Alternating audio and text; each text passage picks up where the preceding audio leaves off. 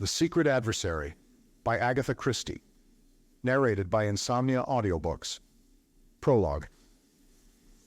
It was 2 p.m. on the afternoon of May 7th, 1915. The Lusitania had been struck by 2 torpedoes in succession and was sinking rapidly, while the boats were being launched with all possible speed. The women and children were being lined up awaiting their turn. Some still clung desperately to husbands and fathers. Others clutched their children closely to their breasts. One girl stood alone, slightly apart from the rest.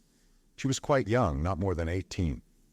She did not seem afraid, and her grave, steadfast eyes looked straight ahead. "I beg your pardon?" A man's voice beside her made her start and turn. She had noticed the speaker more than once amongst the first-class passengers. There had been a hint of mystery about him which had appealed to her imagination. He spoke to no one. If anyone spoke to him, he was quick to rebuff the overture. Also, he had a nervous way of looking over his shoulder with a swift, suspicious glance. She noticed now that he was greatly agitated. There were beads of perspiration on his brow. He was evidently in a state of overmastering fear. And yet, he did not strike her as the kind of man who would be afraid to meet death. "Yes?" Her grave eyes met his inquiringly. He stood looking at her with a kind of desperate irresolution. "It must be," he muttered to himself. "Yes, it is the only way." Then aloud he said abruptly, "You are an American?" "Yes." "A patriotic one?" The girl flushed. "I guess you've no right to ask such a thing." "Of course I am." "Don't be offended. You wouldn't be if you knew how much there was at stake. But I've got to trust someone, and it must be a woman." "Why?" "Because of women and children first." He looked round and lowered his voice. "I'm carrying papers, vitally important papers. They may make all the difference to the Allies in the war. You understand? These papers have got to be saved. They've more chance with you than with me. Will you take them?" The girl held out her hand. "Wait, I must warn you. There may be a risk if I've been followed. I don't think I have, but one never knows. If so, there will be danger. Have you the nerve to go through with it?" The girl smiled. "I'll go through with it all right. And I'm real proud to be chosen. What am I to do with them afterwards?" "Watch the newspapers. I'll advertise in the personal column of the Times beginning, shipmate. At the end of 3 days, if there's nothing, well, you'll know I'm down and out. Then take the packet to the American Embassy and deliver it into the ambassador's own hands. Is that clear?" "Quite clear." "Then be ready. I'm going to say goodbye." He took her hand in his. "Goodbye. Good luck to you," he said in a louder tone. Her hand closed on the oilskin packet that had lain in his palm. The Lusitania settled with a more decided list to starboard. In answer to a quick command, the girl went forward to take her place in the boat. Chapter 1. The Young Adventurers, Ltd. "Tommy, old thing," "Tuppence, old bean," the 2 young people greeted each other affectionately and momentarily blocked the Dover Street Tube exit in doing so. The adjective old was misleading. Their united ages would certainly not have totaled 45. "Not seen you for simply centuries," continued the young man. "Where are you off to? Come and chew a bun with me. We're getting a bit unpopular here, blocking the gangway, as it were. Let's get out of it." The girl assenting, they started walking down Dover Street towards Piccadilly. "Now then," said Tommy, "where shall we go?" The very faint anxiety which underlay his tone did not escape the astute ears of Miss Prudence Cowley, known to her intimate friends for some mysterious reason as Tuppence. She pounced at once. "Tommy, you're stony." "Not a bit of it," declared Tommy unconvincingly. "Rolling in cash." "You always were a shocking liar," said Tuppence severely. "Though you did once persuade Sister Greenbank that the doctor had ordered you beer as a tonic, but forgotten to write it on the chart. Do you remember?" Tommy chuckled. "I should think I did. Wasn't the old cat in a rage when she found out? Not that she was a bad sort, really, old Mother Greenbank. Good old hospital, demobbed like everything else, I suppose." Tuppence sighed. "Yes, you too?" Tommy nodded. 2 months ago." "Gratuity?" hinted Tuppence. "Spent? Oh, Tommy.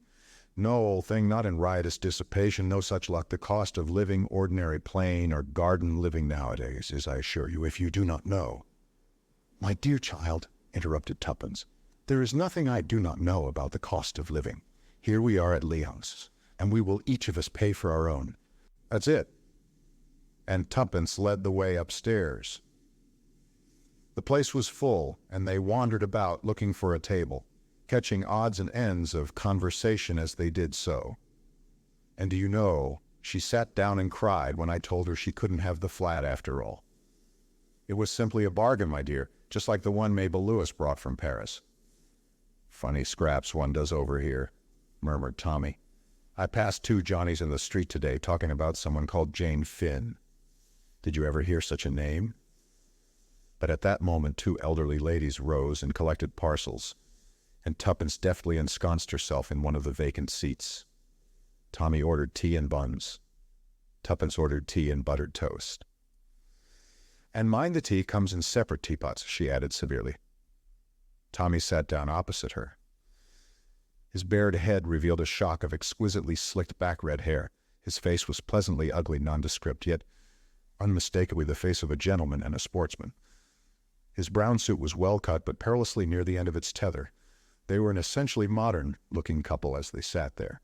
Tuppence had no claim to beauty, but there was character and charm in the elfin lines of her little face, with its determined chin and large, wide-apart gray eyes that looked mistily out from under straight black brows.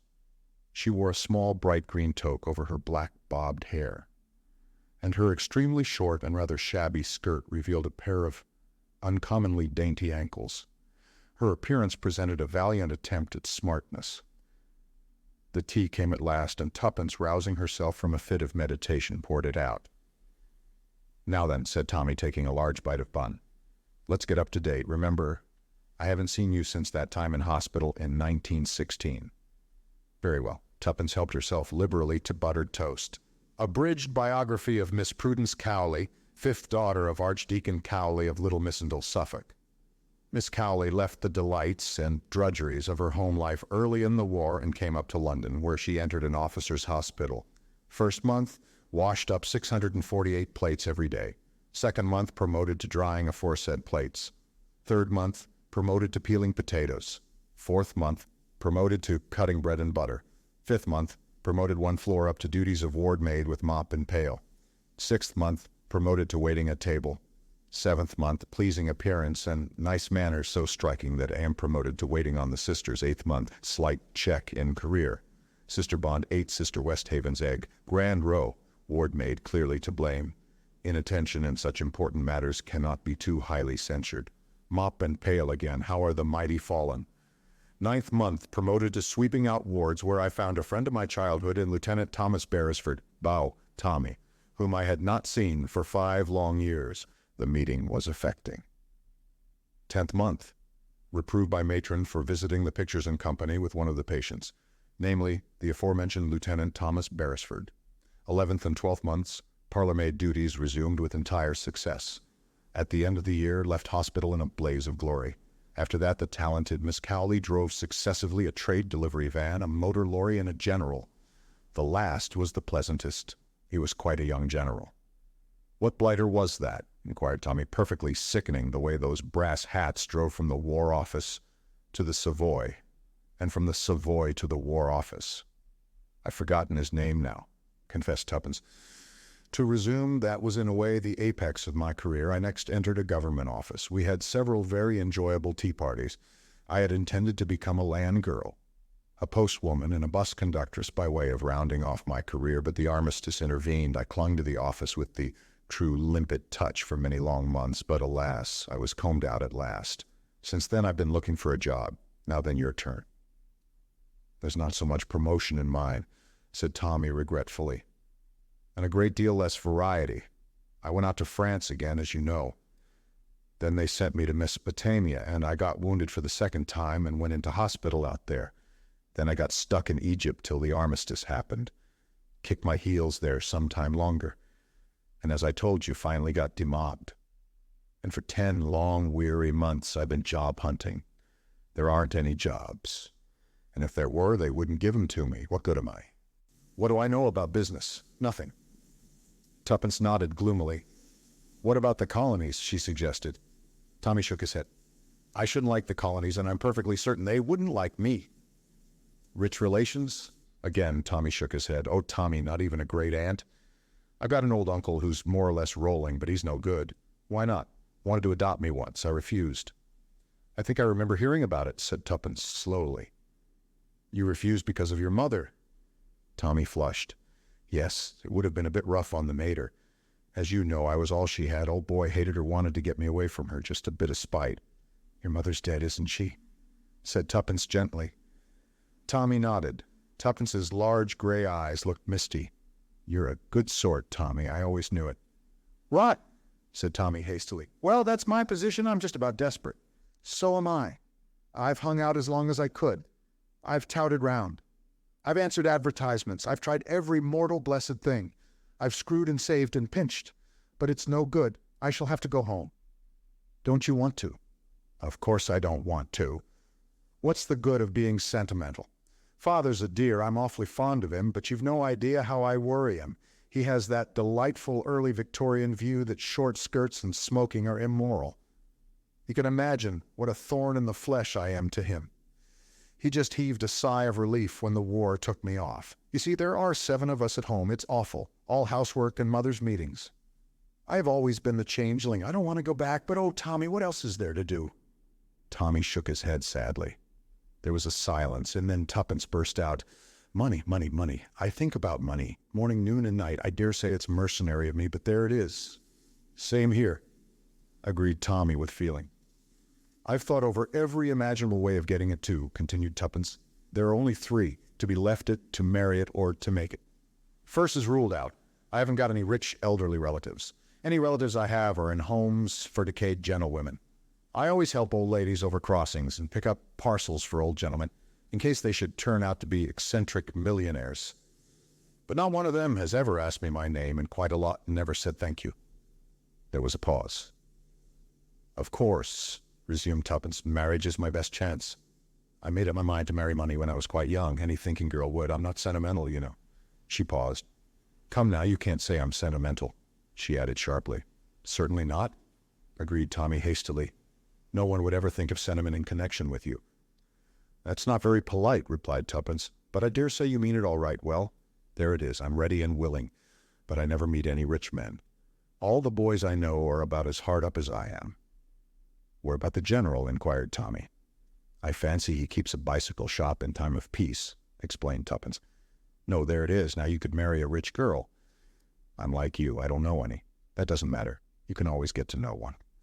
Now, if I see a man in a fur coat come out of the Ritz, I can't rush up to him and say, 'Look here, you're rich. I'd like to know you.' Do you suggest that I should do that to a similarly garbed female?" "Don't be silly. You tread on her foot or pick up her handkerchief or something like that. She thinks you want to know her, she's flattered, and will manage it for you somehow." "You overrate my manly charms," murmured Tommy. "On the other hand," proceeded Tuppence, "my millionaire would probably run for his life. No marriage is fraught with difficulties. Remains to make money." "We've tried that and failed," Tommy reminded her. "We've tried all the orthodox ways, yes, but suppose we try the unorthodox. Tommy, let's be adventurers." "Certainly," replied Tommy cheerfully. "How do we begin?" "That's the difficulty. If we could make ourselves known, people might hire us to commit crimes for them." "Delightful," commented Tommy, "especially coming from a clergyman's daughter." "The moral guilt," Tuppence pointed out, "would be theirs, not mine. You must admit that there's a difference between stealing a diamond necklace for yourself and being hired to steal it." "There wouldn't be the least difference if you were caught." "Perhaps not, but I shouldn't be caught. I'm so clever." "Modesty always was your besetting sin," remarked Tommy. "Don't rag. Look here, Tommy, shall we really? Shall we form a business partnership? Form a company for the stealing of diamond necklaces?" "That was only an illustration. Let's have a what-do-you-call-it in bookkeeping." "Don't know. Never did any." "I have, but I always got mixed up and used to put credit entries on the debit side and vice versa, so they fired me out." "Oh, I know, a joint venture." "It struck me as such a romantic phrase to come across in the middle of musty old figures. It's got an Elizabethan flavor about it, makes one think of galleons and doubloons. A joint venture.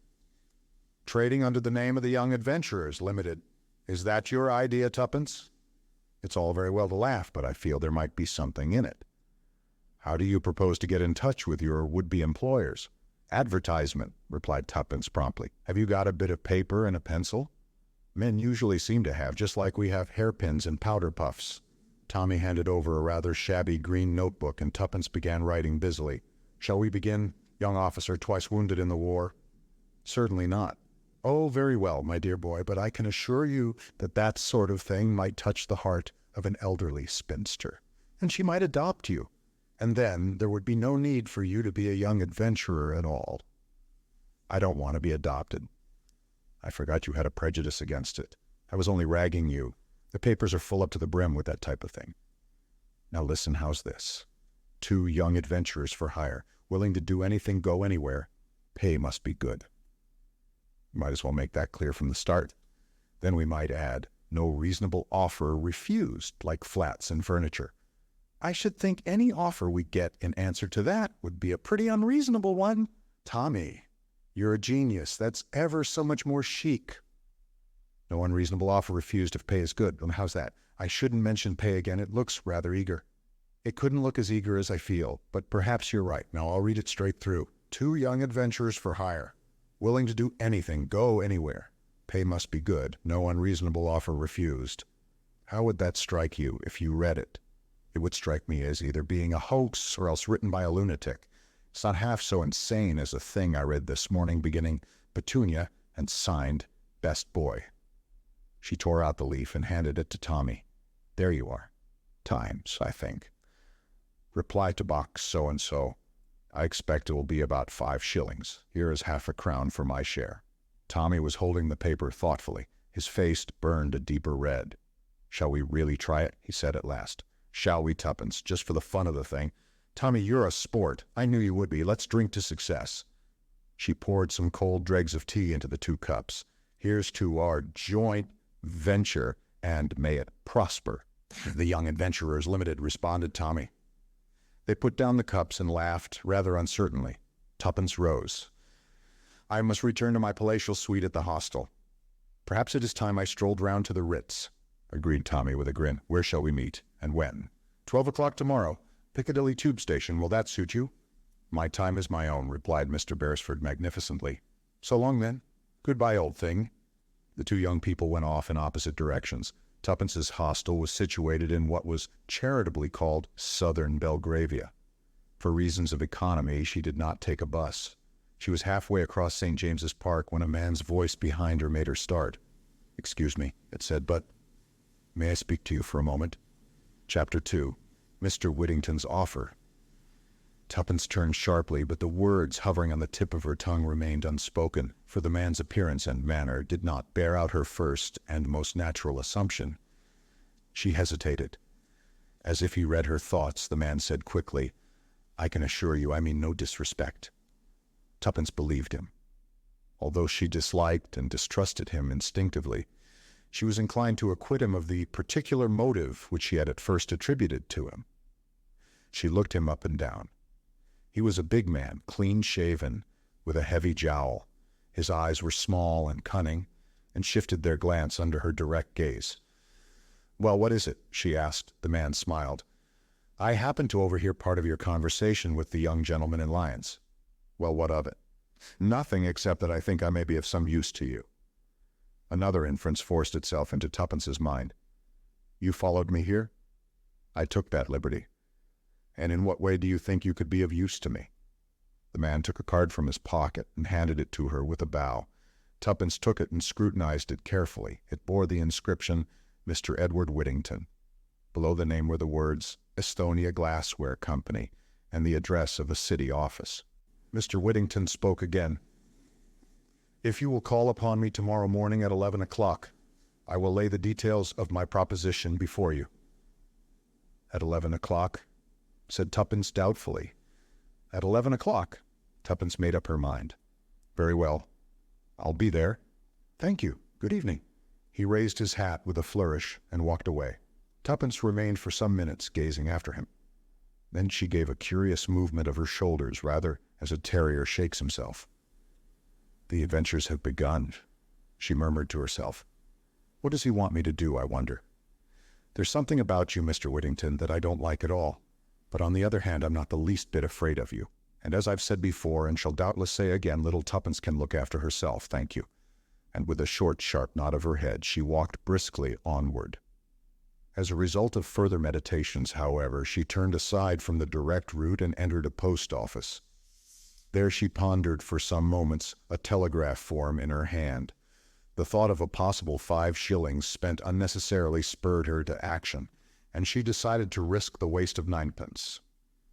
Disdaining the spiky pen and thick black treacle which a beneficent government had provided, Tuppence drew out Tommy's pencil which she had retained and wrote rapidly, "Don't put in advertisement. We'll explain tomorrow." She addressed it to Tommy at his club, from which in 1 short month he would have to resign, unless a kindly fortune permitted him to renew his subscription. "It may catch him," she murmured. "Anyway, it's worth trying." After handing it over the counter, she set out briskly for home, stopping at a baker's to buy 3 penny worth of new buns. Later, in her tiny cubicle at the top of the house, she munched buns and reflected on the future. What was the Estonia Glassware Company, and what earthly need could it have for her services? A pleasurable thrill of excitement made Tuppence tingle. At any rate, the country vicarage had retreated into the background again. The morrow held possibilities. It was a long time before Tuppence went to sleep that night, and, when at length she did, she dreamed that Mr. Whittington had set her to washing up a pile of Estonia glassware which bore an unaccountable resemblance to hospital plates. It wanted some 5 minutes to 11 when Tuppence reached the block of buildings in which the offices of the Estonia Glassware Company were situated.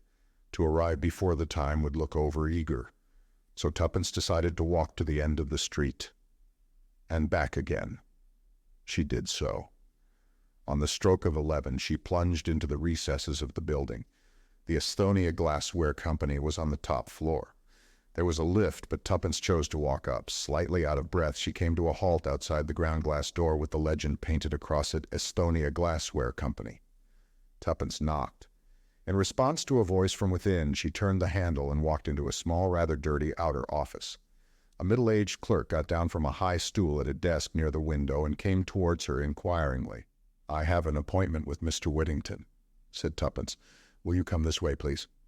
He crossed to a partition door with "Private" on it, knocked, then opened the door and stood aside to let her pass in.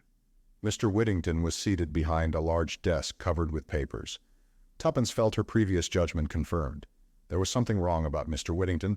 The combination of his sleek prosperity and his shifty eye was not attractive. He looked up and nodded. "So, you've turned up all right, that's good. Sit down, will you?" Tuppence sat down on the chair facing him. She looked particularly small and demure this morning. She sat there meekly with downcast eyes, whilst Mr. Whittington sorted and rustled amongst his papers. Finally, he pushed them away and leaned over the desk.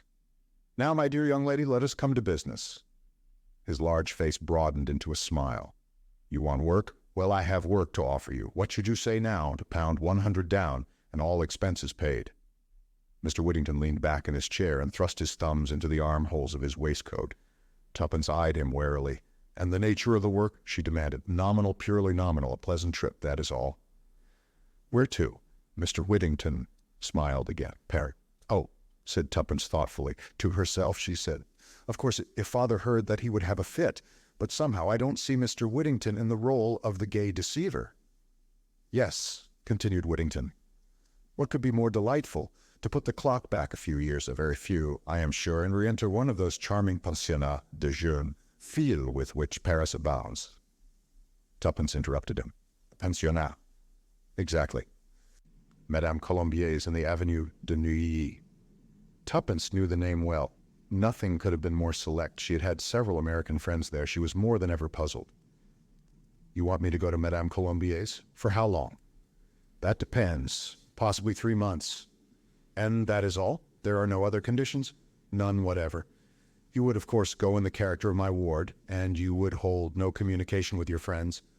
I should have to request absolute secrecy for the time being. By the way, you are English, are you not?"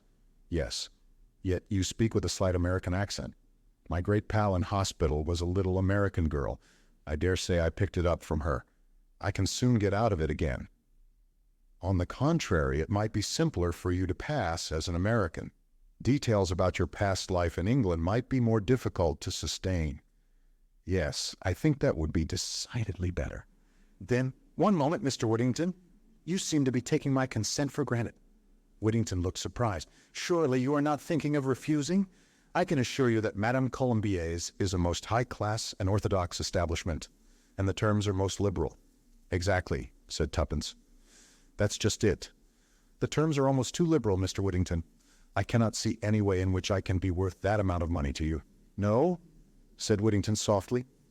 "Well, I will tell you, I could doubtless obtain someone else for very much less. What I am willing to pay for is a young lady with sufficient intelligence and presence of mind to sustain her part well, and also one who will have sufficient discretion not to ask too many questions." Tuppence smiled a little. She felt that Whittington had scored. "There's another thing. So far there's been no mention of Mr. Beresford. Where does he come in?" "Mr. Beresford? My partner," said Tuppence with dignity. "You saw us together yesterday." "Ah, yes, but I'm afraid we shan't require his services." "Then it's off."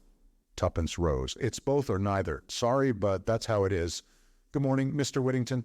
Wait a minute, let us see if something can't be managed. Sit down again, miss." He paused interrogatively. Tuppence's conscience gave her a passing twinge as she remembered the Archdeacon. She seized hurriedly on the first name that came into her head. "Jane Finn," she said hastily, and then paused open-mouthed at the effect of those two simple words. All the geniality had faded out of Whittington's face. It was purple with rage, and the veins stood out on the forehead, and behind it all there lurked a sort of incredulous dismay. He leaned forward and hissed savagely, "So that's your little game, is it?" Tuppence, though utterly taken aback, nevertheless kept her head. She had not the faintest comprehension of his meaning, but she was naturally quick-witted, and felt it imperative to keep her end up, as she phrased it. Whittington went on. "Been playing with me, have you, all the time, like a cat and mouse? Knew all the time what I wanted you for, but kept up the comedy. Is that it, eh?" He was cooling down. The red color was ebbing out of his face. He eyed her keenly. "Who's been blabbing? Rita?" Tuppence shook her head. She was doubtful as to how long she could sustain this illusion, but she realized the importance of not dragging an unknown Rita into it. "No," she replied with perfect truth. "Rita knows nothing about me." His eyes still bored into her like gimlets. "How much do you know?" he shot out. "Very little indeed," answered Tuppence, and was pleased to note that Whittington's uneasiness was augmented instead of allayed. To have boasted that she knew a lot might have raised doubts in his mind. "Anyway," snarled Whittington, "you knew enough to come in here and plump out that name." "It might be my own name," Tuppence pointed out. "It's likely, isn't it, then there would be two girls with a name like that." "Or I might just have hit upon it by chance," continued Tuppence, intoxicated with the success of truthfulness. Mr. Whittington brought his fist down upon the desk with a bang. "Quit fooling! How much do you know, and how much do you want?" The last 5 words took Tuppence's fancy mightily, especially after a meager breakfast and a supper of buns the night before. Her present part was of the adventurous rather than the adventurous order, but she did not deny its possibilities. She sat up and smiled with the air of one who has the situation thoroughly well in hand. "My dear Mr. Whittington," she said, "let us by all means lay our cards upon the table. And pray do not be so angry.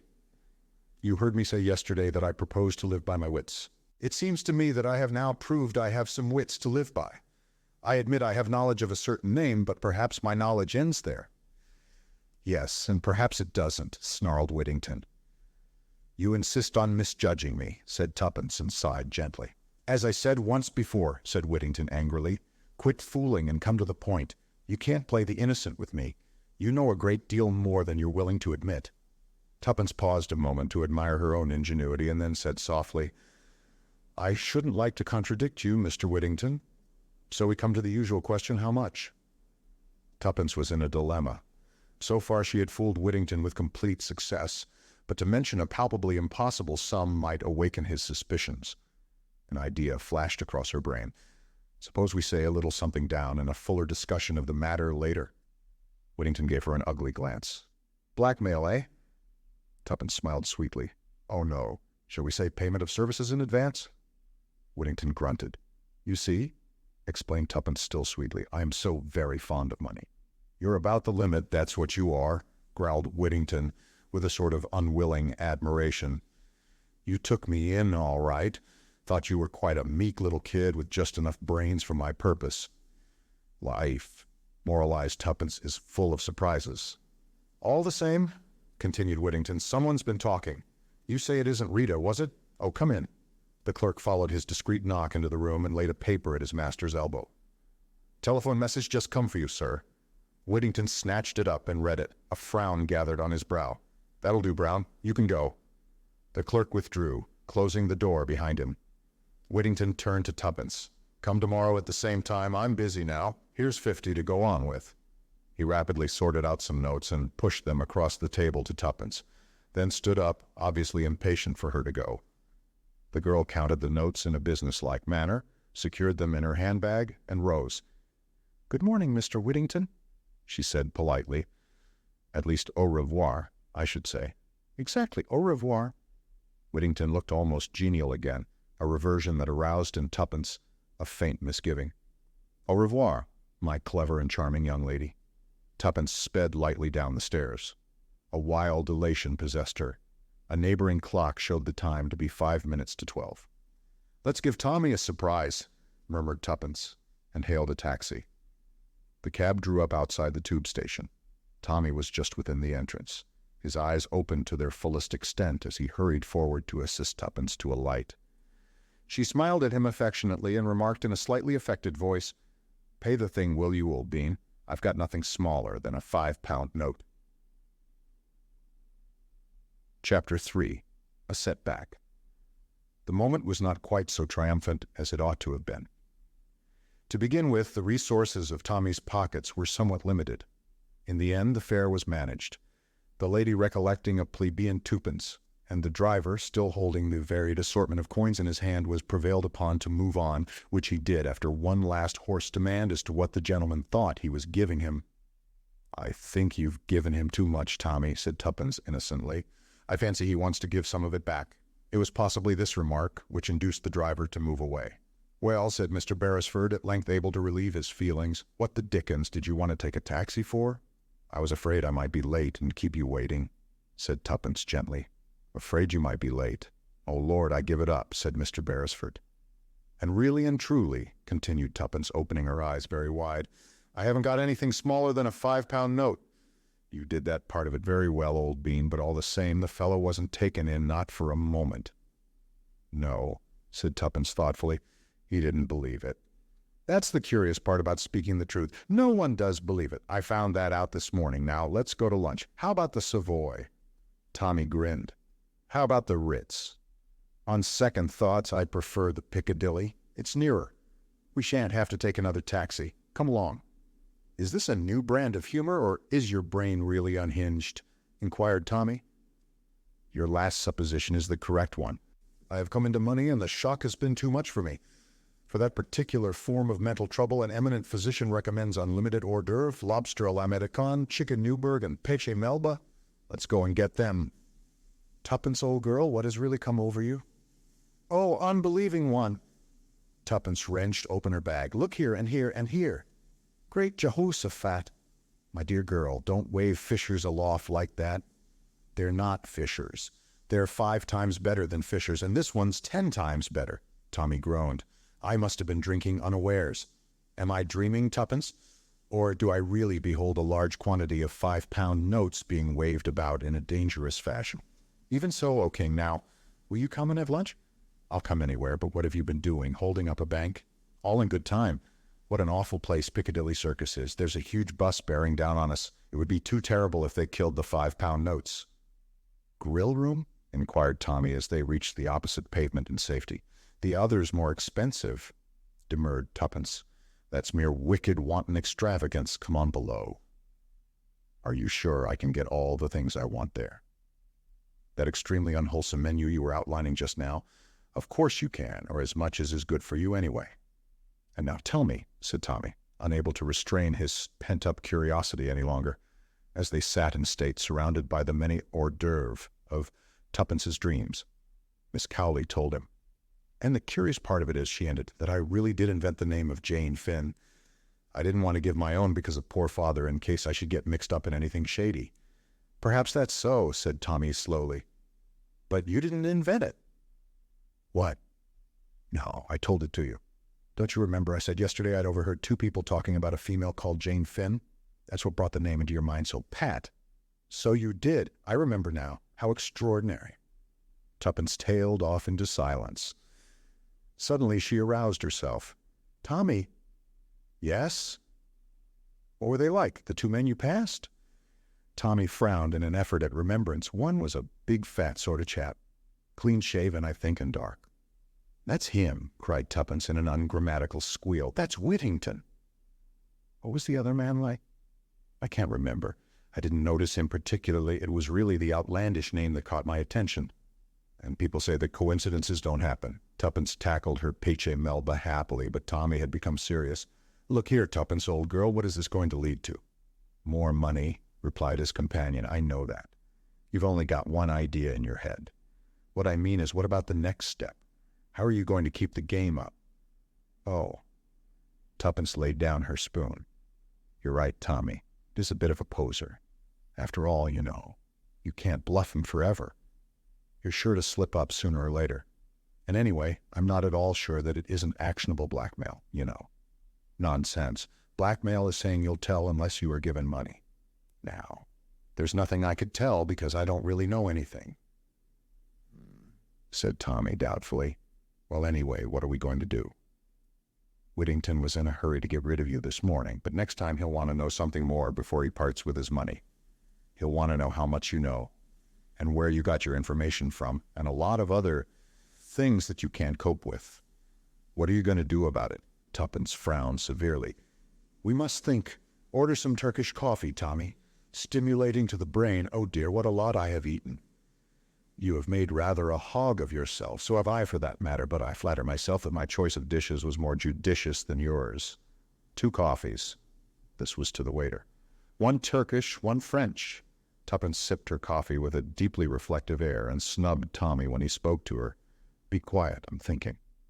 Shades of Pelmanism, said Tommy, and relapsed into silence. There, said Tuppence at last, I've got a plan. Obviously what we've got to do is to find out more about it all. Tommy applauded. Don't jeer. We can only find out through Whittington. We must discover where he lives, what he does, sleuth him, in fact. Now, I can't do it because he knows me, but he only saw you for a minute or 2 in Lyons. He's not likely to recognize you. After all, one young man is much like another. I repudiate that remark utterly. I'm sure my pleasing features and distinguished appearance would single me out from any crowd. My plan is this, Tuppence went on calmly. I'll go alone tomorrow. I'll put him off again like I did today. It doesn't matter if I don't get any more money at once. £50 ought to last us a few days. Or even longer. You'll hang about outside. When I come out, I shan't speak to you in case he's watching. But I'll take up my stand somewhere near. And when he comes out of the building, I'll drop a handkerchief or something and off you go. Off I go where? Follow him, of course, silly. What do you think of the idea? Sort of thing one reads about in books. I somehow feel that in real life one will feel a bit of an ass standing in the street for hours with nothing to do. People will wonder what I'm up to. Not in the city. Everyone's in such a hurry. Probably no one will even notice you at all. That's the second time you've made that sort of remark. Never mind, I forgive you. Anyway, it will be rather a lark. What are you doing this afternoon? Well, said Tuppence meditatively, I had thought of hats, or perhaps silk stockings, or perhaps... Hold hard, admonished Tommy. There's a limit to £50. But let's do dinner and a show tonight, at all events. Rather. The day passed pleasantly, the evening even more so. 2 of the £5 notes were now irretrievably dead. They met by arrangement the following morning and proceeded citywards. Tommy remained on the opposite side of the road while Tuppence plunged into the building. Tommy strolled slowly down to the end of the street, then back again. Just as he came abreast of the building, Tuppence darted across the road. Tommy. Yes, what's up? The place is shut. I can't make anyone hear. That's odd, isn't it? Come up with me and let's try again. Tommy followed her. As they passed the 3rd-floor landing, a young clerk came out of an office. He hesitated a moment, then addressed himself to Tuppence. Were you wanting the Estonia glassware? Yes, please. It's closed down since yesterday afternoon. Company being wound up, they say. Not that I've ever heard of it myself, but anyway. The office is to let. Thank you. faltered Tuppence. "I suppose you don't know Mr. Whittington's address?" "Afraid I don't. They left rather suddenly." "Thank you very much," said Tommy. "Come on, Tuppence." They descended to the street again, where they gazed at one another blankly. "That's torn it," said Tommy at length. "And I never suspected it," wailed Tuppence. "Cheer up, old thing, it can't be helped." "Can't it, though?" Tuppence's little chin shot out defiantly. "Do you think this is the end? If so, you're wrong. It's just the beginning." "The beginning of what?" "Of our adventure. Tommy, don't you see if they are scared enough to run away like this, it shows that there must be a lot in this Jane Finn business. Well, we'll get to the bottom of it. We'll run them down. We'll be sleuths in earnest." "Yes, but there's no one left to sleuth." "No, that's why we'll have to start all over again." "Lend me that bit of pencil. Thanks. Wait a minute, don't interrupt. There." Tuppence handed back the pencil and surveyed the piece of paper on which she had written with a satisfied eye. "What's that?" "Advertisement." "You're not going to put that thing in after all?" "No, it's a different one." She handed him the slip of paper. Tommy read the words on it aloud. "Wanted. Any information respecting Jane Finn. Apply YA. Chapter 4. Who is Jane Finn?" The next day passed slowly. It was necessary to curtail expenditure. Carefully husbanded, £40 will last a long time. Luckily the weather was fine, and walking is cheap, dictated Tuppence. An outlying picture house provided them with recreation for the evening. The day of disillusionment had been a Wednesday. On Thursday the advertisement had duly appeared. On Friday letters might be expected to arrive at Tommy's rooms. He had been bound by an honorable promise not to open any such letters if they did arrive, but to repair to the National Gallery, where his colleague would meet him at 10 o'clock. Tuppence was first at the rendezvous. She ensconced herself on a red velvet seat and gazed at the Turners with unseeing eyes until she saw the familiar figure enter the room. "Well?" "Well," returned Mr. Beresford provokingly, "which is your favorite picture?" "Don't be a wretch. Aren't there any answers?" Tommy shook his head with a deep and somewhat overacted melancholy. "I didn't want to disappoint you, old thing, by telling you right off. It's too bad. Good money wasted." He sighed. "Still, there it is. The advertisement has appeared, and there are only 2 answers." "Tommy, you devil!" almost screamed Tuppence. "Give them to me. How could you be so mean? Your language, Tuppence, your language.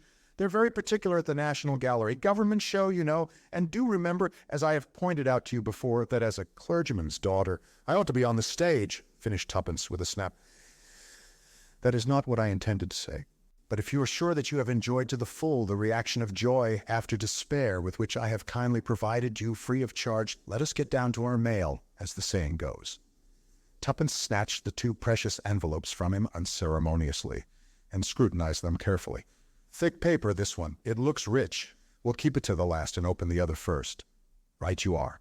1, 2, 3, go." Tuppence's little thumb ripped open the envelope, and she extracted the contents.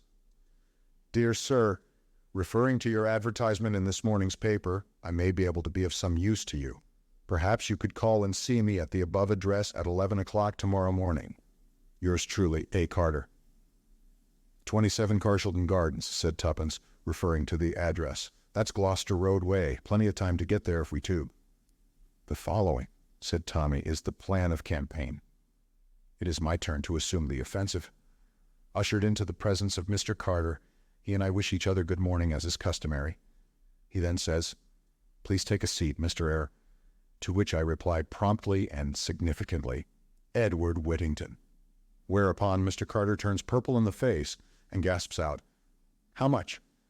Pocketing the usual fee of £50, I rejoin you in the road outside, and we proceed to the next address and repeat the performance. Don't be absurd, Tommy. Now for the other letter. Oh, this is from the Ritz. £100 instead of 50.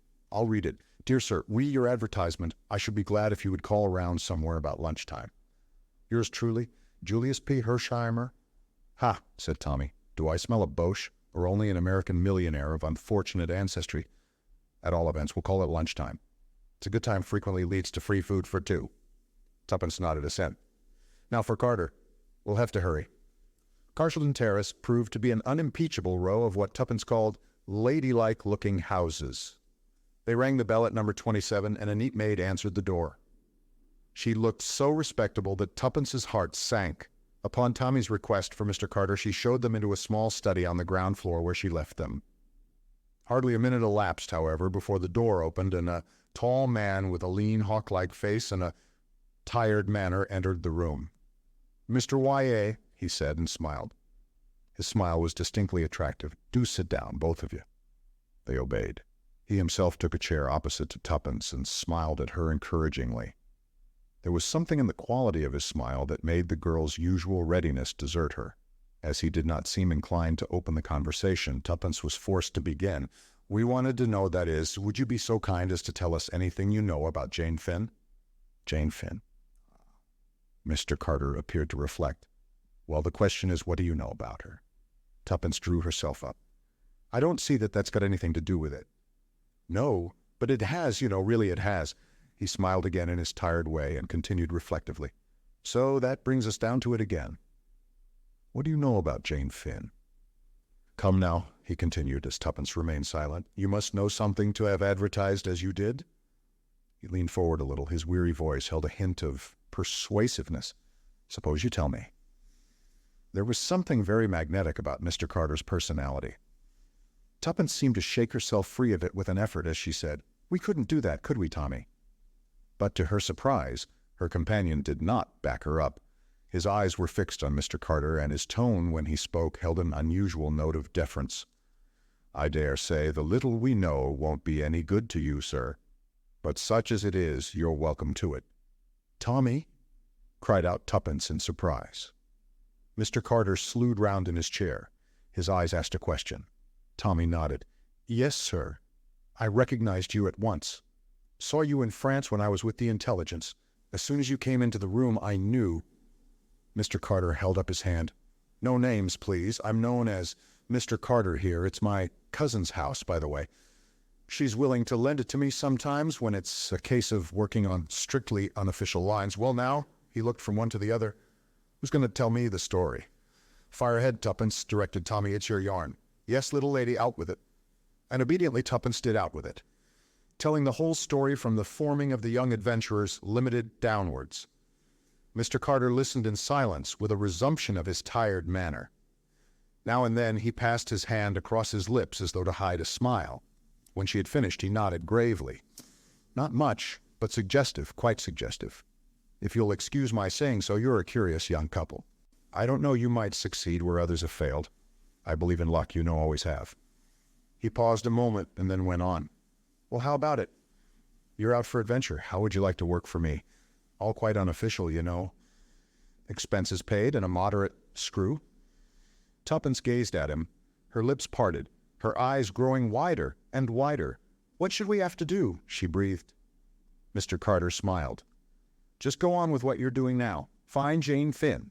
"Yes, but who is Jane Finn?" Mr. Carter nodded gravely. "Yes, you're entitled to know that, I think." He leaned back in his chair, crossed his legs, brought the tips of his fingers together, and began in a low monotone. "Secret diplomacy, which, by the way, is nearly always bad policy, does not concern you. It will be sufficient to say that in the early days of 1915, a certain document came into being. It was the draft of a secret agreement treaty, call it what you like. It was drawn up ready for signature by the various representatives and drawn up in America at that time, a neutral country.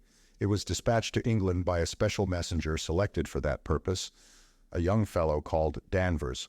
It was hoped that the whole affair had been kept so secret that nothing would have leaked out. That kind of hope is usually disappointed. Somebody always talks. Danvers sailed for England on the Lusitania. He carried the precious papers in an oilskin packet which he wore next his skin. It was on that particular voyage that the Lusitania was torpedoed and sunk. Danvers was among the list of those missing. Eventually his body was washed ashore and identified beyond any possible doubt. But the oilskin packet was missing. The question was, had it been taken from him, or had he himself passed it on into another's keeping? There were a few incidents that strengthened the possibility of the latter theory. After the torpedo struck the ship, in the few moments during the launching of the boats, Danvers was seen speaking to a young American girl. No one actually saw him pass anything to her, but he might have done so. It seems to me quite likely that he entrusted the papers to this girl. believing that she, as a woman, had a greater chance of bringing them safely to shore. But if so, where was the girl, and what had she done with the papers? By later advice from America, it seemed likely that Danvers had been closely shadowed on the way over. Was this girl in league with his enemies? Or had she, in her turn, been shadowed and either tricked or forced into handing over the precious packet? We set to work to trace her out. It proved unexpectedly difficult. Her name was Jane Finn, and it duly appeared among the list of the survivors, but the girl herself seemed to have vanished completely. Inquiries into her antecedents did little to help us. She was an orphan and had been what we should call over here a pupil teacher in a small school out west. Her passport had been made out for Paris, where she was going to join the staff of a hospital. She had offered her services voluntarily, and after some correspondence they had been accepted. Having seen her name in the list of the saved from the Lusitania, the staff of the hospital were naturally very surprised at her not arriving to take up her billet and at not hearing from her in any way. Well, every effort was made to trace the young lady, but all in vain. We tracked her across Ireland, but nothing could be heard of her after she set foot in England. No use was made of the draft treaty, as might very easily have been done, and we therefore came to the conclusion that Danvers had, after all, destroyed it. The war entered on another phase. The diplomatic aspect changed accordingly, and the treaty was never redrafted. Rumors as to its existence were emphatically denied. The disappearance of Jane Finn was forgotten, and the whole affair was lost in oblivion. Mr. Carter paused, and Tuppence broke in impatiently. "But why is it all cropped up again? The war's over." A hint of alertness came into Mr. Carter's manner. "Because it seems that the papers were not destroyed after all, and that they might be resurrected today with a new and deadly significance." Tuppence stared. Mr. Carter nodded. "Yes, 5 years ago that draft treaty was a weapon in our hands. Today it's a weapon against us. It was a gigantic blunder. If its terms were made public, it would mean disaster. It might possibly bring about another war, not with Germany this time. That is an extreme possibility, and I do not believe in its likelihood myself, but that document undoubtedly implicates a number of our statesmen whom we cannot afford to have discredited in any way at the present moment. As a party cry for labor, it would be irresistible, and a labor government at this juncture would, in my opinion, be a grave disability for British trade, but that is a mere nothing to the real danger." He paused, and then said quietly, "You may perhaps have heard or read that there is Bolshevist influence at work behind the present labor unrest." Tuppence nodded. "That is the truth. Bolshevist gold is pouring into this country for the specific purpose of procuring a revolution. And there is a certain man, a man whose real name is unknown to us, who is working in the dark for his own ends. The Bolshevists are behind the labor unrest, but this man is behind the Bolshevists. Who is he? We do not know. He's always spoken of by the unassuming title of Mr. Brown. But one thing is certain. He's the master criminal of this age. He controls a marvelous organization. Most of the peace propaganda during the war was originated and financed by him. His spies are everywhere." "A naturalized German?" asked Tommy. "On the contrary, I have every reason to believe he is an Englishman. He was pro-German, as he would have been pro-Boer. What he seeks to attain we do not know, probably supreme power for himself of a kind unique in history. We have no clue as to his real personality. It is reported that even his own followers are ignorant of it. Where we have come across his tracks, he has always played a secondary part. Somebody else assumes the chief role. But afterwards, we always find that there has been some nonentity, a servant or clerk, who has remained in the background unnoticed, and that the elusive Mr. Brown has escaped us once more." "Oh," Tuppence jumped. "I wonder—" "Yes. I remember in Mr. Whittington's office, the clerk, he called him Brown. You don't think—" Carter nodded thoughtfully. "Very likely. A curious point is that the name is usually mentioned. An idiosyncrasy of genius. Can you describe him at all?" "I really didn't notice. He was quite ordinary, just like anyone else." Mr. Carter sighed in his tired manner. "That is the invariable description of Mr. Brown. Brought a telephone message to the man Whittington, did he? Notice a telephone in the outer office?" Tuppence thought. "No, I don't think I did." "Exactly. That message was Mr. Brown's way of giving an order to his subordinate. He overheard the whole conversation, of course. Was it after that Whittington handed you over the money and told you to come the following day? Tuppence nodded. Yes, undoubtedly the hand of Mr. Brown. Mr. Carter paused. Well, there it is. You see what you are pitting yourselves against. Possibly the finest criminal brain of the age. I don't quite like it, you know. You're such young things, both of you. I shouldn't like anything to happen to you. It won't, Tuppence assured him positively. I'll look after her, sir, said Tommy. And I'll look after you, retorted Tuppence, resenting the manly assertion. Well then, look after each other, said Mr. Carter, smiling. Now let's get back to business.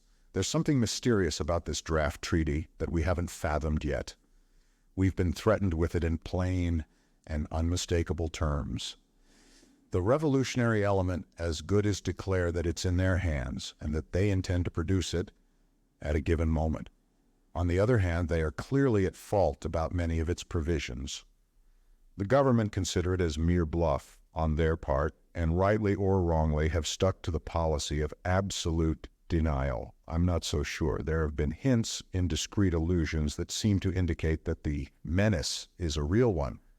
The position is much as though they had got hold of an incriminating document but couldn't read it because it was in cipher, but we know that the draft treaty wasn't in cipher, couldn't be in the nature of things, so that won't wash. But there's something. Of course, Jane Finn may be dead for all we know, but I don't think so. The curious thing is that they're trying to get information about the girl from us. What? Yes, one or two little things have cropped up, and your story, little lady, confirms my idea. They know we're looking for Jane Finn. Well, they'll produce a Jane Finn of their own, say, at a pensionnat in Paris. Tuppence gasped, and Mr. Carter smiled. No one knows in the least what she looks like, so that's all right. She's primed with a trumped-up tale, and her real business is to get as much information as possible out of us. See the idea? Then you think, Tuppence paused to grasp the supposition fully, that it was as Jane Finn that they wanted me to go to Paris? Mr. Carter smiled more wearily than ever. I believe in coincidences, you know, he said. Chapter 5. Mr. Julius P. Hersheimmer. Well, said Tuppence, recovering herself, it really seems as though it were meant to be. Carter nodded. I know what you mean. I'm superstitious myself, luck and all that sort of thing. Fate seems to have chosen you out to be mixed up in this. Tommy indulged in a chuckle. My word, I don't wonder Whittington got the wind up when Tuppence plumped out that name. I should have myself. But look here, sir, we're taking up an awful lot of your time. Have you any tips to give us before we clear out? I think not. My experts, working in stereotyped ways, have failed. You will bring imagination and an open mind to the task. Don't be discouraged if that too does not succeed. For one thing, there's a likelihood of the pace being forced. Tuppence frowned uncomprehendingly. When you had that interview with Whittington, they had time before them. I have information that the big coup was planned for early in the new year. The government is contemplating legislative action which will deal effectually with the strike menace. They'll get wind of it soon if they haven't already, and it's possible that that may bring things to a head. I hope it will myself. The less time they have to mature their plans, the better. I'm just warning you that you haven't much time before you, and that you needn't be cast down if you fail. It's not an easy proposition anyway, that's all. Tuppence rose. I think we ought to be businesslike. What exactly can we count upon you for, Mr. Carter? Mr. Carter's lips twitched slightly, but he replied succinctly. Funds within reason, detailed information on any point, and no official recognition. I mean that if you get yourselves into trouble with the police, I can't officially help you out of it. You're on your own. Tuppence nodded sagely. I quite understand that. I'll write out a list of the things I want to know when I've had time to think. Now about money. Yes, Miss Tuppence. Do you want to say how much?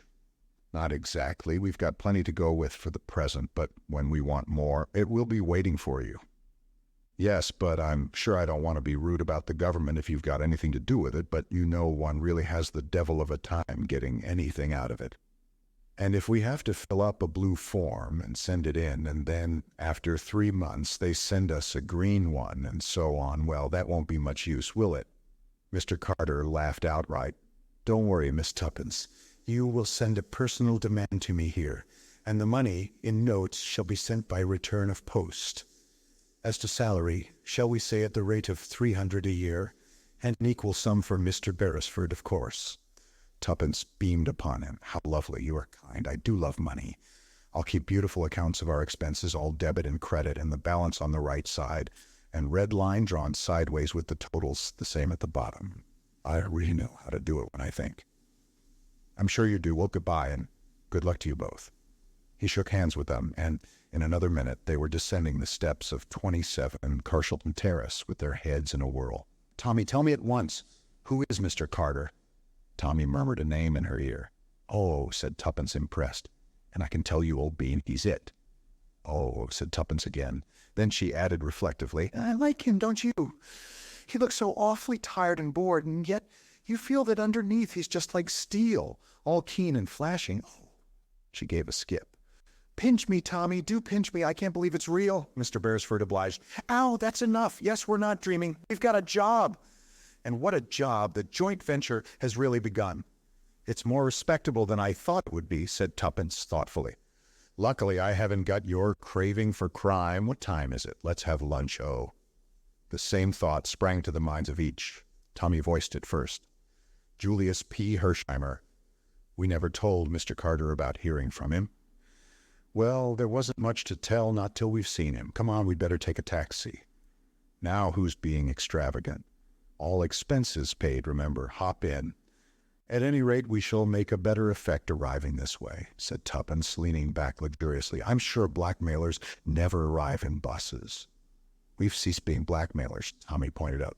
I'm not sure I have, said Tuppence darkly. On inquiring for Mr. Hersheimmer, they were at once taken up to his suite. An impatient voice cried, Come in answer to the page boy's knock, and the lad stood aside to let them pass in. Mr. Julius P. Hersheimmer was a great deal younger than either Tommy or Tuppence had pictured him. The girl put him down as 35. He was of middle height and squarely built to match his jaw. His face was pugnacious but pleasant. No one could have mistaken him for anything but an American, though he spoke with very little accent.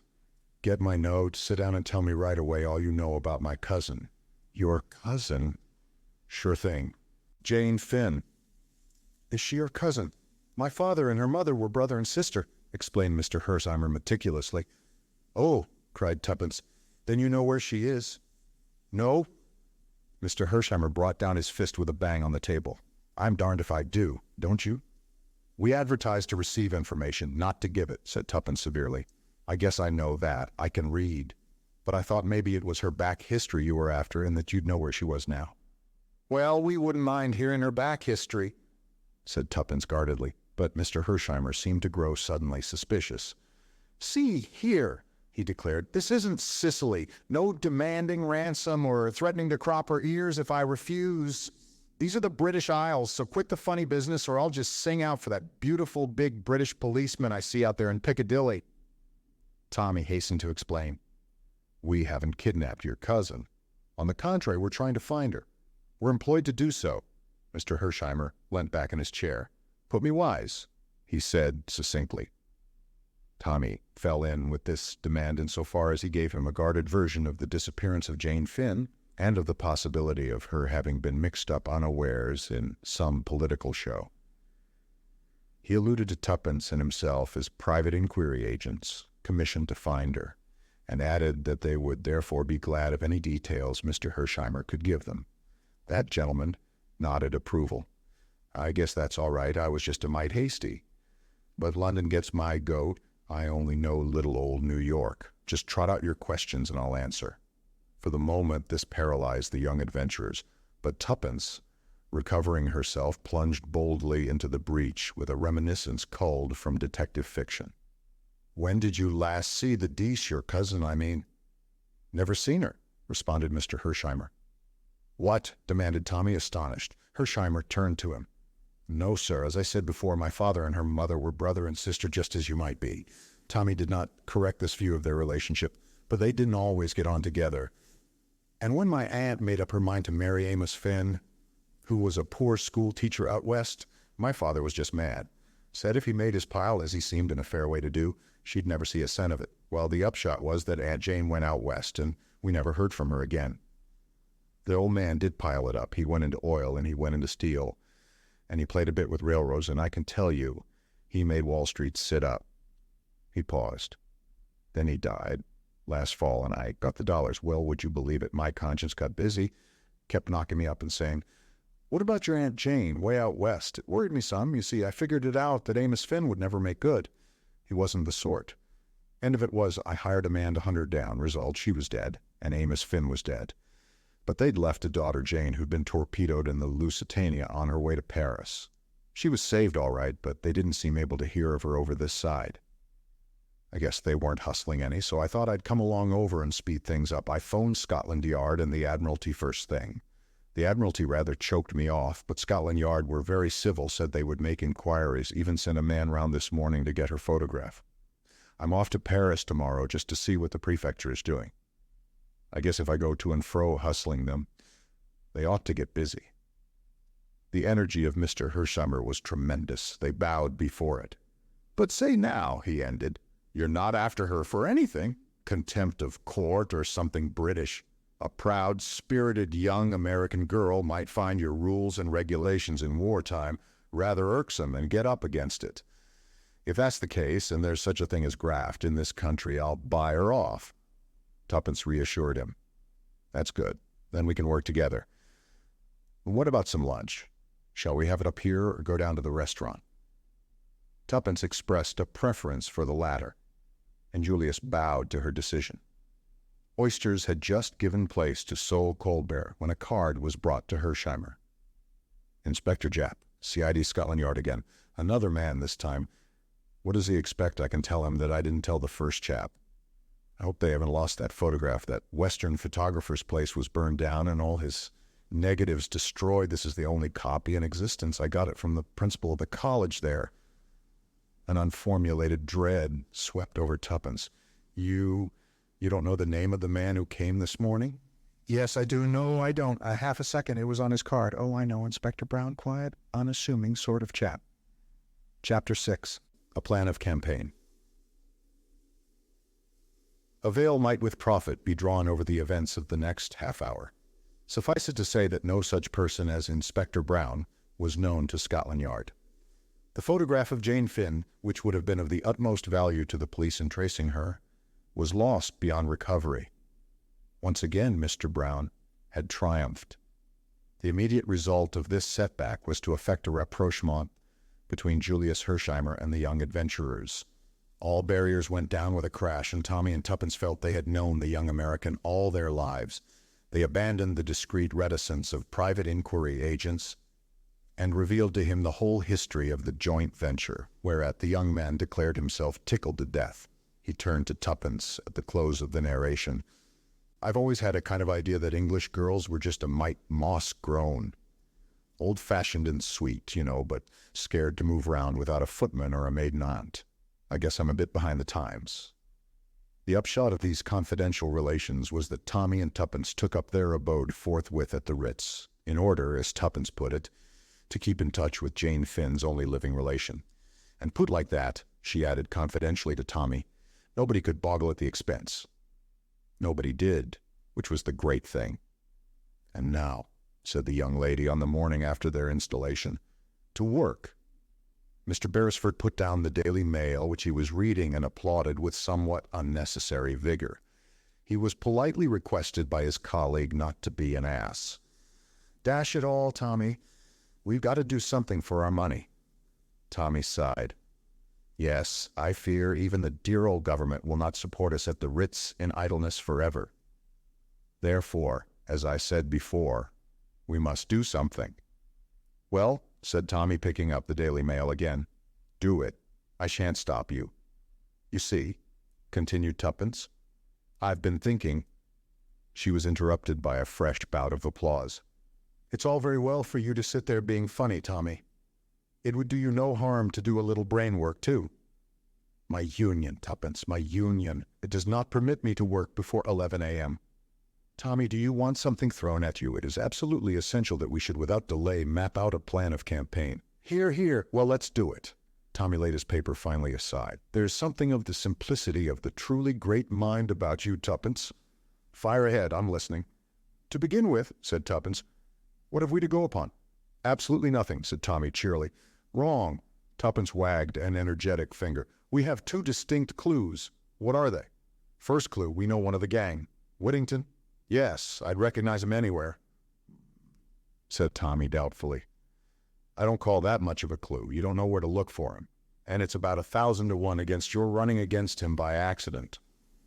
I'm not so sure about that, replied Tuppence thoughtfully. I've often noticed that once coincidences start happening, they go on happening in the most extraordinary way.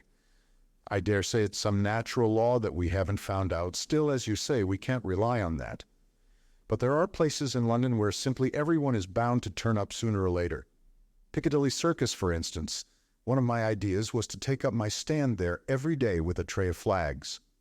What about meals? Inquired the practical Tommy. How like a man? What does mere food matter? That's all very well. You've just had a thundering good breakfast. No one's got a better appetite than you have, Tuppence. And by tea time, you'd be eating the flags, pins and all. But honestly, I don't think much of the idea. Whittington mayn't be in London at all. That's true. Anyway, I think clue number 2 is more promising. Let's hear it. It's nothing much. Only a Christian named Rita. Whittington mentioned it that day. Are you proposing a third advertisement? Wanted female crook answering to the name of Rita? I am not. I propose to reason in a logical manner. That man, Danvers, was shadowed on the way over, wasn't he? And it's more likely to have been a woman than a man. I don't see that at all. I'm absolutely certain that it would be a woman, and a good-looking one, replied Tuppence calmly. On these technical points, I bow to your decision, murmured Mr. Beresford. Now, obviously, this woman, whoever she was saved. How do you make that out? If she wasn't, how would they have known Jane Finn had got the papers? Correct. Proceed, O Sherlock. Now, there's just a chance, I admit it's only a chance, that this woman may have been Rita. And if so? If so, we've got to hunt through the survivors of the Lusitania till we find her. Then the first thing is to get a list of the survivors. I've got it. I wrote a long list of things I wanted to know and sent it to Mr. Carter. I got his reply this morning, and among other things, it encloses the official statement of those saved from the Lusitania. How's that for clever, little Tuppence? Full marks for industry, 0 for modesty. But the great point is there a Rita on the list? That's just what I don't know, confessed Tuppence. Don't know. Yes, look here. Together they bent over the list. You see, very few Christian names are given. They're nearly all Mrs. or Miss. Tommy nodded. That complicates matters, he murmured thoughtfully. Tuppence gave her characteristic terrier shake. Well, we've just got to get down to it, that's all. We'll start with the London area and just note down the addresses of any of the females who live in London or roundabout while I put on my hat. 5 minutes later, the young couple emerged into Piccadilly, and a few seconds later, a taxi was bearing them to the Laurels, Glendower Road, N7, the residence of Mrs. Edgar Keith, whose name figured first in a list of 7 reposing in Tommy's pocketbook. The Laurels was a dilapidated house, standing back from the road with a few grimy bushes to support the fiction of a front garden. Tommy paid off the taxi and accompanied Tuppence to the front doorbell. As she was about to ring it, he arrested her hand. What are you going to say? What am I going to say? Why, I shall say, oh dear, I don't know. It's very awkward. I thought as much, said Tommy with satisfaction. How like a woman, no foresight. Now just stand aside and see how easily the mere male deals with the situation. He pressed the bell. Tuppence withdrew to a suitable spot. A slatternly-looking servant with an extremely dirty face and a pair of eyes that did not match answered the door. Tommy had produced a notebook and pencil. Good morning, he said briskly and cheerfully. From the Hampstead Borough Council, the new voting register. Mrs. Edgar Keith lives here, does she not? Yas, said the servant. Christian name? Asked Tommy, his pencil poised. Mrs. Eleanor Jane. Eleanor, spelled Tommy. Any sons or daughters over 21? Nah, thank you. Tommy closed the notebook with a brisk snap. Good morning. The servant volunteered her first remark. I thought perhaps as you'd come about the gas, she observed cryptically, and shut the door. Tommy rejoined his accomplice. You see, Tuppence, he observed, child's play to the masculine mind. I don't mind admitting that for once you scored handsomely. I should never have thought of that. Good wheeze, wasn't it? And we can repeat it a daddy lip. Lunchtime found the young couple attacking a steak and chips in an obscure hostelry with avidity. They had collected a Gladys Mary and a Marjorie, been baffled by one change of address, and had been forced to listen to a long lecture on universal suffrage from a vivacious American lady whose Christian name had proved to be Sadie. "Ah," said Tommy, imbibing a long draught of beer. "I feel better. Where's the next draw?" The notebook lay on the table between them. Tuppence picked it up. "Mrs. Vandemeyer," she read, "20 South Audley Mansions. Miss Wheeler, 43 Clappington Road, Battersea. She's a lady's maid as far as I remember, so probably won't be there, and anyway, she's not likely. Then the Mayfair lady is clearly indicated as the first port of call." "Tommy, I'm getting discouraged." "Buck up, old bean. We always knew it was an outside chance, and anyway, we're only starting. If we draw a blank in London, there's a fine tour of England, Ireland, and Scotland before us." "Oh, true," said Tuppence, her flagging spirits reviving. "And all expenses paid, but oh, Tommy, I do like things to happen quickly. So far, adventure has succeeded adventure, but this morning has been dull as dull." "You must stifle this longing for vulgar sensation, Tuppence. Remember that if Mr. Brown is all he is reported to be, it's a wonder that he has not ere now done us to death." That's a good sentence, quite a literary flavor about it. "You are really more conceited than I am with less excuse. Ha! But it certainly is queer that Mr. Brown has not yet wreaked vengeance upon us. You see, I can do it too. We pass on our way unscathed. Perhaps he doesn't think us worth bothering about," suggested the young man simply. Tuppence received the remark with great disfavor. "How horrid you are, Tommy, just as though we didn't count." "Sorry, Tuppence. What I meant was that we work like moles in the dark and that he has no suspicion of our nefarious schemes. Ha-ha, ha-ha," echoed Tuppence approvingly as she rose. South Audley Mansions was an imposing-looking block of flats just off Park Lane. No, 20 was on the second floor. Tommy had by this time the glibness born of practice. He rattled off the formula to the elderly woman, looking more like a housekeeper than a servant, who opened the door to him. "Christian name?" "Margaret." Tommy spelt it, but the other interrupted him. "No, G-U-E. "Oh, Marguerite, French way, I see." He paused, then plunged boldly. "We had her down as Rita Vandemeyer, but I suppose that's incorrect." "She's mostly called that, sir, but Marguerite's her name." "Thank you, that's all. Good morning." Hardly able to contain his excitement, Tommy hurried down the stairs. Tuppence was waiting at the angle of the turn. "You heard?" "Yes." "Oh, Tommy." Tommy squeezed her arm sympathetically. "I know, old thing, I feel the same." It's so lovely to think of things and then for them really to happen," cried Tuppence enthusiastically. Her hand was still in Tommy's. They had reached the entrance hall. There were footsteps on the stairs above them and voices. Suddenly, to Tommy's complete surprise, Tuppence dragged him into the little space by the side of the lift where the shadow was deepest. "What the—" "Hush!" Two men came down the stairs and passed out through the entrance. Tuppence's hand closed tighter on Tommy's arm. "Quick, follow them. I daren't. He might recognize me. I don't know who the other man is, but the bigger of the two was Whittington." Chapter 7. The House in Soho. Whittington and his companion were walking at a good pace. Tommy started in pursuit at once, and was in time to see them turn the corner of the street.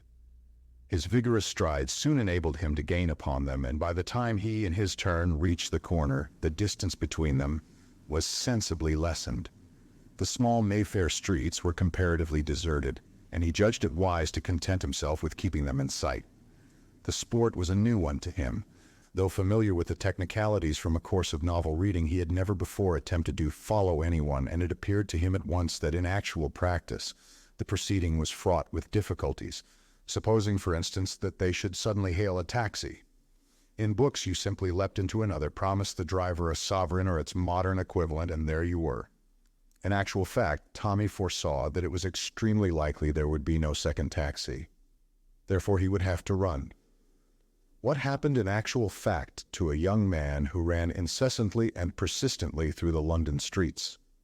In a main road he might hope to create the illusion that he was merely running for a bus, but in these obscure aristocratic byways he could not but feel that an officious policeman might stop him to explain matters. At this juncture in his thoughts, a taxi with flag erect turned the corner of the street ahead. Tommy held his breath. Would they hail it? He drew a sigh of relief as they allowed it to pass unchallenged. Their course was a zigzag one designed to bring them as quickly as possible to Oxford Street. When at length they turned into it, proceeding in an easterly direction, Tommy slightly increased his pace. Little by little he gained upon them.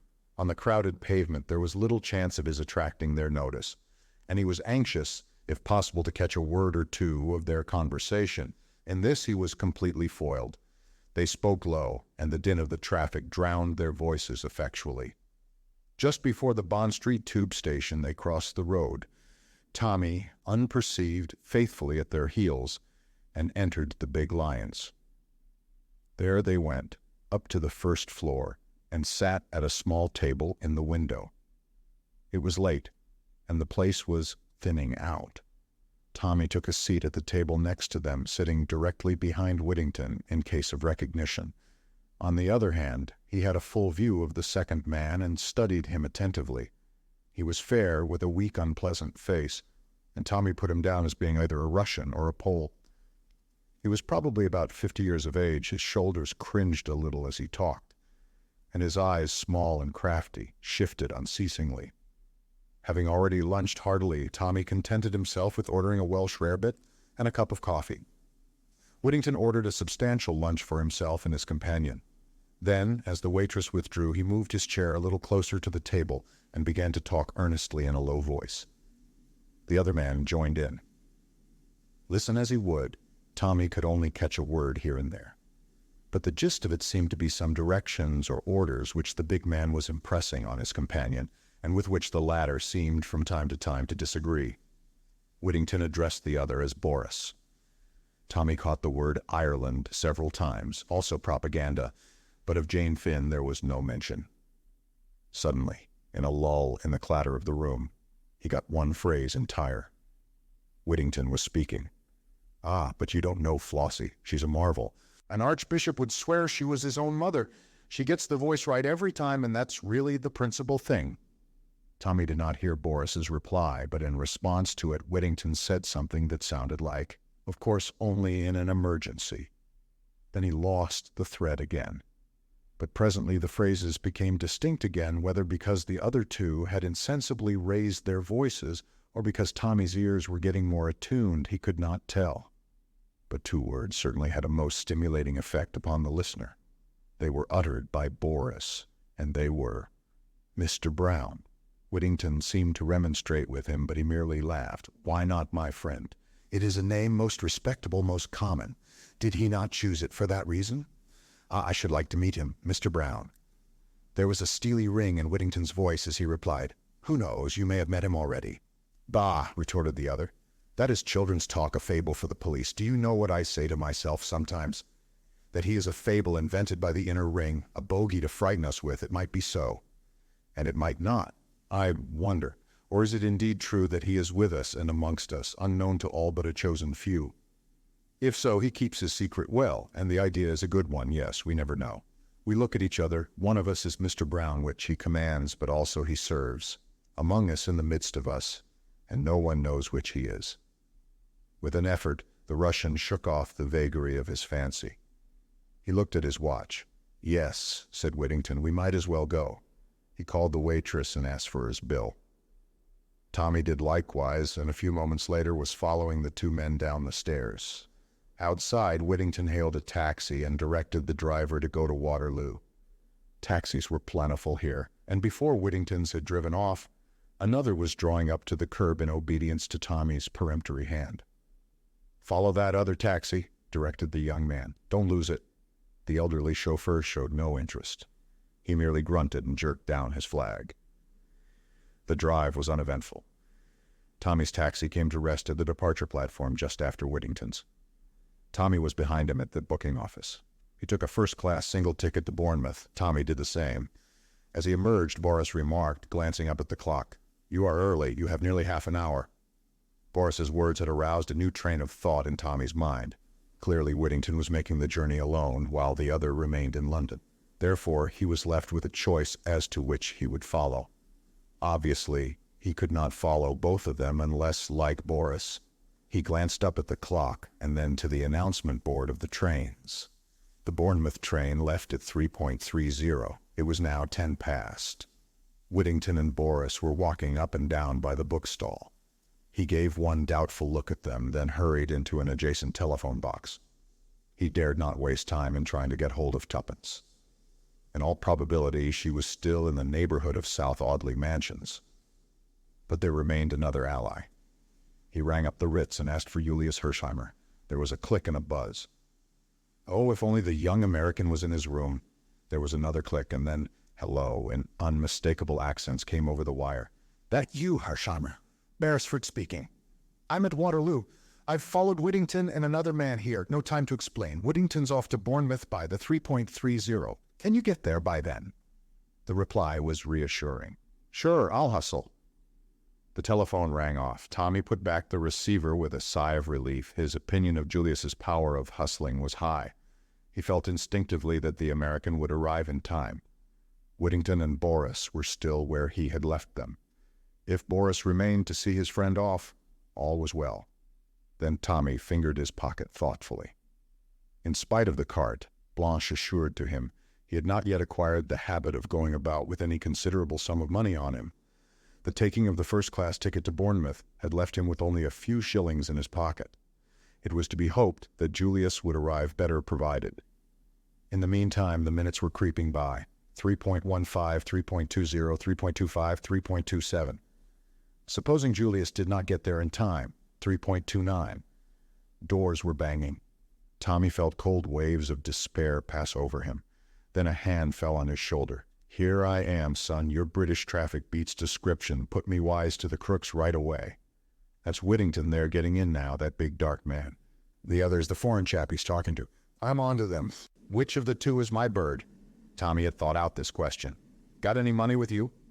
Julius shook his head, and Tommy's face fell. I guess I haven't more than $300 or $400 with me at the moment, explained the American. Tommy gave a faint whoop of relief. Oh, Lord, you millionaires, you don't talk the same language. Climb aboard the lugger. Here's your ticket. Whittington's your man. Me for Whittington, said Julius darkly. The train was just starting as he swung himself aboard. So long, Tommy. The train slid out of the station. Tommy drew a deep breath. The man Boris was coming along the platform towards him. Tommy allowed him to pass and then took up the chase once more. From Waterloo, Boris took the tube as far as Piccadilly Circus. Then he walked up Shaftesbury Avenue, finally turning off into the maze of mean streets round Soho. Tommy followed him at a judicious distance. They reached at length a small, dilapidated square. The houses there had a sinister air in the midst of their dirt and decay. Boris looked round, and Tommy drew back into the shelter of a friendly porch. The place was almost deserted. It was a cul-de-sac, and consequently no traffic passed that way. The stealthy way the other had looked round stimulated Tommy's imagination. From the shelter of the doorway he watched him go up the steps of a particularly evil-looking house and rap sharply, with a peculiar rhythm, on the door. It was opened promptly. He said a word or two to the doorkeeper, then passed inside. The door was shut to again. It was at this juncture that Tommy lost his head. What he ought to have done, what any sane man would have done, was to remain patiently where he was and wait for his man to come out again. What he did do was entirely foreign to the sober common sense which was, as a rule, his leading characteristic. Something, as he expressed it, seemed to snap in his brain. Without a moment's pause for reflection, he too went up the steps and reproduced as far as he was able the peculiar knock. The door swung open with the same promptness as before. A villainous-faced man with close-cropped hair stood in the doorway. Well, he grunted. It was at that moment that the full realization of his folly began to come home to Tommy. But he dared not hesitate. He seized at the first words that came into his mind. "Mr. Brown?" he said. To his surprise, the man stood aside. "Upstairs," he said, jerking his thumb over his shoulder. "Second door on your left." Chapter 8. The adventures of Tommy. Taken aback though he was by the man's words, Tommy did not hesitate. If audacity had successfully carried him so far, it was to be hoped it would carry him yet further. He quietly passed into the house and mounted the ramshackle staircase. Everything in the house was filthy beyond words. The grimy paper of a pattern now indistinguishable hung in loose festoons from the wall. In every angle was a gray mass of cobweb. Tommy proceeded leisurely. By the time he reached the bend of the staircase, he had heard the man below disappear into a back room. Clearly no suspicion attached to him as yet. To come to the house and ask for Mr. Brown appeared indeed to be a reasonable and natural proceeding. At the top of the stairs, Tommy halted to consider his next move. In front of him ran a narrow passage, with doors opening on either side of it. From the one nearest him on the left came a low murmur of voices. It was this room which he had been directed to enter. But what held his glance fascinated was a small recess immediately on his right, half concealed by a torn velvet curtain. It was directly opposite the left-handed door, and owing to its angle it also commanded a good view of the upper part of the staircase. As a hiding place for one, or, at a pinch, 2 men, it was ideal, being about 2 feet deep and 3 feet wide. It attracted Tommy mightily. He thought things over in his usual slow and steady way, deciding that the mention of Mr. Brown was not a request for an individual, but in all probability a password used by the gang. His lucky use of it had gained him admission. So far he had aroused no suspicion, but he must decide quickly on his next step. Suppose he were boldly to enter the room on the left of the passage. Would the mere fact of his having been admitted to the house be sufficient? Perhaps a further password would be required, or at any rate some proof of identity. The doorkeeper clearly did not know all the members of the gang by sight, but it might be different upstairs. On the whole, it seemed to him that luck had served him very well so far, but that there was such a thing as trusting it too far. To enter that room was a colossal risk. He could not hope to sustain his part indefinitely. Sooner or later he was almost bound to betray himself, and then he would have thrown away a vital chance in mere foolhardiness. A repetition of the signal knock sounded on the door below, and Tommy, his mind made up, slipped quickly into the recess, and cautiously drew the curtain farther across so that it shielded him completely from sight. There were several rents and slits in the ancient material which afforded him a good view. He would watch events, and any time he chose could, after all, join the assembly, modeling his behavior on that of the new arrival. The man who came up the staircase with a furtive, soft-footed tread was quite unknown to Tommy. He was obviously of the very dregs of society. The low beetling brows and the criminal jaw, the bestiality of the whole countenance, were new to the young man, though he was a type that Scotland Yard would have recognized at a glance. The man passed the recess, breathing heavily as he went. He stopped at the door opposite and gave a repetition of the signal knock. A voice inside called out something, and the man opened the door and passed in, affording Tommy a momentary glimpse of the room inside. He thought there must be about 4 or 5 people seated round a long table that took up most of the space. But his attention was caught and held by a tall man with close-cropped hair and a short, pointed, navel-looking beard who sat at the head of the table with papers in front of him. As the newcomer entered, he glanced up, and with a correct but curiously precise enunciation, which attracted Tommy's notice, he asked, "Your number, comrade?" 14, governor," replied the other hoarsely. "Correct." The door shut again. "If that isn't a Hun, I'm a Dutchman," said Tommy to himself, and then running the show darned systematically, too, as they always do. Lucky I didn't roll in. I'd have given the wrong number, and there would have been the deuce to pay. No, this is the place for me. Hello, here's another knock. This visitor proved to be of an entirely different type to the last. Tommy recognized in him an Irish Sinn Féiner. Certainly Mr. Brown's organization was a far-reaching concern. The common criminal, the well-bred Irish gentleman, the pale Russian, and the efficient German master of the ceremonies, truly a strange and sinister gathering. Who was this man who held in his finger these curiously variegated links of an unknown chain? In this case, the procedure was exactly the same.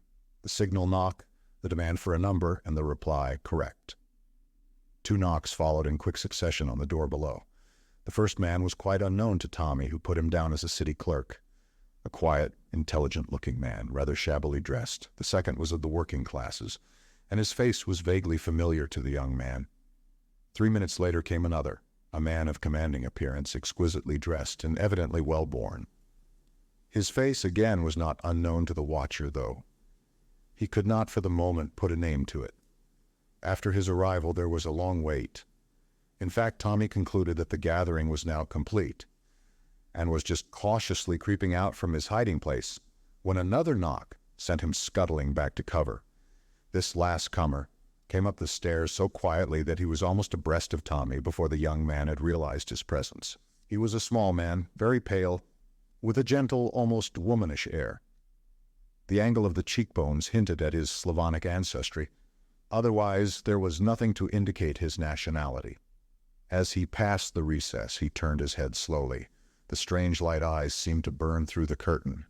Tommy could hardly believe that the man did not know he was there, and in spite of himself he shivered. He was no more fanciful than the majority of young Englishmen, but he could not rid himself of the impression that some unusually potent force emanated from the man. The creature reminded him of a venomous snake. A moment later his impression was proved correct. The newcomer knocked on the door as all had done, but his reception was very different. The bearded man rose to his feet, and all the others followed suit. The German came forward and shook hands. His heels clicked together. "We are honored," he said. "We are greatly honored. I much feared that it would be impossible." The other answered in a low voice that had a kind of hiss in it. "There were difficulties. Will not be possible again, I fear, but one meeting is essential to define my policy. I can do nothing without Mr. Brown. He is here?" The change in the German's voice was audible as he replied with slight hesitation. "We have received a message. It is impossible for him to be present in person." He stopped, giving a curious impression of having left the sentence unfinished. A very slow smile overspread the face of the other. He looked round at a circle of uneasy faces. "Ah, I understand. I have read of his methods. He works in the dark and trusts no one, but all the same it is possible that he is among us now." He looked round him again, and again that expression of fear swept over the group. Each man seemed eyeing his neighbor doubtfully. The Russian tapped his cheek. "So be it. Let us proceed." The German seemed to pull himself together. He indicated the place he had been occupying at the head of the table. The Russian demurred, but the other insisted. "It is the only possible place," he said, "for number 1. Perhaps number 14 will shut the door?" In another moment Tommy was once more confronting bare wooden panels, and the voices within had sunk once more to a mere undistinguishable murmur. Tommy became restive. The conversation he had overheard had stimulated his curiosity. He felt that by hook or by crook he must hear more. There was no sound from below, and it did not seem likely that the doorkeeper would come upstairs. After listening intently for a minute or two, he put his head round the curtain.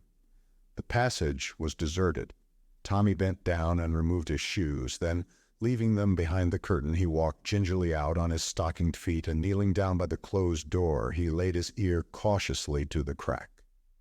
To his intense annoyance, he could distinguish little more.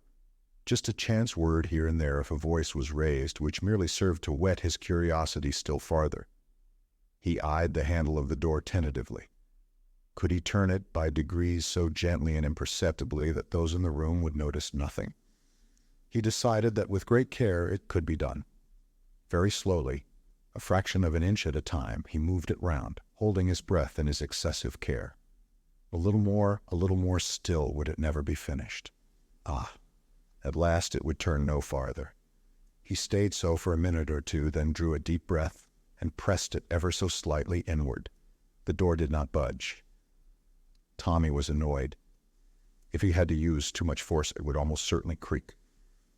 He waited until the voices rose a little, then he tried again. Still nothing happened. He increased the pressure. Had the beastly thing stuck? Finally, in desperation, he pushed with all his might, but the door remained firm, and at last the truth dawned upon him. It was locked or bolted on the inside. For a moment or two, Tommy's indignation got the better of him. "Well, I'm damned," he said. "What a dirty trick." As his indignation cooled, he prepared to face the situation. Clearly, the first thing to be done was to restore the handle to its original position. If he let it go suddenly, the men inside would be almost certain to notice it, so, with the same infinite pains, he reversed his former tactics. All went well, and with a sigh of relief, the young man rose to his feet. There was a certain bulldog tenacity about Tommy that made him slow to admit defeat. Checkmated for the moment, he was far from abandoning the conflict. He still intended to hear what was going on in the locked room. As one plan had failed, he must hunt about for another. He looked around him. A little farther along the passage on the left was a second door. He slipped silently along to it. He listened for a moment or two, then tried the handle. It yielded, and he slipped inside. The room, which was untenanted, was furnished as a bedroom. Like everything else in the house, the furniture was falling to pieces, and the dirt was, if anything, more abundant. But what interested Tommy was the thing he had hoped to find, a communicating door between the two rooms, up on the left by the window. Carefully closing the door into the passage behind him, He stepped across to the other and examined it closely. The bolt was shot across it. It was very rusty, and had clearly not been used for some time. By gently wriggling it to and fro, Tommy managed to draw it back without making too much noise. Then he repeated his former maneuvers with the handle, this time with complete success. The door swung open a crack, a mere fraction, but enough for Tommy to hear what went on. There was a velvet portiere on the inside of this door, which prevented him from seeing, but he was able to recognize the voices with a reasonable amount of accuracy. The Sinn Feiner was speaking. His rich Irish voice was unmistakable. That's all very well, but more money is essential. No money, no results. Another voice, which Tommy rather thought was that of Boris, replied, "Will you guarantee that there are results? In a month from now, sooner or later, as you wish, I will guarantee you such a reign of terror in Ireland as shall shake the British Empire to its foundations." There was a pause, and then came the soft, sibilant accents of number one. "Good, you shall have the money." "Boris, you will see to that." Boris asked a question, via the Irish Americans and Mr. Potter as usual. "I guess that'll be all right," said a new voice with a transatlantic intonation. "Though I'd like to point out here and now that things are getting a mite difficult. There's not that sympathy there was, and a growing disposition to let the Irish settle their own affairs without interference from America." Tommy felt that Boris had shrugged his shoulders as he answered, "Does that matter, since the money only nominally comes from the States?" "The chief difficulty is the landing of the ammunition," said the Sinn Feiner. "The money is conveyed in easily enough thanks to our colleague here." Another voice, which Tommy fancied was that of the tall, commanding-looking man, whose face had seemed familiar to him, said, "Think of the feelings of Belfast if they could hear you." "That is settled, then," said the sibilant tones. "Now, in the matter of the loan to an English newspaper, you have arranged the details satisfactorily, Boris." "I think so." "That is good. An official denial from Moscow will be forthcoming if necessary." There was a pause, and then the clear voice of the German broke the silence. "I am directed by Mr. Brown to place the summaries of the reports from the different unions before you. That of the miners is most satisfactory. We must hold back the railways. There may be trouble with the A.S." For a long time there was a silence, broken only by the rustle of papers and an occasional word of explanation from the German. Then Tommy heard the light tap-tap of fingers drumming on the table. "And the date, my friend," said number one, "the 29th. The Russian seemed to consider.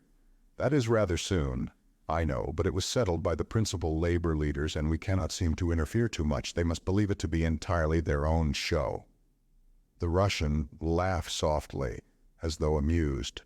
Yes, he said, "that is true. They must have no inkling that we are using them for our own ends.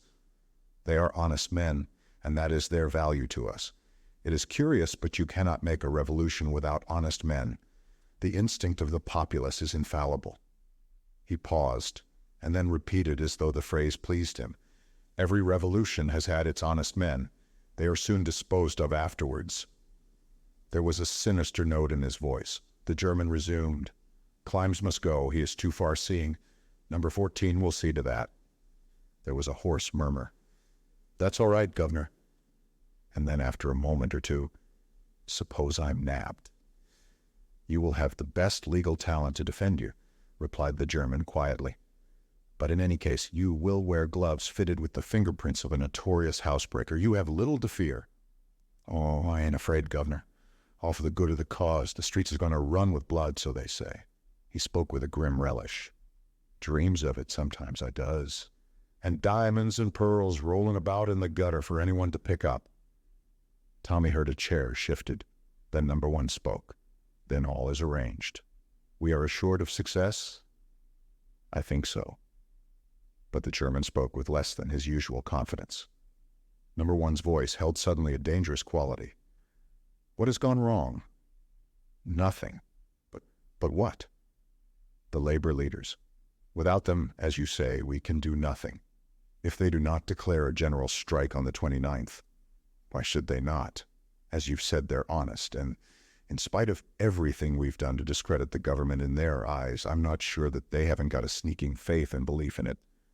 But, I know, they abuse it unceasingly, But on the whole, public opinion swings to the side of the government. They will not go against it.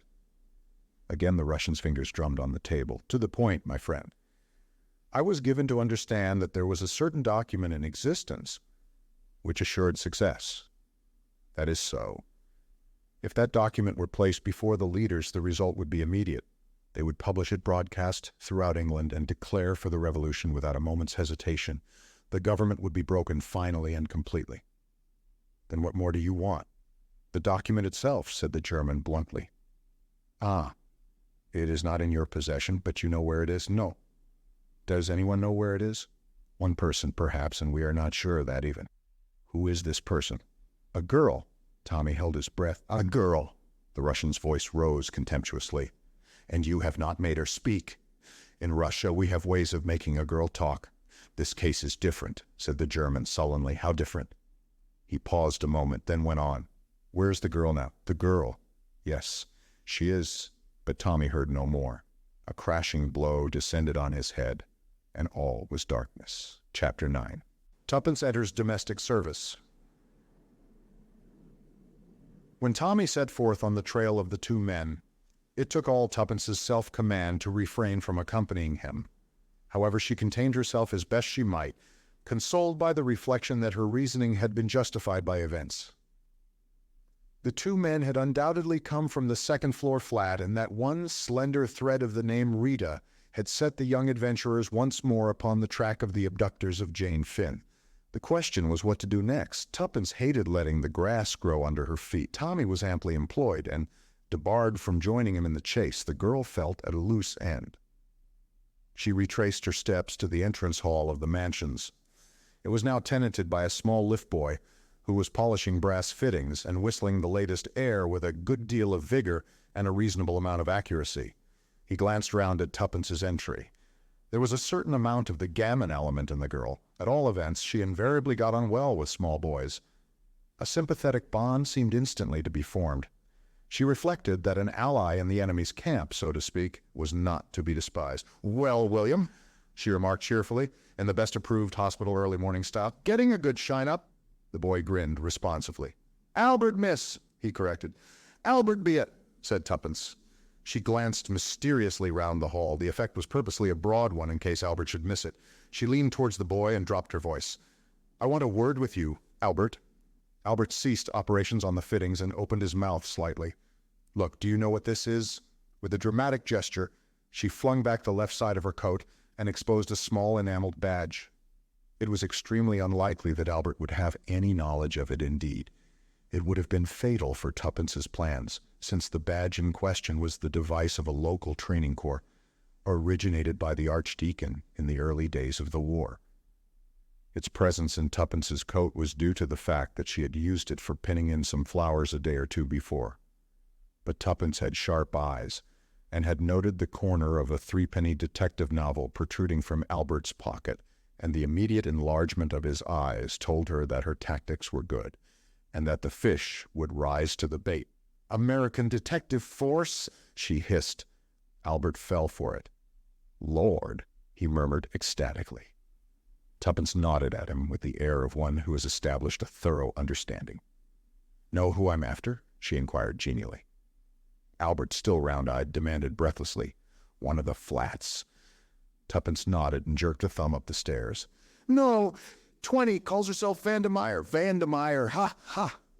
Albert's hand stole to his pocket. "A crook?" he queried eagerly. "A crook, I should say so." "Ready Rita, they call her in the States." "Ready Rita," repeated Albert deliriously. "Oh, ain't it just like the pictures?" It was. Tuppence was a great frequenter of the cinema. "Annie always said as how she was a bad lot," continued the boy. "Who's Annie?" inquired Tuppence idly. "Us parlor maid. She's leaving today. Many's the time Annie's said to me, 'Mark my words, Albert, I wouldn't wonder if the police was to come after her one of these days.' Just like that. But she's a stunner to look at, ain't she?" "She's some peach," allowed Tuppence carelessly. "Finds it useful in her layout, you bet. Has she been wearing any of the emeralds, by the way?" "Emeralds? Them's the green stones, isn't they?" Tuppence nodded. "That's what we're after her for. You know old man Rysdale?" Albert shook his head. "Peter B. Rysdale, the oil king. It seems sort of familiar to me." The sparklers belonged to him. Finest collection of emeralds in the world, worth $1 million. Lo may, came ecstatically from Albert. It sounds more like the pictures every minute. Tuppence smiled, gratified at the success of her efforts. We haven't exactly proved it yet, but we're after her, and she produced a long, drawn-out wink. I guess she won't get away with the goods this time. Albert uttered another ejaculation indicative of delight. Mind you, sonny, not a word of this, said Tuppence suddenly. I guess I oughtn't to have put you wise, but in the States we know a real smart lad when we see one. I'll not breathe a word, protested Albert eagerly. Ain't there anything I could do? A bit of shadowing, maybe, or such like? Tuppence affected to consider, then shook her head. Not at the moment, but I'll bear you in mind, son. What's this about the girl you say is leaving? Annie, regular turn-up, they'd. As Annie said, servants is someone nowadays, and to be treated accordingly, and what with her passing the word round, she won't find it so easy to get another. Won't she? Said Tuppence thoughtfully. I wonder. An idea was dawning in her brain. She thought a minute or two, then tapped Albert on the shoulder. See here, son, my brain's got busy. How would it be if you mentioned that you got a young cousin or a friend of yours had? That might suit the place. You get me? I'm there, said Albert instantly. You leave it to me, miss, and I'll fix the whole thing up in 2 ticks. Some lad? Commented Tuppence with a nod of approval.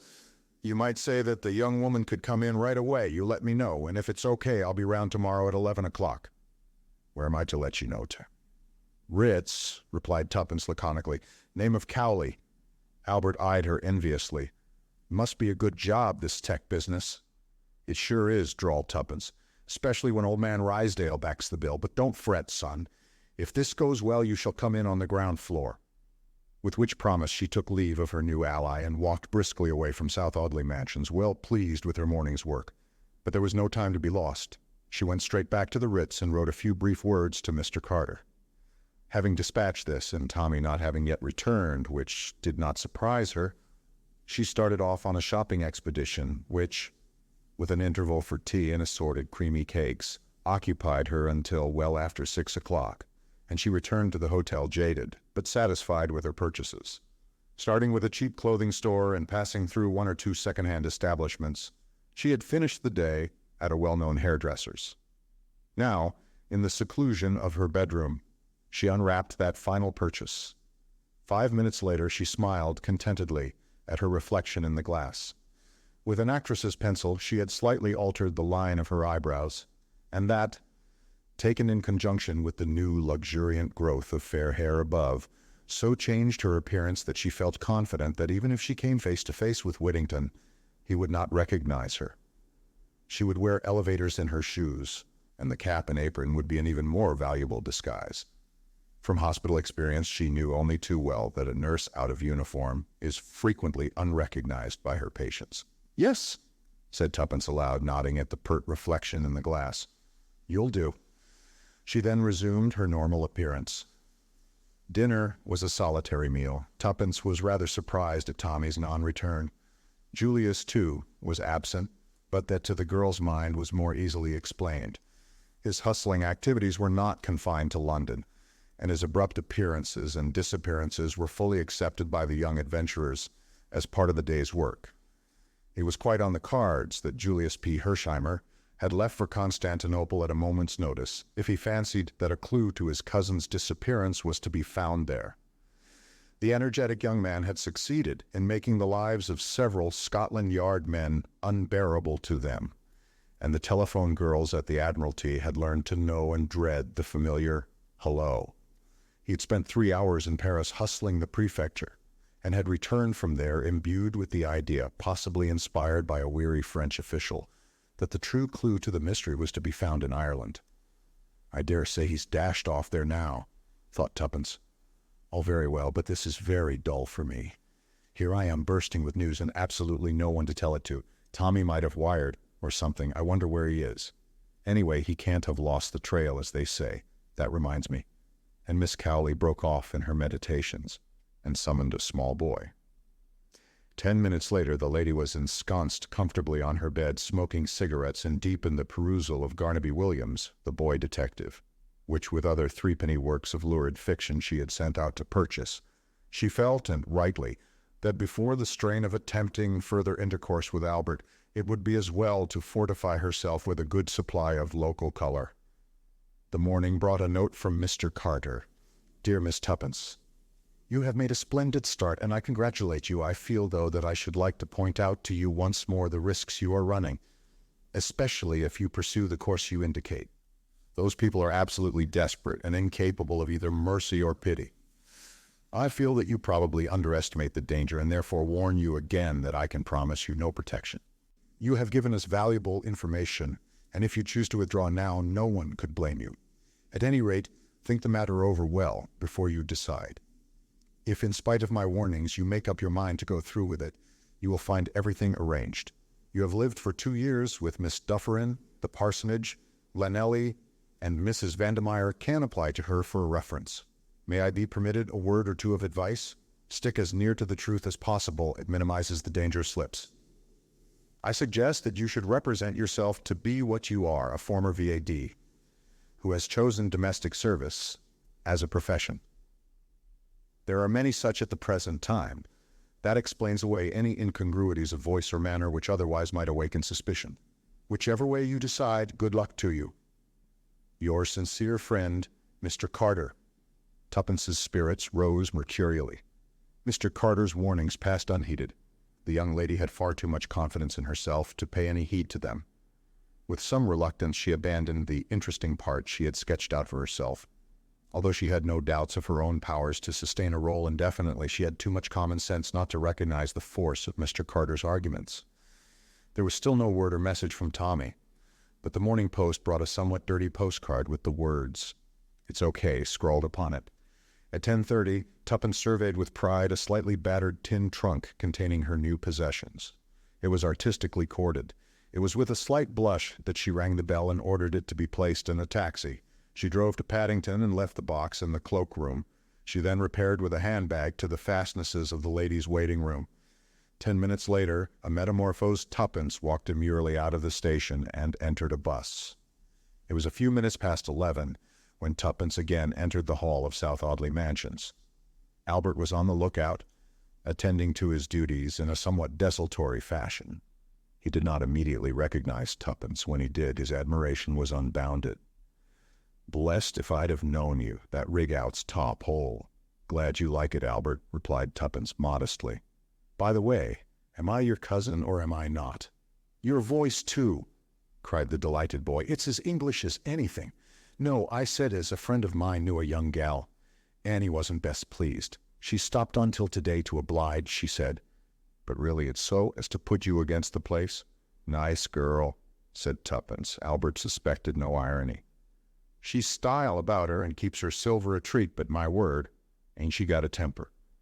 Are you going up now, miss? Step inside the lift." "No, 20 did you say?" And he winked. Tuppence quelled him with a stern glance and stepped inside. As she rang the bell of number 20, she was conscious of Albert's eyes slowly descending beneath the level of the floor. A smart young woman opened the door. "I've come about the place," said Tuppence. "It's a rotten place," said the young woman without hesitation. "Regular old cat, always interfering.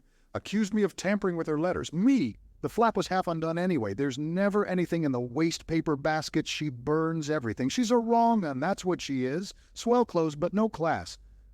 Cook knows something about her, but she, won't tell, scared to death of her, and suspicious. She's on to you in a minute if you as much as speak to a fellow, I can tell you."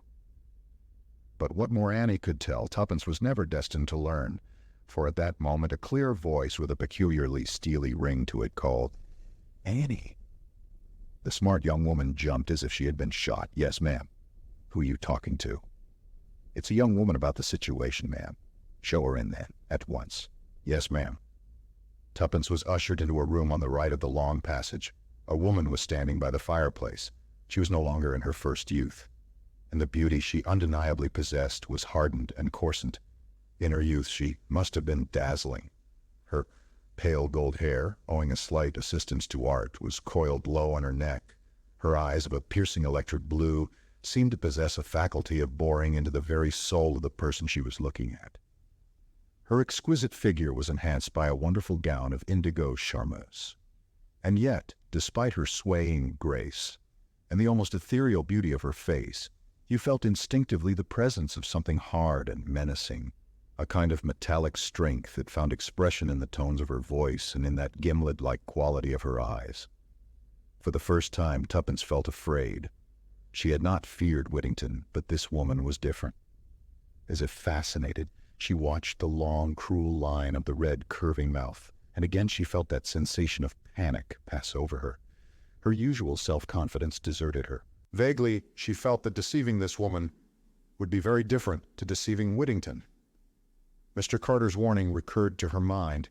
Here, indeed, she might expect no mercy. Fighting down that instinct of panic which urged her to turn tail and run without further delay, Tuppence returned the lady's gaze firmly and respectfully. As though that first scrutiny had been satisfactory, Mrs. Vandermeyer motioned to a chair. "You can sit down. How did you hear I wanted a house parlor maid?" "Through a friend who knows the lift boy here. He thought the place might suit me." Again that basilisk glance seemed to pierce her through. "You speak like an educated girl?" Glibly enough, Tuppence ran through her imaginary career on the lines suggested by Mr. Carter. It seemed to her as she did so that the tension of Mrs. Vandermeyer's attitude relaxed. "I see," she remarked at length. "Is there anyone I can write to for a reference?" "I lived last with a Miss Dufferin, the parsonage landlady. I was with her 2 years." "And then you thought you would get more money by coming to London, I suppose?" "Well, it doesn't matter to me. I will give you £50, £60, whatever you want. You can come in at once?" "Yes, ma'am, today, if you like. My box is at Paddington." "Go and fetch it in a taxi, then. It's an easy place. I am out a good deal. By the way, what's your name?" "Prudence Cooper, ma'am." "Very well, Prudence. Go away and fetch your box. I shall be out to lunch. The cook will show you where everything is." "Thank you, ma'am." Tuppence withdrew. The smart Annie was not in evidence. In the hall below, a magnificent hall porter had relegated Albert to the background. Tuppence did not even glance at him as she passed meekly out. The adventure had begun, but she felt less elated than she had done earlier in the morning. It crossed her mind that if the unknown Jane Finn had fallen into the hands of Mrs. Vandermeyer, it was likely to have gone hard with her. Chapter 10. Enter Sir James Peel Edgerton. Tuppence betrayed no awkwardness in her new duties. The daughters of the Archdeacon were well grounded in household tasks. They were also experts in training a raw girl, the inevitable result being that the raw girl, once trained, departed elsewhere where her newly acquired knowledge commanded a more substantial remuneration than the Archdeacon's meager purse allowed. Tuppence had therefore very little fear of proving inefficient. Mrs. Vandermeyer's cook puzzled her. She evidently went in deadly terror of her mistress. The girl thought it probable that the other woman had some hold over her. For the rest, she cooked like a chef, as Tuppence had an opportunity of judging that evening. Mrs. Vandermeyer was expecting a guest to dinner, and Tuppence accordingly laid the beautifully polished table for two. She was a little exercised in her own mind as to this visitor. It was highly possible that it might prove to be Whittington. Although she felt fairly confident that he would not recognize her, yet she would have been better pleased had the guest proved to be a total stranger. However, there was nothing for it but to hope for the best. At a few minutes past 8, the front door bell rang, and Tuppence went to answer it with some inward trepidation. She was relieved to see that the visitor was the second of the two men whom Tommy had taken upon himself to follow. He gave his name as Count Stepanoff. Tuppence announced him, and Mrs. Vandermeyer rose from her seat on a low divan with a quick murmur of pleasure. "It is delightful to see you, Boris Ivanovitch," she said. "And you, madame." He bowed low over her hand. Tuppence returned to the kitchen. "Count Stepanoff, or some such," she remarked, and affecting a frank and unvarnished curiosity, "Who's he?" "A Russian gentleman, I believe." "Come here much?" "Once in a while. What do you want to know for?"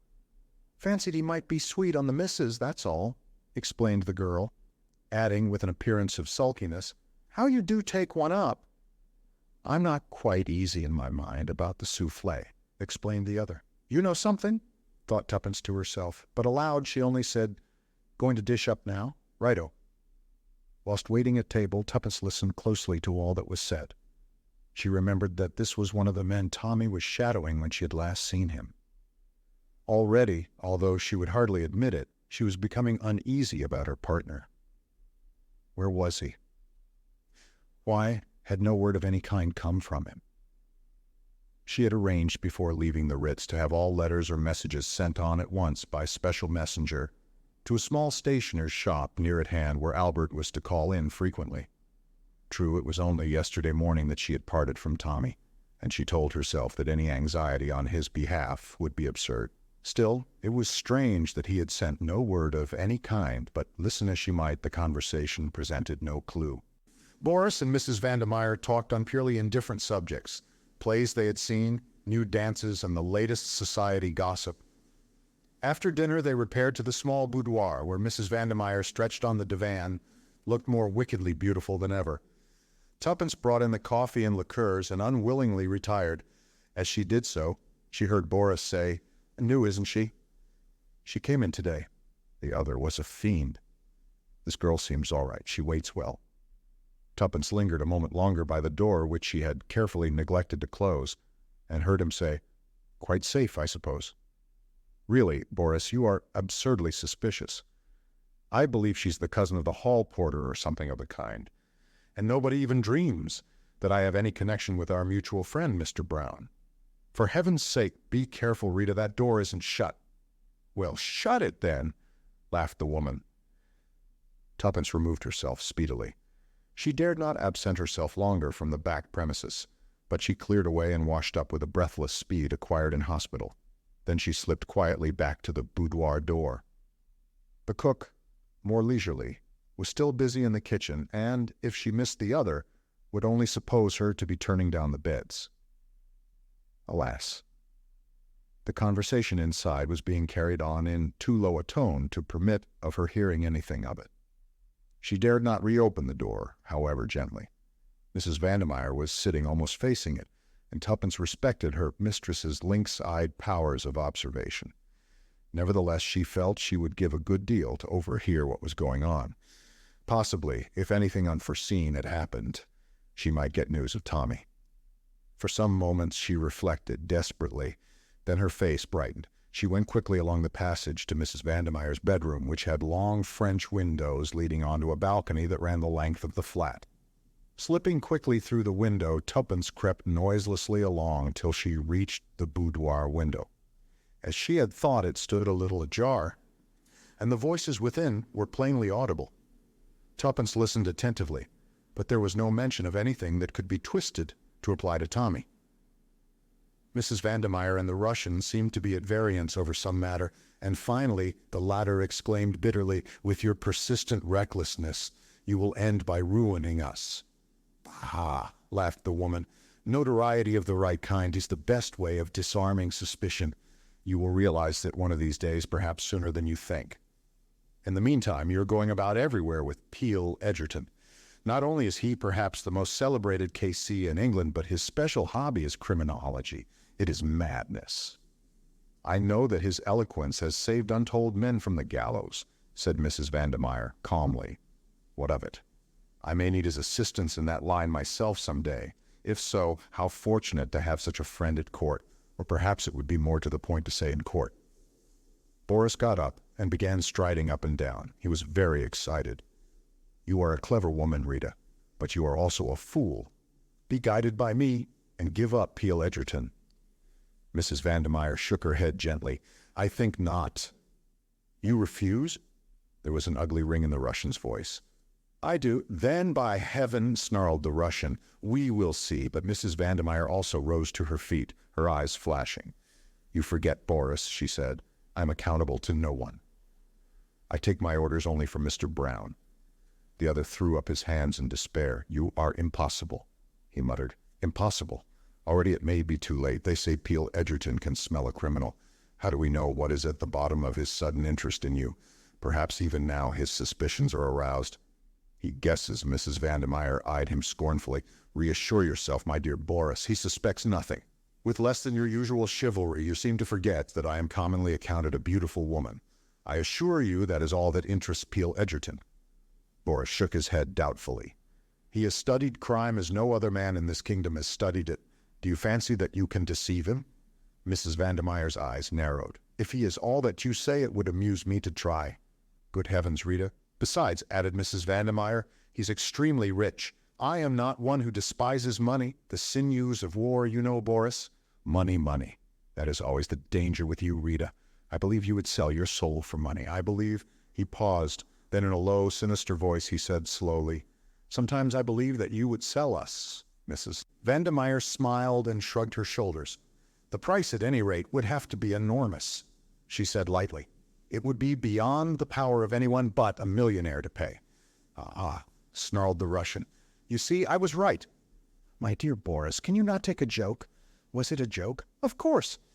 "Then all I can say is that your ideas of humor are peculiar, my dear Rita." Mrs. Vandemeyer smiled. "Let us not quarrel, Boris. Touch the bell. We will have some drinks." Tuppence beat a hasty retreat. She paused a moment to survey herself in Mrs. Vandemeyer's long glass and be sure that nothing was amiss with her appearance.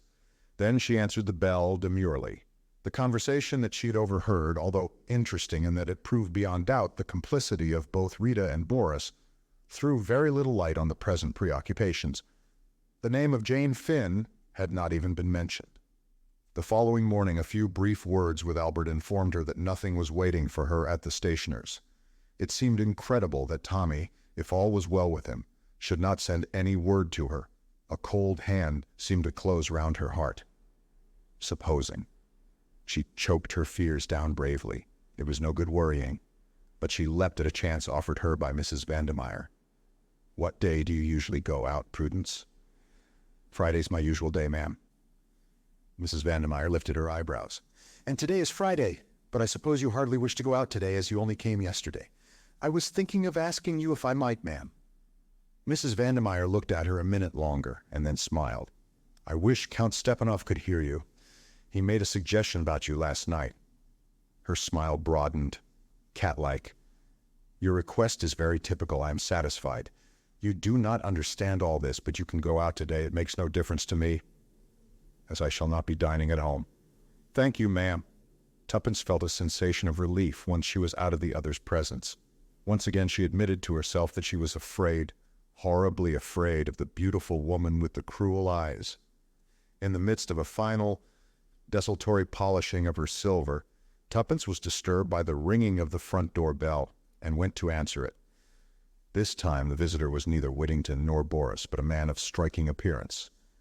Just a shade over average height, he nevertheless conveyed the impression of a big man.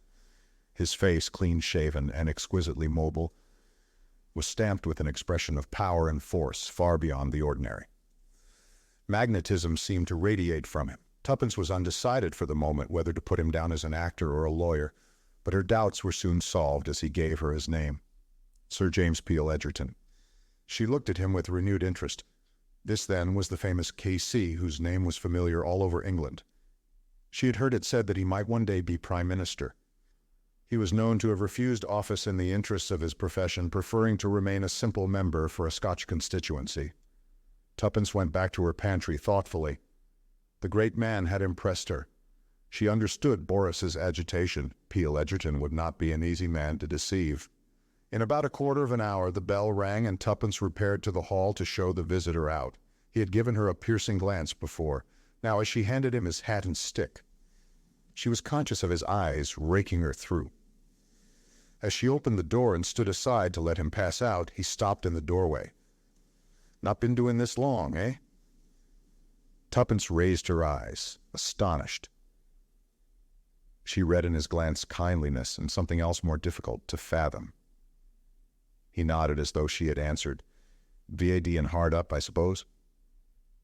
"Did Mrs. Vandemeyer tell you that?" asked Tuppence suspiciously. "No, child. The look of you told me. Good place here?" "Very good. Thank you, sir." "Ah, but there are plenty of good places nowadays, and a change does no harm sometimes." "Do you mean—" began Tuppence. But Sir James was already on the topmost stair. He looked back with his kindly, shrewd glance. "Just a hint," he said. "That's all." Tuppence went back to the pantry, more thoughtful than ever. Chapter 11. Julius tells a story dressed appropriately. Tuppence duly sallied forth for her afternoon out. Albert was in temporary abeyance, but Tuppence went herself to the stationer's to make quite sure that nothing had come for her. Satisfied on this point, she made her way to the Ritz. On inquiry, she learned that Tommy had not yet returned. It was the answer she had expected, but it was another nail in the coffin of her hopes. She resolved to appeal to Mr. Carter, telling him when and where Tommy had started on his quest, and asking him to do something to trace him. The prospect of his aid revived her mercurial spirits, and she next inquired for Julius Hersheimmer. The reply she got was to the effect that he had returned about half an hour ago, but had gone out immediately. Tuppence's spirits revived still more. It would be something to see Julius. Perhaps he could devise some plan for finding out what had become of Tommy. She wrote her note to Mr. Carter in Julius's sitting room and was just addressing the envelope when the door burst open. "What the hell?" began Julius, but checked himself abruptly. "I beg your pardon, Miss Tuppence. Those fools down at the office would have it that Beresford wasn't here any longer, hadn't been here since Wednesday. Is that so?" Tuppence nodded. "You don't know where he is?" she asked faintly. How should I know? I haven't had one darned word from him, though I wired him yesterday morning. I expect your wire's at the office unopened. But where is he? I don't know. I hoped you might. I tell you, I haven't had one darned word from him since we parted at the depot on Wednesday. What depot? Waterloo, your London and Southwestern Road. Waterloo? Frowned Tuppence. Why, yes, didn't he tell you? I haven't seen him either, replied Tuppence impatiently. Go on about Waterloo. What were you doing there? He gave me a call over the phone, told me to get a move on and hustle, said he was trailing 2 crooks. Oh, said Tuppence, her eyes opening. I see, go on. I hurried along right away. Beresford was there. He pointed out the crooks. The big one was mine, the guy you bluffed. Tommy shoved a ticket into my hand and told me to get aboard the cars. He was going to sleuth the other crook. Julius paused. I thought for sure you'd know all this. Julius, said Tuppence firmly, stop walking up and down. It makes me giddy. Sit down in that armchair and tell me the whole story with as few fancy turns of speech as possible. Mr. Hersheimmer obeyed. Sure, he said. Where shall I begin? Where you left off, at Waterloo. Well, began Julius, I got into one of your dear old-fashioned first-class British compartments. The train was just off. First thing I knew, a guard came along and informed me mighty politely that I wasn't in a smoking carriage. I handed him out $50 and that settled that. I did a bit of prospecting along the corridor to the next coach. Whittington was there right enough. When I saw the skunk with his big, sleek, fat face and thought of poor little Jane in his clutches, I felt real mad that I hadn't got a gun with me. I'd have tickled him up some. We got to Bournemouth all right. Whittington took a cab and gave the name of an hotel. I did likewise, and we drove up within 3 minutes of each other. He hired a room, and I hired one too. So far it was all plain sailing. He hadn't the remotest notion that anyone was on to him. Well, he just sat around in the hotel lounge, reading the papers and so on, till it was time for dinner. He didn't hurry any over that either. I began to think that there was nothing doing, that he'd just come on the trip for his health, but I remembered that he hadn't changed for dinner, though it was by way of being a slap-up hotel, so it seemed likely enough that he'd be going out on his real business afterwards. Sure enough, about 9 o'clock, so he did. Took a car across the town, mighty pretty place, by the way. I guess I'll take Jane there for a spell when I find her, and then paid it off and struck out along those pine woods on the top of the cliff. I was there too, you understand. We walked maybe for half an hour.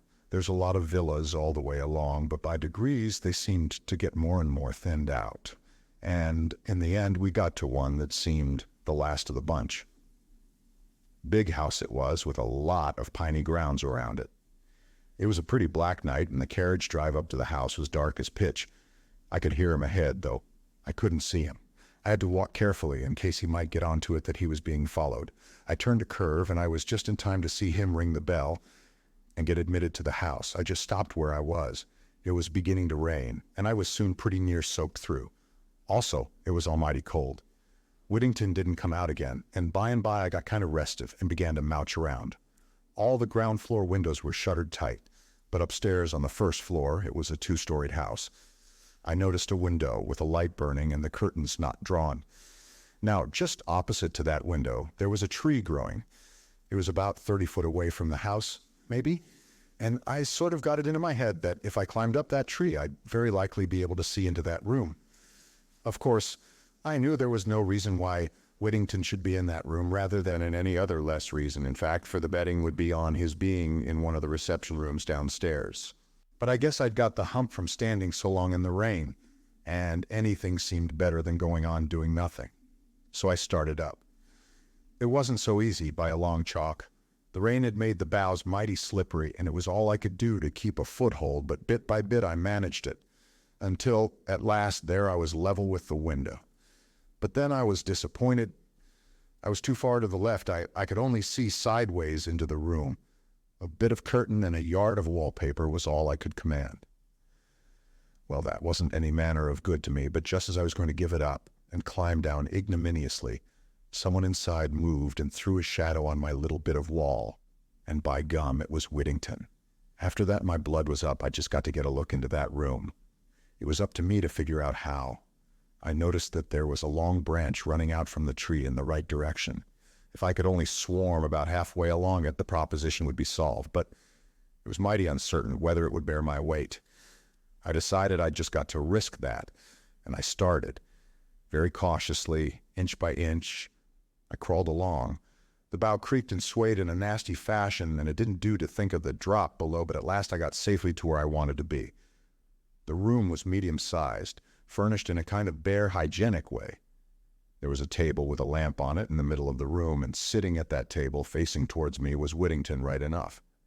He was talking to a woman dressed as a hospital nurse. She was sitting with her back to me, so I couldn't see her face. Although the blinds were up, the window itself was shut, so I couldn't catch a word of what they said. Whittington seemed to be doing all the talking, and the nurse just listened. Now and then, she nodded, and sometimes she'd shake her head as though she were answering questions. He seemed very emphatic. Once or twice he beat with his fist on the table. The rain had stopped now, and the sky was clearing in that sudden way it does. Presently he seemed to get to the end of what he was saying. He got up, and so did she. He looked towards the window and asked something. I guess it was whether it was raining anyway. She came right across and looked out. Just then the moon came out from behind the clouds. I was scared the woman would catch sight of me, for I was full in the moonlight. I tried to move back a bit. The jerk I gave was too much for that rotten old branch. With an almighty crash, down it came, and Julius P. Hersheimmer with it. "Oh, Julius," breathed Tuppence. "How exciting. Go on." "Well, luckily for me, I pitched down into a good soft bed of earth, but it put me out of action for the time. Sure enough, the next thing I knew, I was lying in bed with a hospital nurse, not Whittington's one, on one side of me, and a little black-bearded man with gold glasses, and medical man written all over him on the other." He rubbed his hands together and raised his eyebrows as I stared at him. "Ah," he said, "so our young friend is coming around again. Capital, capital." I did the usual stunt, said, "What's happened, and where am I?" But I knew the answer to the last well enough. There's no moss growing on my brain. "I think that'll do for the present, sister," said the little man, and the nurse left the room in a sort of brisk, well-trained way.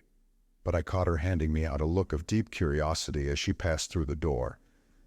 That look of hers gave me an idea. "Now then, Doc," I said, and tried to sit up in bed, but my right foot gave me a nasty twinge as I did so. "A slight sprain," explained the doctor. "Nothing serious. You will be about again in a couple of days." "I noticed you walked lame," interpolated Tuppence. Julius nodded and continued. "How did it happen?" I asked again. He replied dryly. "You fell with a considerable portion of one of my trees into one of my newly planted flower beds." I liked the man. He seemed to have a sense of humor. I felt sure that he at least was plumb straight. "Sure, Doc," I said. "I'm sorry about the tree, and I guess the new bulbs will be on me. But perhaps you'd like to know what I was doing in your garden." "I think the facts do call for an explanation," he replied. "Well, to begin with, I wasn't after the spoons." He smiled. "My first theory, but I soon altered my mind. By the way, you are an American, are you not?" I told him my name. "And you?" "I am Dr. Hall, and this, as you doubtless know, is my private nursing home." I didn't know, but I wasn't going to put him wise. I was just thankful for the information. I liked the man, and I felt he was straight, but I wasn't going to give him the whole story. For one thing, he probably wouldn't have believed it. I made up my mind in a flash. "Why, doctor," I said, "I guess I feel an almighty fool, but I owe it to you to let you know that it wasn't the Bill Sykes business I was up to." Then I went on and mumbled out something about a girl. I trotted out the stern guardian business and a nervous breakdown, and finally explained that I recognized her among the patients at the home, hence my nocturnal adventures. I guess it was just the kind of story he was expecting. "Quite a romance," he said genially when I'd finished. "Now, Doc," I went on, "will you be frank with me? Have you here now, or have you had here at any time a young girl called Jane Finn?" He repeated the name thoughtfully. "Jane Finn?" he said. "No." I was chagrined, and I guess I showed it. "You are sure?" "Quite sure, Mr. Hersheimmer. It is an uncommon name, and I should not have been likely to forget it." Well, that was flat. It laid me out for a space. I'd kind of hoped my search was at an end. "That's that," I said at last. "Now, there's another matter. When I was hugging that darned branch, I thought I recognized an old friend of mine talking to one of your nurses.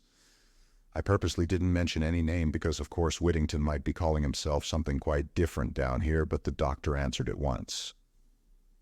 "Mr. Whittington, perhaps?" "That's the fellow," I replied. "What's he doing down here?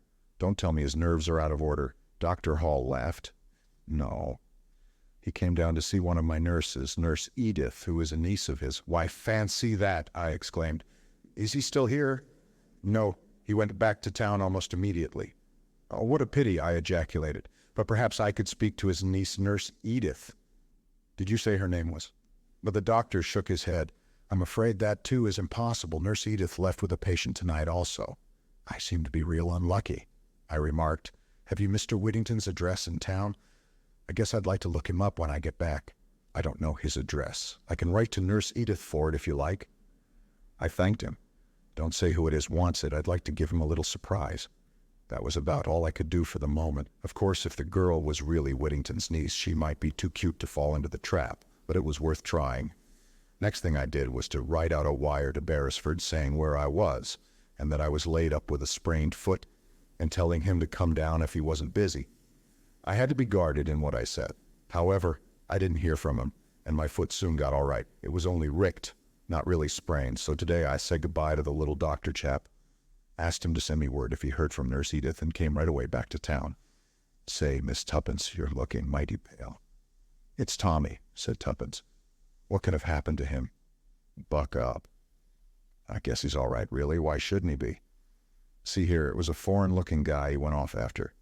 Maybe they've gone abroad to Poland or something like that." Tuppence shook her head. "He couldn't without passports and things. Besides, I've seen that man, Boris something, since. He dined with Mrs. Vandermeyer last night." "Mrs. who?" "I forgot. Of course you don't know all that." "I'm listening," said Julius, and gave vent to his favorite expression. "Put me wise." Tuppence thereupon related the events of the last 2 days. Julius's astonishment and admiration were unbounded. "Bully for you. Fancy you a menial. It just tickles me to death." Then he added seriously, "But say now, I don't like it, Miss Tuppence. I sure don't. You're just as plucky as they make 'em. But I wish you'd keep right out of this. These crooks we're up against would as soon croak a girl as a man any day." "Do you think I'm afraid?" said Tuppence indignantly, valiantly repressing memories of the steely glitter in Mrs. Vandermeyer's eyes. "I said before you were darn plucky, but that doesn't alter facts."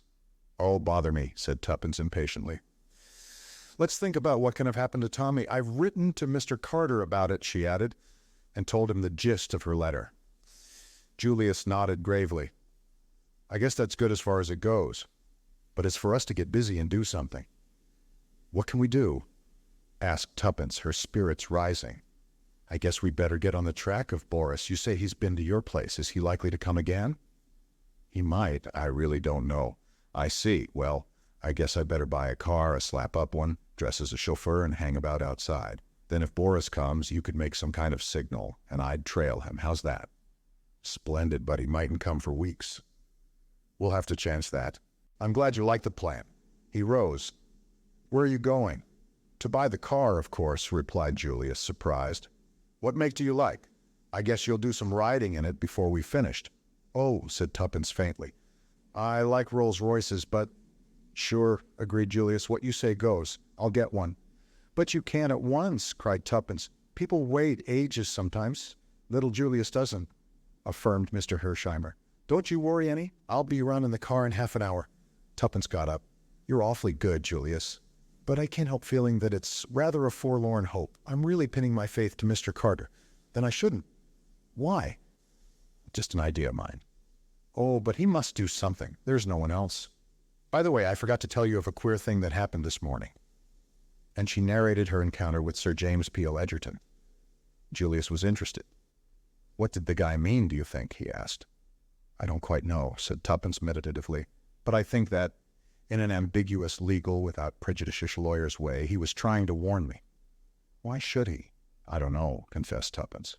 "But he looked kind and simply awfully clever. I wouldn't mind going to him and telling him everything." Somewhat to her surprise, Julius negatived the idea sharply. "See here," he said, "we don't want any lawyers mixed up in this. That guy couldn't help us any." "Well, I believe he could," reiterated Tuppence obstinately. "Don't you think it? So long. I'll be back in half an hour." 35 minutes had elapsed when Julius returned. He took Tuppence by the arm and walked her to the window. "There she is?" "Oh," said Tuppence with a note of reverence in her voice, as she gazed down at the enormous car. "She's some pacemaker, I can tell you," said Julius complacently. "How did you get it?" gasped Tuppence. "She was just being sent home to some bigwig." "Well, I went round to his house," said Julius. "I said that I reckoned a car like that was worth every penny of $20,000. Then I told him that it was worth just about $50,000 to me, if he'd get out." "Well?" said Tuppence, intoxicated. "Well," returned Julius, "he got out, that's all." Chapter 12. A Friend in Need. Friday and Saturday passed uneventfully. Tuppence had received a brief answer to her appeal from Mr. Carter. In it he pointed out that the young adventurers had undertaken the work at their own risk, and had been fully warned of the dangers. If anything had happened to Tommy, he regretted it deeply, but he could do nothing. This was cold comfort. Somehow, without Tommy, all the savor went out of the adventure, and for the first time Tuppence felt doubtful of success. While they had been together, she had never questioned it for a minute. Although she was accustomed to take the lead, and to pride herself on her quick-wittedness, in reality she had relied upon Tommy more than she realized at the time. There was something so eminently sober and clear-headed about him. His common sense and soundness of vision were so unvarying that without him, Tuppence felt much like a rudderless ship. It was curious that Julius, who was undoubtedly much cleverer than Tommy, did not give her the same feeling of support. She had accused Tommy of being a pessimist, and it is certain that he always saw the disadvantages and difficulties which she herself was optimistically given to overlooking. But nevertheless, she had really relied a good deal on his judgment. He might be slow, but he was very sure. It seemed to the girl that for the first time she realized the sinister character of the mission they had undertaken so light-heartedly. It had begun like a page of romance. Now, shorn of its glamour, it seemed to be turning to grim reality. Tommy, that was all that mattered. Many times in the day, Tuppence blinked the tears out of her eyes resolutely.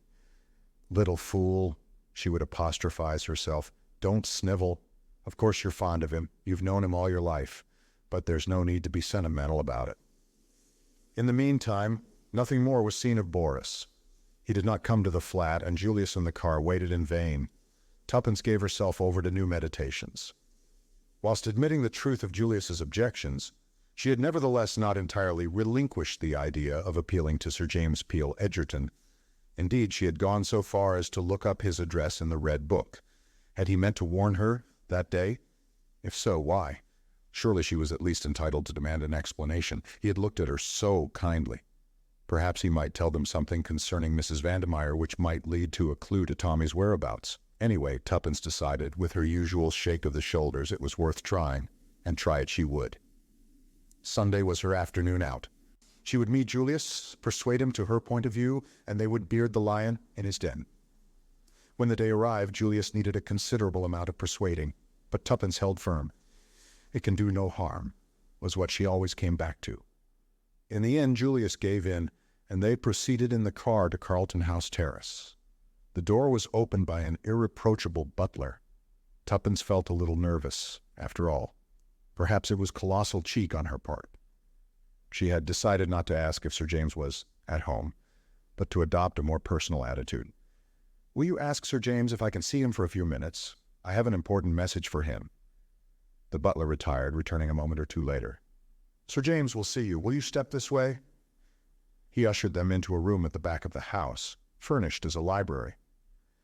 The collection of books was a magnificent one, and Tuppence noticed that all one wall was devoted to works on crime, and criminology. There were several deep padded leather armchairs and an old-fashioned open hearth. In the window was a big roll-top desk strewn with papers at which the master of the house was sitting. He rose as they entered. "You have a message for me?" "Ah." He recognized Tuppence with a smile. "It's you, is it? Brought a message for Mrs. Vandermeyer, I suppose?" "Not exactly," said Tuppence. "In fact, I'm afraid I only said that to be quite sure of getting in. Oh, by the way, this is Mr. Hersheimmer, Sir James Peel Edgerton." "Pleased to meet you," said the American, shooting out a hand.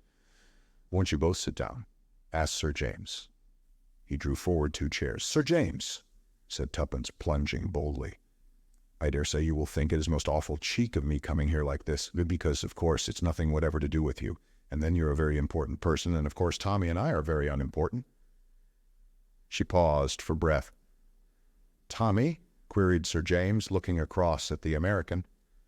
"No, that's Julius," explained Tuppence. "I'm rather nervous, and that makes me tell it badly. What I really want to know is what you meant by what you said to me the other day. Did you mean to warn me against Mrs. Vandermeyer? You did, didn't you?" "My dear young lady, as far as I recollect, I only mentioned that there were equally good situations to be obtained elsewhere." "Yes, I know. But it was a hint, wasn't it?" "Well, perhaps it was," admitted Sir James gravely. "Well, I want to know more. I want to know just why you gave me a hint." Sir James smiled at her earnestness. "Suppose the lady brings a libel action against me for defamation of character." "Of course," said Tuppence. "I know lawyers are always dreadfully careful, but can't we say without prejudice first, and then say just what we want to?" "Well," said Sir James, still smiling, "without prejudice, then, if I had a young sister forced to earn her living, I should not like to see her in Mrs. Vandermeyer's service. I felt it incumbent on me just to give you a hint. It is no place for a young and inexperienced girl, that is all I can tell you." "I see," said Tuppence thoughtfully. "Thank you very much, but I'm not really inexperienced, you know. I knew perfectly that she was a bad lot when I went there. As a matter of fact, that's why I went." She broke off, seeing some bewilderment on the lawyer's face, and went on. "I think perhaps I'd better tell you the whole story, Sir James. I've a sort of feeling that you'd know in a minute if I didn't tell the truth, and so you might as well know all about it from the beginning. What do you think, Julius?" "Yes, you're bent on it. I'd go right ahead with the facts," replied the American, who had so far sat in silence. "Yes, tell me all about it," said Sir James. "I want to know who Tommy is." Thus encouraged, Tuppence plunged into her tale, and the lawyer listened with close attention. "Very interesting," he said when she finished. "A great deal of what you tell me, child, is already known to me. I've had certain theories of my own about this Jane Finn. You've done extraordinarily well so far, but it's rather too bad of what do you know him as, Mr. Carter, to pitchfork you 2 young things into an affair of this kind. By the way, where did Mr. Hersheimmer come in originally? You didn't make that clear?" Julius answered for himself. "I'm Jane's first cousin," he explained, returning the lawyer's keen gaze. "Ah." "Oh, Sir James," broke out Tuppence, "what do you think has become of Tommy?" The lawyer rose and paced slowly up and down. "When you arrived, young lady, I was just packing up my traps, going to Scotland by the night train for a few days' fishing. But there are different kinds of fishing. I've a good mind to stay and see if we can't get on the track of that young chap." "Oh!" Tuppence clasped her hands ecstatically. "All the same, as I said before, it's too bad of Carter to set you 2 babies on a job like this. Now don't get offended, Mr. Cowley. Prudence Cowley. But my friends call me Tuppence." "Well, Miss Tuppence, then, as I'm certainly going to be a friend. Don't be offended, because I think you're young. Youth is a failing only too easily outgrown. Now, about this young Tommy of yours." "Yes," Tuppence clasped her hands. "Frankly, things look bad for him. He's been butting in somewhere where he wasn't wanted, not a doubt of it. But don't give up hope." "And you really will help us?" "There, Julius, he didn't want me to come," she added by way of explanation. Said the lawyer, favoring Julius with another keen glance. "And why was that?" "I reckon it would be no good worrying you with a petty little business like this." "I see." He paused a moment. "This petty little business, as you call it, bears directly on a very big business, bigger perhaps than either you or Miss Tuppence know. If this boy is alive, he may have very valuable information to give us. Therefore, we must find him. Yes, but how? Cried Tuppence. I've tried to think of everything. Sir James smiled.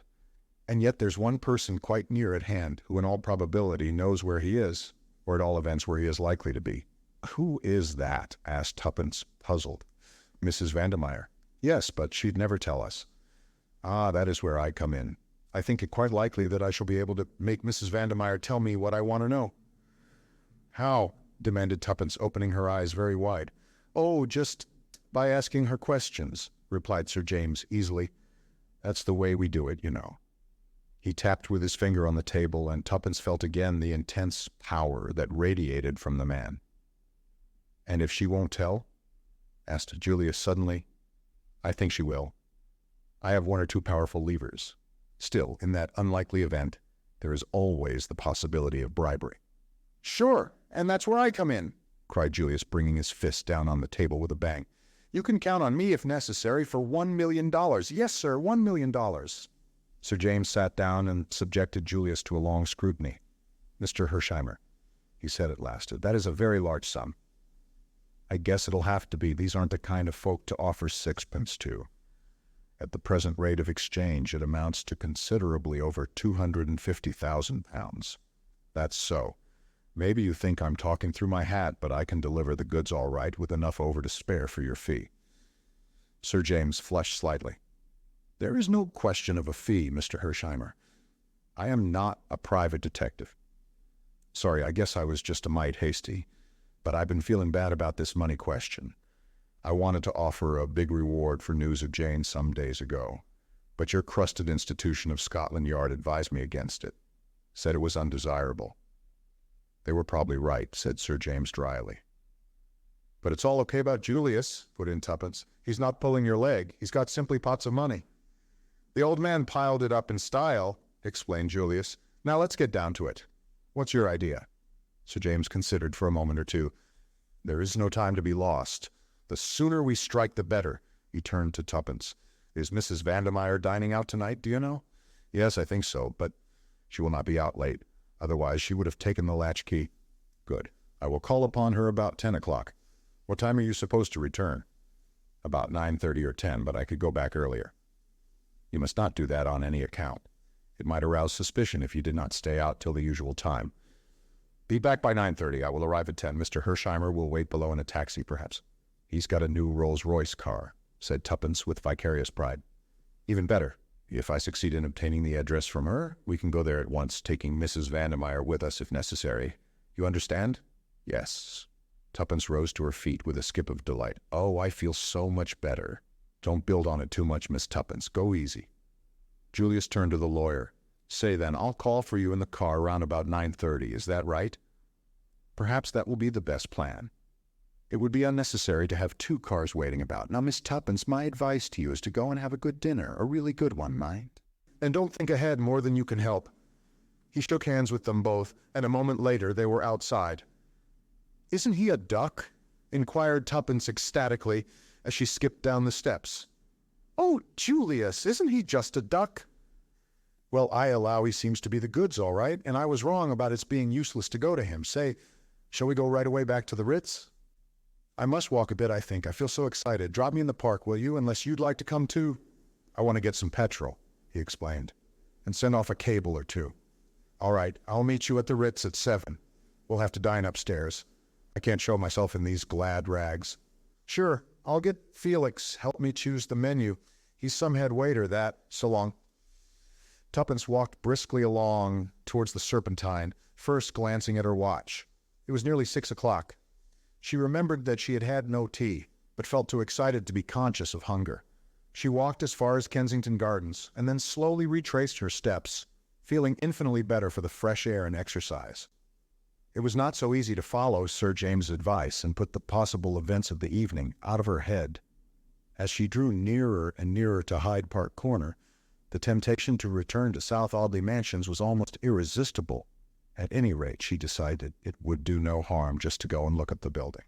Perhaps then she could resign herself to waiting patiently for 10 o'clock. South Audley Mansions looked exactly the same as usual. What Tuppence had expected she hardly knew, but the sight of its red brick stolidity slightly assuaged the growing and entirely unreasonable uneasiness that possessed her. She was just turning away when she heard a piercing whistle, and the faithful Albert came running from the building to join her. Tuppence frowned.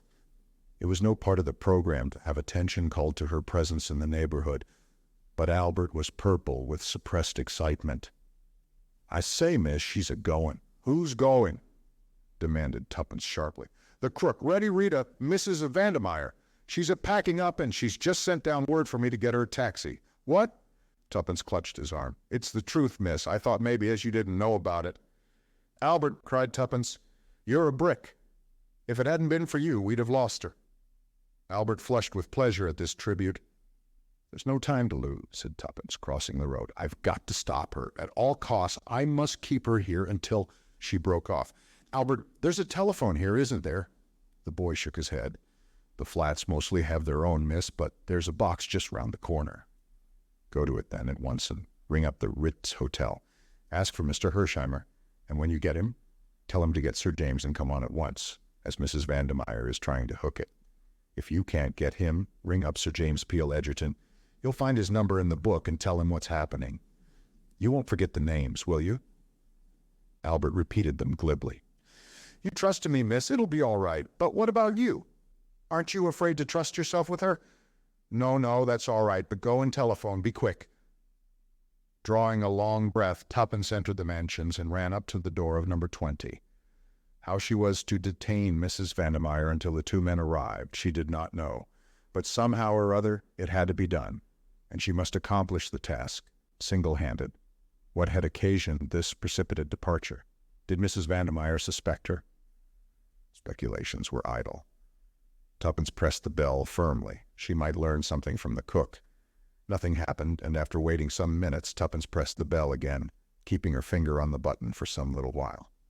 At last she heard footsteps inside, and a moment later Mrs. Vandermeyer herself opened the door. She lifted her eyebrows at the sight of the girl. "You?" "I had a touch of toothache, ma'am," said Tuppence glibly, "so thought it better to come home and have a quiet evening." Mrs. Vandermeyer said nothing, but she drew back and let Tuppence pass into the hall. "How unfortunate for you," she said coldly. "You had better go to bed." "Oh, I shall be all right in the kitchen, ma'am. Cook will—" "Cook is out," said Mrs. Vandermeyer in a rather disagreeable tone. "I sent her out, so you see you had better go to bed." Suddenly Tuppence felt afraid. There was a ring in Mrs. Vandermeyer's voice that she did not like at all. Also, the other woman was slowly edging her up the passage. Tuppence turned at bay. "I don't want—" Then in a flash, a rim of cold steel touched her temple, and Mrs. Vandermeyer's voice rose cold and menacing. "You damned little fool, do you think I don't know? No, don't answer. If you struggle or cry out, I'll shoot you like a dog." The rim of steel pressed a little harder against the girl's temple. "Now then, March," went on Mrs. Vandermeyer, "this way into my room. In a minute, when I've done with you, you'll go to bed as I told you to. And you'll sleep, oh yes, my little spy. You'll sleep all right." There was a sort of hideous geniality in the last words, which Tuppence did not at all like. For the moment there was nothing to be done, and she walked obediently into Mrs. Vandermeyer's bedroom. The pistol never left her forehead. The room was in a state of wild disorder. Clothes were flung about right and left. A suitcase and a hat box, half packed, stood in the middle of the floor. Tuppence pulled herself together with an effort. Her voice shook a little, but she spoke out bravely. "Come now," she said. "This is nonsense. You can't shoot me. Why, everyone in the building would hear the report." "I'd risk that," said Mrs. Vandermeyer cheerfully, "but as long as you don't sing out for help, you're all right, and I don't think you will. You're a clever girl. You deceived me all right. I hadn't a suspicion of you, so I've no doubt that you understand perfectly well that this is where I'm on top and you're underneath. Now then, sit on the bed. Put your hands above your head, and if you value your life, don't move them." Tuppence obeyed passively. Her good sense told her that there was nothing else to do but accept the situation. If she shrieked for help, there was very little chance of anyone hearing her, whereas there was probably quite a good chance of Mrs. Vandermeyer shooting her. In the meantime, every minute of delay gained was valuable. Mrs. Vandermeyer laid down the revolver on the edge of the washstand within reach of her hand, and still eyeing Tuppence like a lynx in case the girl should attempt to move, she took a little stoppered bottle from its place on the marble and poured some of its contents into a glass, which she filled up with water. "What's that?" asked Tuppence sharply. "Something to make you sleep soundly." Tuppence paled a little. "Are you going to poison me?" she asked in a whisper. "Perhaps," said Mrs. Vandermeyer, smiling agreeably.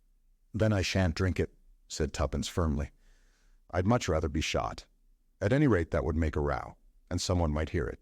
But I won't be killed off quietly like a lamb." Mrs. Vandermeyer stamped her foot. "Don't be a little fool. Do you really think I want to hew and cry for murder out after me? If you've any sense at all, you'll realize that poisoning you wouldn't suit my book at all. It's a sleeping draught, that's all. You'll wake up tomorrow morning none the worse. I simply don't want the bother of tying you up and gagging you. That's the alternative, and you won't like it, I can tell you. I can be very rough if I choose. So drink this down like a good girl, and you'll be none the worse for it." In her heart of hearts, Tuppence believed her. The arguments she had adduced rang true. It was a simple and effective method of getting her out of the way for the time being. Nevertheless, the girl did not take kindly to the idea of being tamely put to sleep without as much as one bid for freedom. She felt that once Mrs. Vandermeyer gave them the slip, the last hope of finding Tommy would be gone. Tuppence was quick in her mental processes. All these reflections passed through her mind in a flash, and she saw where a chance, a very problematical chance, lay, and she determined to risk all in one supreme effort. Accordingly, she lurched suddenly off the bed and fell on her knees before Mrs. Vandermeyer, clutching her skirts frantically. "I don't believe it," she moaned. "It's poison. I know it's poison. Oh, don't make me drink it." Her voice rose to a shriek. "Don't make me drink it." Mrs. Vandermeyer, glass in hand, looked down with a curling lip at this sudden collapse. "Get up, you little idiot. Don't go on driveling there. How you ever had the nerve to play your part as you did, I can't think." She stamped her foot. "Get up, I say." But Tuppence continued to cling and sob, interjecting her sobs with incoherent appeals for mercy. Every minute gained was to the good. Moreover, as she groveled, she moved imperceptibly nearer to her objective. Mrs. Vandermeyer gave a sharp, impatient exclamation and jerked the girl to her knees. "Drink it at once!" Imperiously, she pressed the glass to the girl's lips. Tuppence gave one last, despairing moan. "You swear it won't hurt me?" she temporized. "Of course it won't hurt you. Don't be a fool. Will you swear it?"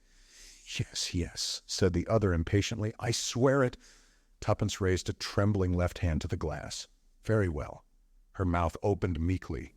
Mrs. Vandermeyer gave a sigh of relief, off her guard for the moment.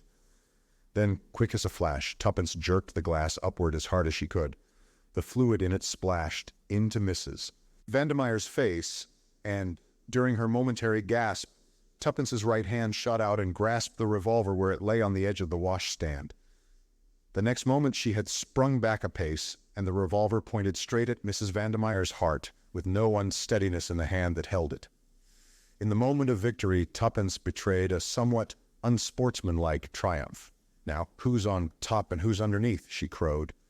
The other's face was convulsed with rage. For a minute, Tuppence thought she was going to spring upon her, which would have placed the girl in an unpleasant dilemma, since she meant to draw the line at actually letting off the revolver. However, with an effort, Mrs. Vandermeyer controlled herself, and at last a slow, evil smile crept over her face. "Not a fool, then, after all. You did that well, girl. But you shall pay for it. Oh, yes, you shall pay for it. I have a long memory." "I'm surprised you should have been gulled so easily," said Tuppence scornfully. "Did you really think I was the kind of girl to roll about on the floor and whine for mercy?" "You may do some day," said the other significantly. The cold malignity of her manner sent an unpleasant chill down Tuppence's spine, but she was not going to give in to it. "Supposing we sit down," she said pleasantly. "Our present attitude is a little melodramatic. No, not on the bed. Draw a chair up to the table. That's right. Now I'll sit opposite you with the revolver in front of me just in case of accidents." "Splendid. Now let's talk." "What about?" said Mrs. Vandermeyer sullenly. Tuppence eyed her thoughtfully for a minute. She was remembering several things. Boris's words, "I believe you would sell us." And her answer, "The price would have to be enormous." Given lightly, it was true, yet might not there be a substratum of truth in it? Long ago, Had not Whittington asked, "Who's been blabbing? Rita?" Would Rita Vandermeyer prove to be the weak spot in the armor of Mr. Brown? Keeping her eyes fixed steadily on the other's face, Tuppence replied quietly, "Money." Mrs. Vandermeyer started. Clearly, the reply was unexpected. "What do you mean?" "I'll tell you. You said just now that you had a long memory. A long memory isn't half as useful as a long purse. I dare say it relieves your feelings a good deal to plan out all sorts of dreadful things to do to me, but is that practical? Revenge is very unsatisfactory. Everyone always says so, but money—" Tuppence warmed to her pet creed. "Well, there's nothing unsatisfactory about money, is there?" "Do you think," said Mrs. Vandermeyer scornfully, "that I am the kind of woman to sell my friends?" "Yes," said Tuppence promptly, "if the price was big enough. A paltry £100 or so." "No," said Tuppence, "I should suggest 100,000. Her economical spirit did not permit her to mention the whole $1 million suggested by Julius. A flush crept over Mrs. Vandermeyer's face. "What did you say?" she asked, her fingers playing nervously with a brooch on her breast. In that moment, Tuppence knew that the fish was hooked, and for the first time she felt a horror of her own money-loving spirit. It gave her a dreadful sense of kinship to the woman fronting her. £100,000, repeated Tuppence. The light died out of Mrs. Vandermeyer's eyes. She leaned back in her chair. "Bah," she said, "you haven't got it." "No," admitted Tuppence. "I haven't, but I know someone who has." "Who?" "A friend of mine." "Must be a millionaire," remarked Mrs. Vandermeyer unbelievingly. "As a matter of fact, he is. He's an American. He'll pay you that without a murmur. You can take it from me that it's a perfectly genuine proposition." Mrs. Vandermeyer sat up again. "I'm inclined to believe you," she said slowly. There was silence between them for some time. Then Mrs. Vandermeyer looked up. "What does he want to know, this friend of yours?" Tuppence went through a momentary struggle, but it was Julius's money, and his interests must come first. "He wants to know where Jane Finn is," she said boldly. Mrs. Vandermeyer showed no surprise. "I'm not sure where she is at the present moment," she replied. "But you could find out?" "Oh, yes," returned Mrs. Vandermeyer carelessly. "There would be no difficulty about that." Then Tuppence's voice shook a little. "There's a boy, a friend of mine. I'm afraid something's happened to him, through your pal Boris." "What's his name?" "Tommy Beresford." "Never heard of him, but I'll ask Boris. He'll tell me anything he knows." "Thank you." Tuppence felt a terrific rise in her spirits. It impelled her to more audacious efforts. "There's one thing more." "Well?" Tuppence leaned forward and lowered her voice. "Who is Mr. Brown?" Her quick eyes saw the sudden paling of the beautiful face. With an effort, Mrs. Vandermeyer pulled herself together and tried to resume her former manner. But the attempt was a mere parody. She shrugged her shoulders. "You can't have learned much about us if you don't know that nobody knows who Mr. Brown is." "You do," said Tuppence quietly. Again the color deserted the other's face. "What makes you think that?" "I don't know," said the girl, truthfully, "but I'm sure." Mrs. Vandermeyer stared in front of her for a long time. "Yes," she said hoarsely at last, "I know. I was beautiful. You see, very beautiful." "You are still," said Tuppence with admiration. Mrs. Vandermeyer shook her head. There was a strange gleam in her electric blue eyes. "Not beautiful enough," she said in a soft, dangerous voice. "Not beautiful enough. And sometimes lately I've been afraid. It's dangerous to know too much." She leaned forward across the table. "Swear that my name shan't be brought into it, that no one shall ever know." "I swear it, and once is he caught, you'll be out of danger." A terrified look swept across Mrs. Vandermeyer's face. Shall I ever be?" She clutched Tuppence's arm. "You're sure about the money?" "Quite sure." "When shall I have it? There must be no delay." "This friend of mine will be here presently. He may have to send cables or something like that, but there won't be any delay. He's a terrific hustler." A resolute look settled on Mrs. Vandermeyer's face. "I'll do it. It's a great sum of money, and besides," she gave a curious smile, "it is not wise to throw over a woman like me." For a moment or two she remained smiling, and lightly tapping her fingers on the table. Suddenly she started, and her face blanched. "What was that?" "I heard nothing." Mrs. Vandermeyer gazed round her fearfully. "If there should be someone listening—" "Nonsense! Who could there be?" Even the walls might have ears, whispered the other. I tell you I'm frightened. You don't know him. Think of the £100,000, said Tuppence soothingly. Mrs. Vandermeyer passed her tongue over her dried lips. You don't know him, she reiterated hoarsely. He's... Ah! With a shriek of terror she sprang to her feet. Her outstretched hand pointed over Tuppence's head. Then she swayed to the ground in a dead faint. Tuppence looked round to see what had startled her. In the doorway were Sir James Peel Edgerton and Julius Hersheimmer. Chapter 13. The Vigil. Sir James brushed past Julius and hurriedly bent over the fallen woman. Heart, he said sharply. Seeing us so suddenly must have given her a shock. Brandy and quickly, or she'll slip through our fingers. Julius hurried to the washstand. Not there, said Tuppence over her shoulder. In the Tantalus in the dining room, second door down the passage. Between them, Sir James and Tuppence lifted Mrs. Vandermeyer and carried her to the bed. There they dashed water on her face, but with no result. The lawyer fingered her pulse. Touch and go, he muttered. I wish that young fellow would hurry up with the brandy. At that moment Julius re-entered the room carrying a glass half full of the spirit which he handed to Sir James. While Tuppence lifted her head, the lawyer tried to force a little of the spirit between her closed lips. Finally the woman opened her eyes feebly. Tuppence held the glass to her lips. Drink this. Mrs. Vandermeyer complied. The brandy brought the color back to her white cheeks and revived her in a marvelous fashion. She tried to sit up, then fell back with a groan, her hand to her side. It's my heart, she whispered. I mustn't talk. She lay back with closed eyes. Sir James kept his finger on her wrist a minute longer, then withdrew it with a nod. She'll do now. All three moved away and stood together talking in low voices. One and all were conscious of a certain feeling of anticlimax. Clearly any scheme for cross-questioning the lady was out of the question for the moment. For the time being they were baffled, and could do nothing. Tuppence related how Mrs. Vandermeyer had declared herself willing to disclose the identity of Mr. Brown, and how she had consented to discover and reveal to them the whereabouts of Jane Finn. Julius was congratulatory. That's all right, Miss Tuppence. Splendid. I guess that £100,000 will look just as good in the morning to the lady as it did overnight. There's nothing to worry over. She won't speak without the cash, anyway, you bet. There was certainly a good deal of common sense in this, and Tuppence felt a little comforted.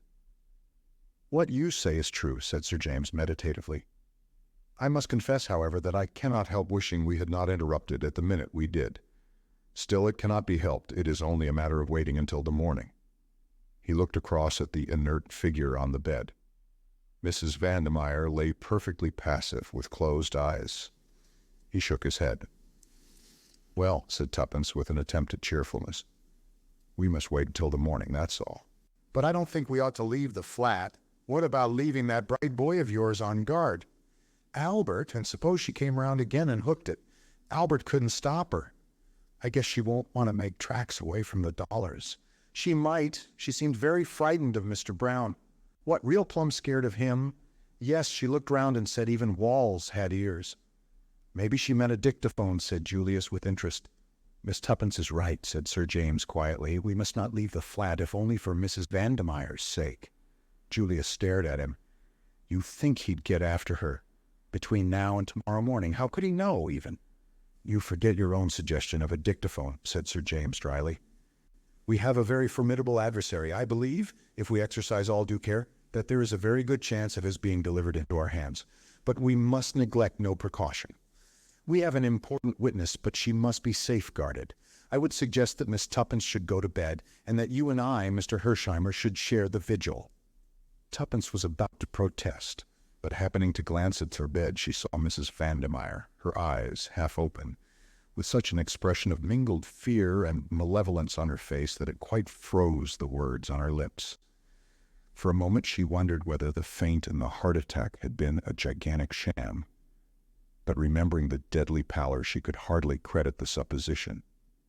As she looked, the expression disappeared as by magic, and Mrs. Vandermeyer lay inert and motionless as before. For a moment the girl fancied she must have dreamt it, but she determined nevertheless to be on the alert. Well, said Julius, I guess we'd better make a move out of here anyway. The others fell in with his suggestion. Sir James again felt Mrs. Vandemeyer's pulse. "Perfectly satisfactory," he said in a low voice to Tuppence. "She'll be absolutely all right after a night's rest." The girl hesitated a moment by the bed. The intensity of the expression she had surprised had impressed her powerfully. Mrs. Vandemeyer lifted her lids. She seemed to be struggling to speak. Tuppence bent over her. "Don't leave." She seemed unable to proceed, murmuring something that sounded like sleepy. Then she tried again. Tuppence bent lower still. It was only a breath. "Mr. Brown." The voice stopped, but the half-closed eyes seemed still to send an agonized message. Moved by a sudden impulse, the girl said quickly, "I shan't leave a flat. I shall sit up all night." A flash of relief showed before the lids descended once more. Apparently Mrs. Vandemeyer slept, but her words had awakened a new uneasiness in Tuppence. What had she meant by that low murmur? "Mr. Brown?" Tuppence caught herself nervously looking over her shoulder. The big wardrobe loomed up in a sinister fashion before her eyes. Plenty of room for a man to hide in that. Half ashamed of herself, Tuppence pulled it open and looked inside. No one, of course.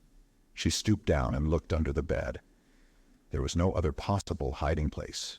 Tuppence gave her familiar shake of the shoulders. It was absurd, this giving way to nerves. Slowly she went out of the room. Julius and Sir James were talking in a low voice. Sir James turned to her. "Lock the door on the outside, please, Miss Tuppence, and take out the key. There must be no chance of anyone entering that room." The gravity of his manner impressed them, and Tuppence felt less ashamed of her attack of nerves. "Say," remarked Julius suddenly, "there's Tuppence's bright boy. I guess I'd better go down and ease his young mind. That's some lad, Tuppence." "How did you get in, by the way?" asked Tuppence suddenly. "I forgot to ask." "Well, Albert got me on the phone all right. I ran round for Sir James here, and we came right on. The boy was on this lookout for us and was just a mite worried about what might have happened to you. He'd been listening outside the door of the flat, but couldn't hear anything. Anyhow, he suggested sending us up in the coal lift instead of ringing the bell. And sure enough, we landed in the scullery, and came right along to find you. Albert's still below and must be just hopping mad by this time." With which Julius departed abruptly. "Now then, Miss Tuppence," said Sir James, "you know this place better than I do. Where do you suggest we should take up our quarters?" Tuppence considered for a moment or two. "I think Mrs. Vandemeyer's boudoir would be the most comfortable," she said at last, and led the way there. Sir James looked round approvingly. "This will do very well. And now, my dear young lady, do go to bed and get some sleep." Tuppence shook her head resolutely. "I couldn't, thank you, Sir James. I should dream of Mr. Brown all night." "But you'll be so tired, child." "No, I shan't." "I'd rather stay up, really." The lawyer gave in. Julius reappeared some minutes later, having reassured Albert and rewarded him lavishly for his services. Having in his turn failed to persuade Tuppence to go to bed, he said decisively, "At any rate, you've got to have something to eat right away. Where's the larder?" Tuppence directed him, and he returned in a few minutes with a cold pie and 3 plates. After a hearty meal, the girl felt inclined to pooh-pooh her fancies of half an hour before. The power of the money bribe could not fail. "And now, Miss Tuppence," said Sir James, "we want to hear your adventures." "That's so," agreed Julius. Tuppence narrated her adventures with some complacence. Julius occasionally interjected an admiring "bully." Sir James said nothing until she had finished, when his quiet "Well done, Miss Tuppence," made her flush with pleasure. "There's one thing I don't get clearly," said Julius. "What put her up to clearing out?" "I don't know," confessed Tuppence. Sir James stroked his chin thoughtfully. The room was in great disorder. "That looks as though her flight was unpremeditated, almost as though she got a sudden warning to go from someone." "Mr. Brown, I suppose," said Julius scoffingly. The lawyer looked at him deliberately for a minute or two. "Why not?" he said. "Remember, you yourself have once been worsted by him." Julius flushed with vexation. "I feel just mad when I think of how I handed out Jane's photograph to him like a lamb. Gee, if I ever lay hands on it again, I'll freeze onto it like hell." "That contingency is likely to be a remote one," said the other dryly. "I guess you're right," said Julius frankly. "And in any case, it's the original I'm out after. Where do you think she can be, Sir James?" The lawyer shook his head. Impossible to say, but I've a very good idea where she has been. You have? Where? Sir James smiled. At the scene of your nocturnal adventures, the Bournemouth nursing home. There? Impossible. I asked. No, my dear sir, you asked if anyone of the name of Jane Finn had been there. Now, if the girl had been placed there, it would almost certainly be under an assumed name. Bully for you, cried Julius. I never thought of that. It was fairly obvious, said the other. Perhaps the doctor's in it too, suggested Tuppence. Julius shook his head. I don't think so. I took to him at once. No, I'm pretty sure Dr. Hall's all right. Hall, did you say? Asked Sir James. That is curious, really very curious. Why? Demanded Tuppence. Because I happened to meet him this morning. I've known him slightly on and off for some years. And this morning I ran across him in the street. Staying at the Metropole, he told me. He turned to Julius. Didn't he tell you he was coming up to town? Julius shook his head. Curious, mused Sir James. You did not mention his name this afternoon, or I would have suggested your going to him for further information with my card as introduction. I guess I'm a mutt, said Julius with unusual humility. I ought to have thought of the false name stunt. How could you think of anything after falling out of that tree? Cried Tuppence. I'm sure anyone else would have been killed right off. Well, I guess it doesn't matter now anyway, said Julius. We've got Mrs. Vandermeyer on a string, and that's all we need. Yes, said Tuppence, but there was a lack of assurance in her voice. A silence settled down over the party. Little by little, the magic of the night began to gain a hold on them. There were sudden creaks of the furniture, imperceptible rustlings in the curtains. Suddenly, Tuppence sprang up with a cry. I can't help it. I know Mr. Brown's somewhere in the flat. I can feel him. Sure, Tuppence. How could he be? This door's open into the hall. No one could have come in by the front door without our seeing and hearing him. I can't help it. I feel he's here. She looked appealingly at Sir James, who replied gravely, With due deference to your feelings, Miss Tuppence, and mine as well, for that matter, I do not see how it is humanly possible for anyone to be in the flat without our knowledge. The girl was a little comforted by his words. Sitting up at night is always rather jumpy, she confessed. Yes, said Sir James. We are in the condition of people holding a séance. Perhaps if a medium were present, we might get some marvelous results. Do you believe in spiritualism? Asked Tuppence, opening her eyes wide. The lawyer shrugged his shoulders. There is some truth in it, without a doubt, but most of the testimony would not pass muster in the witness box. The hours drew on. With the first faint glimmerings of dawn, Sir James drew aside the curtains. They beheld what few Londoners see, the slow rising of the sun over the sleeping city. Somehow, with the coming of the light, the dreads and fancies of the past night seemed absurd. Tuppence's spirits revived to the normal. Hooray, she said, it's going to be a gorgeous day, and we shall find Tommy and Jane Finn, and everything will be lovely. I shall ask Mr. Carter if I can't be made a dame. At 7 o'clock, Tuppence volunteered to go and make some tea. She returned with a tray containing the teapot and 4 cups. Who's the other cup for? Inquired Julius. The prisoner, of course. I suppose we might call her that. Taking her tea seems a kind of anticlimax to last night, said Julius thoughtfully. Yes, it does, admitted Tuppence. But anyway, here goes. Perhaps you'd both come too, in case she springs on me or anything. You see, we don't know what mood she'll wake up in. Sir James and Julius accompanied her to the door.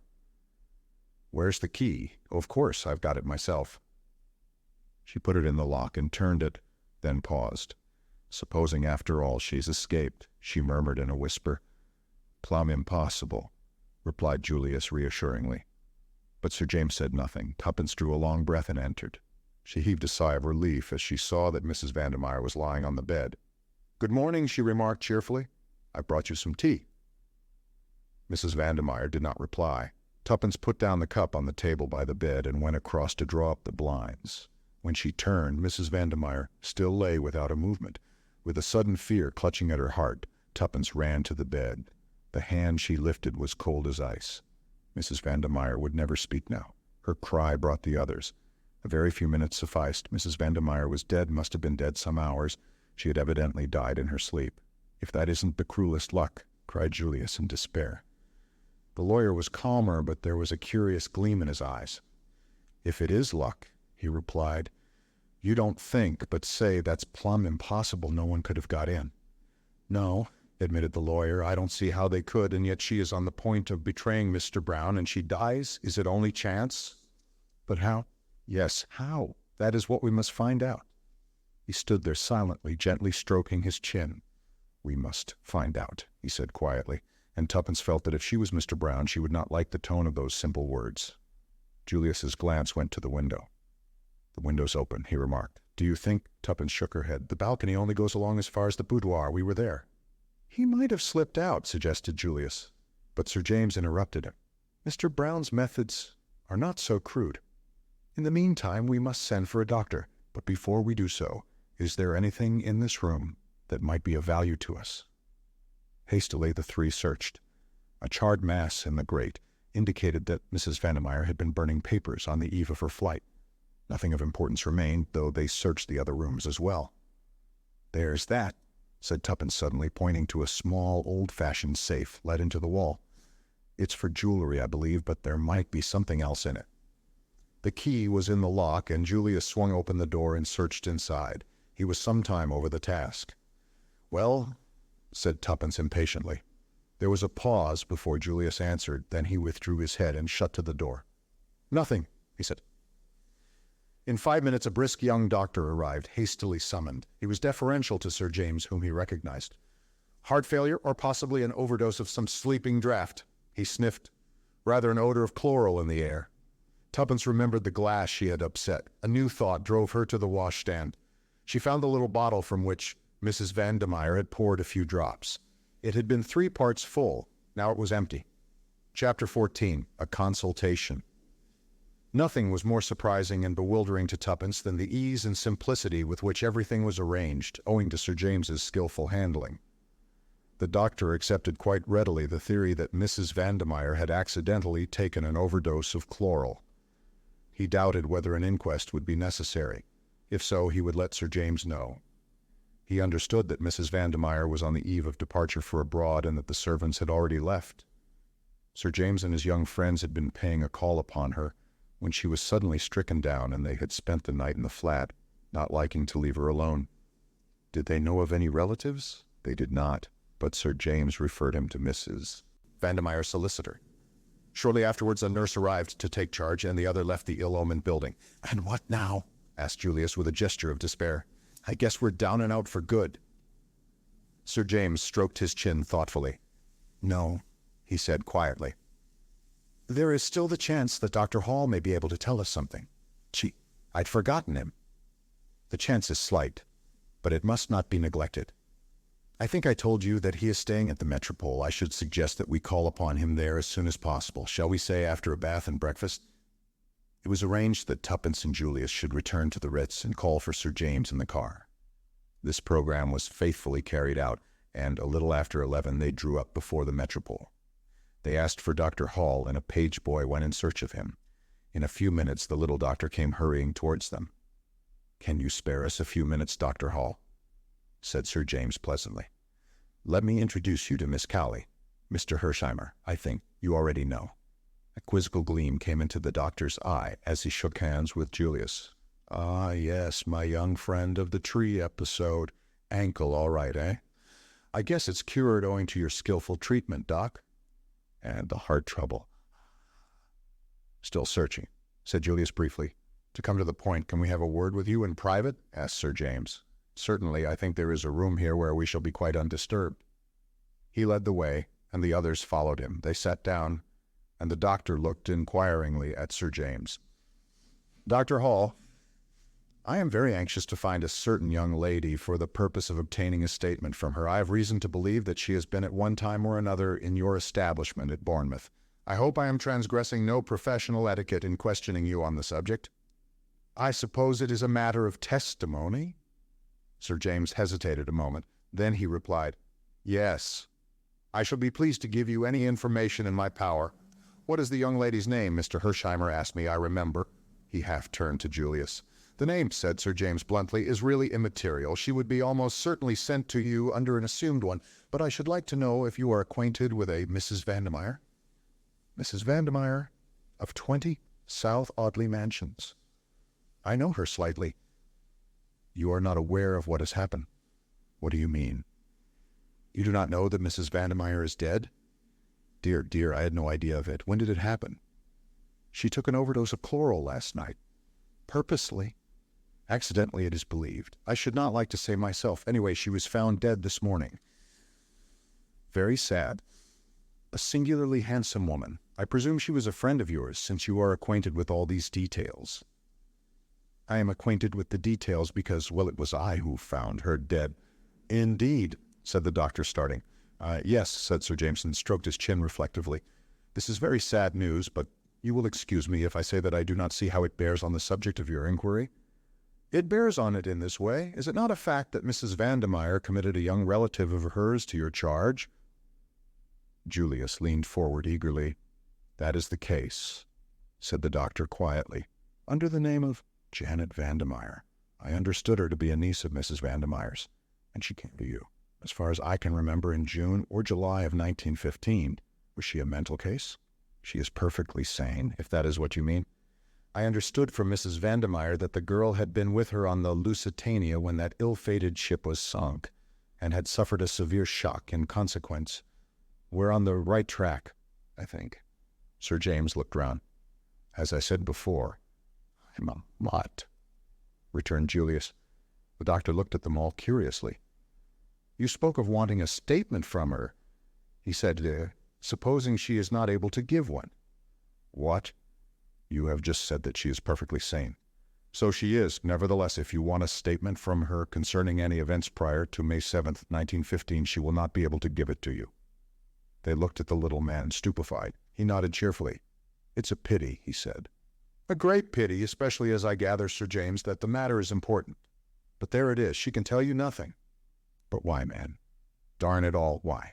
The little man shifted his benevolent glance to the excited young American. Because Janet Vandermeyer is suffering from a complete loss of memory. What? Quite so. An interesting case, a very interesting case. Not so uncommon, really, as you would think. There are several very well-known parallels. It's the first case of the kind that I've had under my own personal observation, and I must admit that I've found it of absorbing interest. There was something rather ghoulish in the little man's satisfaction. And she remembers nothing, said Sir James slowly. Nothing prior to May 7th, 1915. After that date, her memory is as good as yours or mine. Then the first thing she remembers is landing with the survivors. Everything before that is a blank. She did not know her own name or where she had come from or where she was. She couldn't even speak her own tongue. But surely all this is most unusual, put in Julius. No, my dear sir, quite normal under the circumstances. Severe shock to the nervous system. Loss of memory proceeds nearly always on the same lines. I suggested a specialist, of course. There's a very good man in Paris makes a study of these cases, but Mrs. Vandermeyer opposed the idea of publicity that might result from such a course. I can imagine she would, said Sir James grimly. I fell in with her views. There's a certain notoriety given to these cases. And the girl was very young, 19, I believe. It seemed a pity that her infirmity should be talked about might damage her prospects. Besides, there is no special treatment to pursue in such cases. It is really a matter of waiting. Waiting? Yes, sooner or later the memory will return as suddenly as it went. But in all probability, the girl will have entirely forgotten the intervening period and will take up life where she left off at the sinking of the Lusitania. And when do you expect this to happen? The doctor shrugged his shoulders. That I cannot say. Sometimes it is a matter of months. Sometimes it has been known to be as long as 20 years. Sometimes another shock does the trick. One restores what the other took away. Another shock, said Julius thoughtfully. Exactly. There was a case in Colorado. The little man's voice trailed on, voluble, mildly enthusiastic. Julius did not seem to be listening. He had relapsed into his own thoughts and was frowning. Suddenly he came out of his brown study and hit the table such a resounding bang with his fist that everyone jumped, the doctor most of all. I've got it. I guess, Doc, I'd like your medical opinion on the plan I'm about to outline. Say Jane was to cross the herring pond again and the same thing was to happen. The submarine, the sinking ship, everyone to take to the boats and so on. Wouldn't that do the trick? Wouldn't it give a mighty big bump to her subconscious self, or whatever the jargon is, and start it functioning again right away?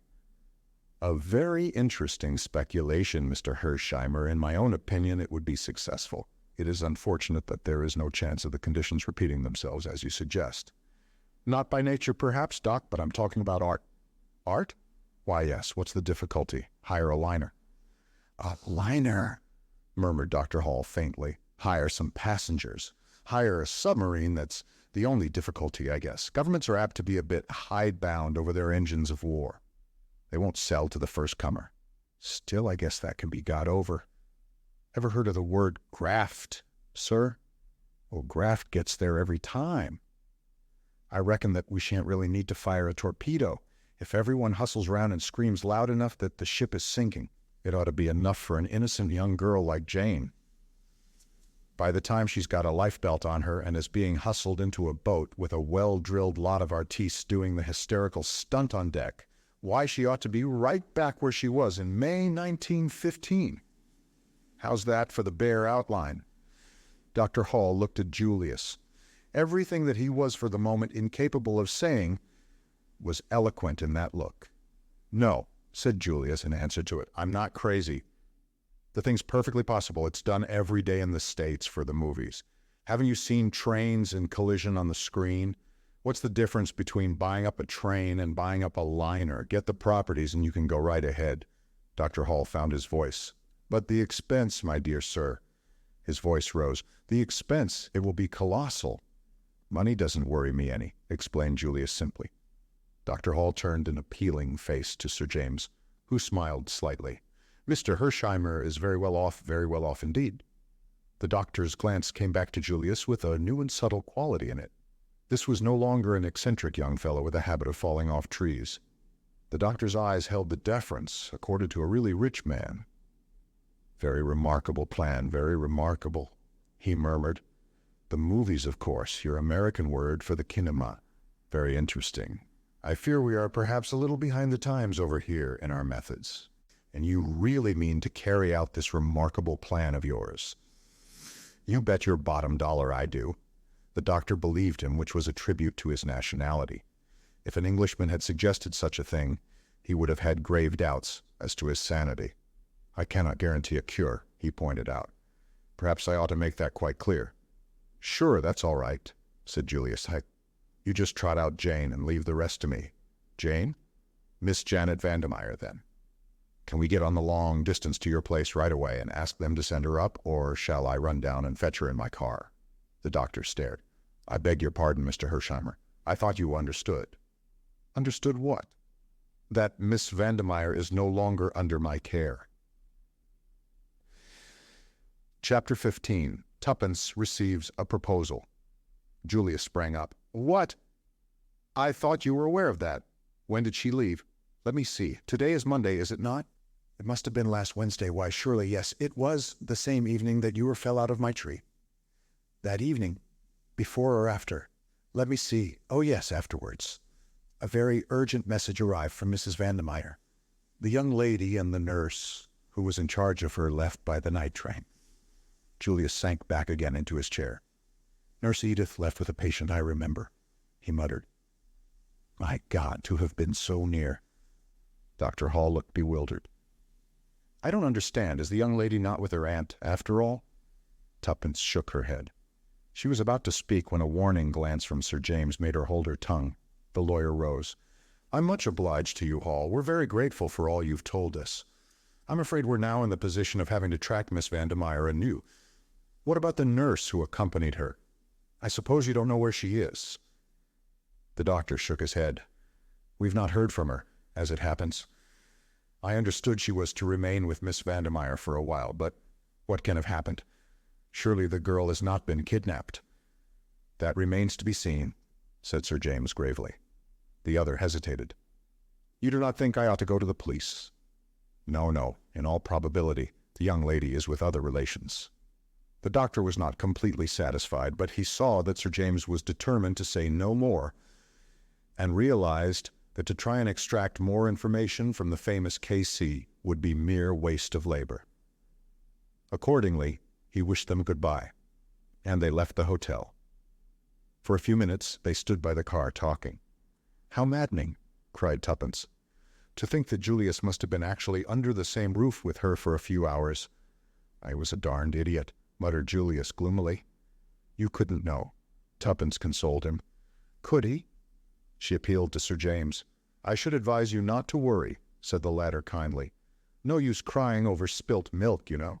The great thing is what to do next, added Tuppence, the practical. Sir James shrugged his shoulders. You might advertise for the nurse who accompanied the girl. That is the only course I can suggest, and I must confess I do not hope for much result. Otherwise, there is nothing to be done. Nothing, said Tuppence blankly. And Tommy? We must hope for the best, said Sir James. Oh, yes, we must go on hoping. But over her downcast head his eyes met Julius's, and almost imperceptibly he shook his head. Julius understood. The lawyer considered the case hopeless. The young American's face grew grave. Sir James took Tuppence's hand. You must let me know if anything further comes to light. Letters will always be forwarded. Tuppence stared at him blankly. You are going away. I told you, don't you remember, to Scotland? Yes, but I thought... The girl hesitated. Sir James shrugged his shoulders. My dear young lady, I can do nothing more, I fear. Our clues have all ended in thin air. You can take my word for it that there is nothing more to be done. If anything should arise, I shall be glad to advise you in any way I can. His words gave Tuppence an extraordinarily desolate feeling. I suppose you're right, she said. Anyway, thank you very much for trying to help us. Goodbye. Julius was bending over the car. A momentary pity came into Sir James's keen eyes as he gazed into the girl's downcast face. Don't be too disconsolate, Miss Tuppence, he said in a low voice. Remember, holiday time isn't always all playtime. One sometimes manages to put in some work as well. Something in his tone made Tuppence glance up sharply. He shook his head with a smile. No, I shan't say any more. Great mistake to say too much, remember that. Never tell all you know, not even to the person you know best. Understand? Goodbye. He strode away. Tuppence stared after him. She was beginning to understand Sir James's methods. Once before, he had thrown her a hint in the same careless fashion. Was this a hint? What exactly lay behind those last brief words? Did he mean that after all he had not abandoned the case, that secretly he would be working on it still while her meditations were interrupted by Julius, who adjured her to get right in? You're looking kind of thoughtful, he remarked as they started off. Did the old guy say anything more? Tuppence opened her mouth impulsively and then shut it again. Sir James's words sounded in her ears. Never tell all you know, not even to the person you know best. And like a flash there came into her mind another memory. Julius before the safe in the flat, her own question and the pause before his reply. Nothing. Was there really nothing? Or had he found something he wished to keep to himself? If he could make a reservation, so could she. Nothing particular, she replied. She felt rather than saw Julius throw a sideways glance at her. Say, shall we go for a spin in the park? If you like. For a while they ran on under the trees in silence. It was a beautiful day. The keen rush through the air brought a new exhilaration to Tuppence. Say, Miss Tuppence, do you think I'm ever going to find Jane? Julius spoke in a discouraged voice. The mood was so alien to him that Tuppence turned and stared at him in surprise. He nodded. That's so. I'm getting down and out over the business. Sir James today hadn't got any hope at all. I could see that. I don't like him. We don't gee together somehow, but he's pretty cute, and I guess he wouldn't quit if there was any chance of success now. Would he? Tuppence felt rather uncomfortable. But clinging to her belief that Julius also had withheld something from her, she remained firm. He suggested advertising for the nurse, she reminded him. Yes, with a forlorn hope flavor to his voice. No, I'm about fed up. I've half a mind to go back to the States right away. Oh, no, cried Tuppence. We've got to find Tommy. I sure forgot Beresford, said Julius contritely. That's so. We must find him. But well, I've been daydreaming ever since I started on this trip, and these dreams are rotten poor business. I'm quit of them. Say, Miss Tuppence, there's something I'd like to ask you. Yes? You and Beresford. What about it? I don't understand you, replied Tuppence with dignity, adding rather inconsequently, and anyway, you're wrong. Not got a sort of kindly feeling for one another? Certainly not, said Tuppence with warmth. Tommy and I are friends, nothing more. I guess every pair of lovers has said that some time or another, observed Julius. Nonsense, snapped Tuppence.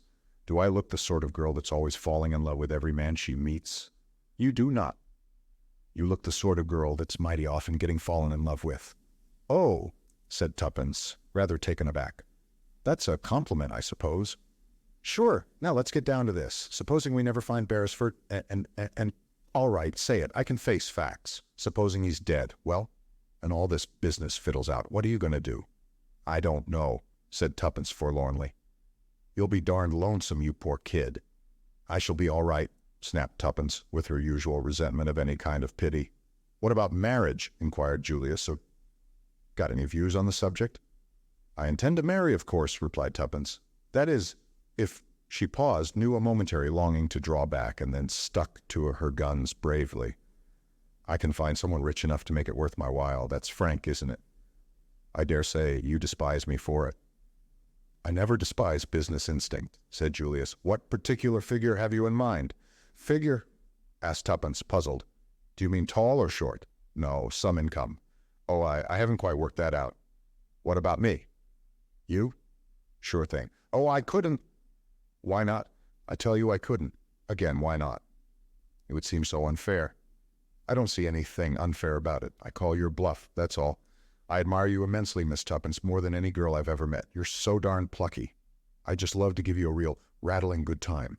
Say the word and we'll run round right away to some high-class jeweler and fix up the ring business.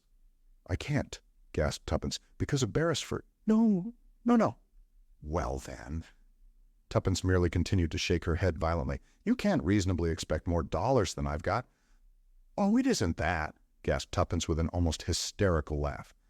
But thanking you very much and all that, I think I'd better say no. I'd be obliged if you'd do me the favor to think it over until tomorrow. It's no use. Still, I guess we'll leave it like that. Very well, said Tuppence meekly. Neither of them spoke again until they reached the Ritz. Tuppence went upstairs to her room. She felt morally battered to the ground after her conflict with Julius's vigorous personality. Sitting down in front of the glass, she stared at her own reflection for some minutes. Fool, murmured Tuppence at length, making a grimace. Little fool. Everything you want, everything you've ever hoped for, and you go and bleed out no like an idiotic little sheep. It's your one chance. Why don't you take it, grab it, snatch at it? What more do you want? As if in answer to her own question, her eyes fell on a small snapshot of Tommy that stood on her dressing table in a shabby frame. For a moment she struggled for self-control, and then abandoning all presence, she held it to her lips and burst into a fit of sobbing. Oh, Tommy, Tommy, she cried, I do love you so, and I may never see you again. At the end of 5 minutes, Tuppence sat up, blew her nose, and pushed back her hair. That's that, she observed sternly. Let's look facts in the face. I seem to have fallen in love with an idiot of a boy who probably doesn't care two straws about me. Here she paused. Anyway, she resumed, as though arguing with an unseen opponent. I don't know that he does. He'd never have dared to say so. I've always jumped on sentiment, and here I am, being more sentimental than anybody. What idiots girls are. I've always thought so. I suppose I shall sleep with his photograph under my pillow and dream about him all night. It's dreadful to feel you've been false to your principles. Tuppence shook her head sadly as she reviewed her backsliding. I don't know what to say to Julius, I'm sure. Oh, what a fool I feel. I'll have to say something. He's so American and thorough, he'll insist upon having a reason. I wonder if he did find anything in that safe. Tuppence's meditations went off on another tack. She reviewed the events of last night carefully and persistently. Somehow they seemed bound up with Sir James's enigmatical words.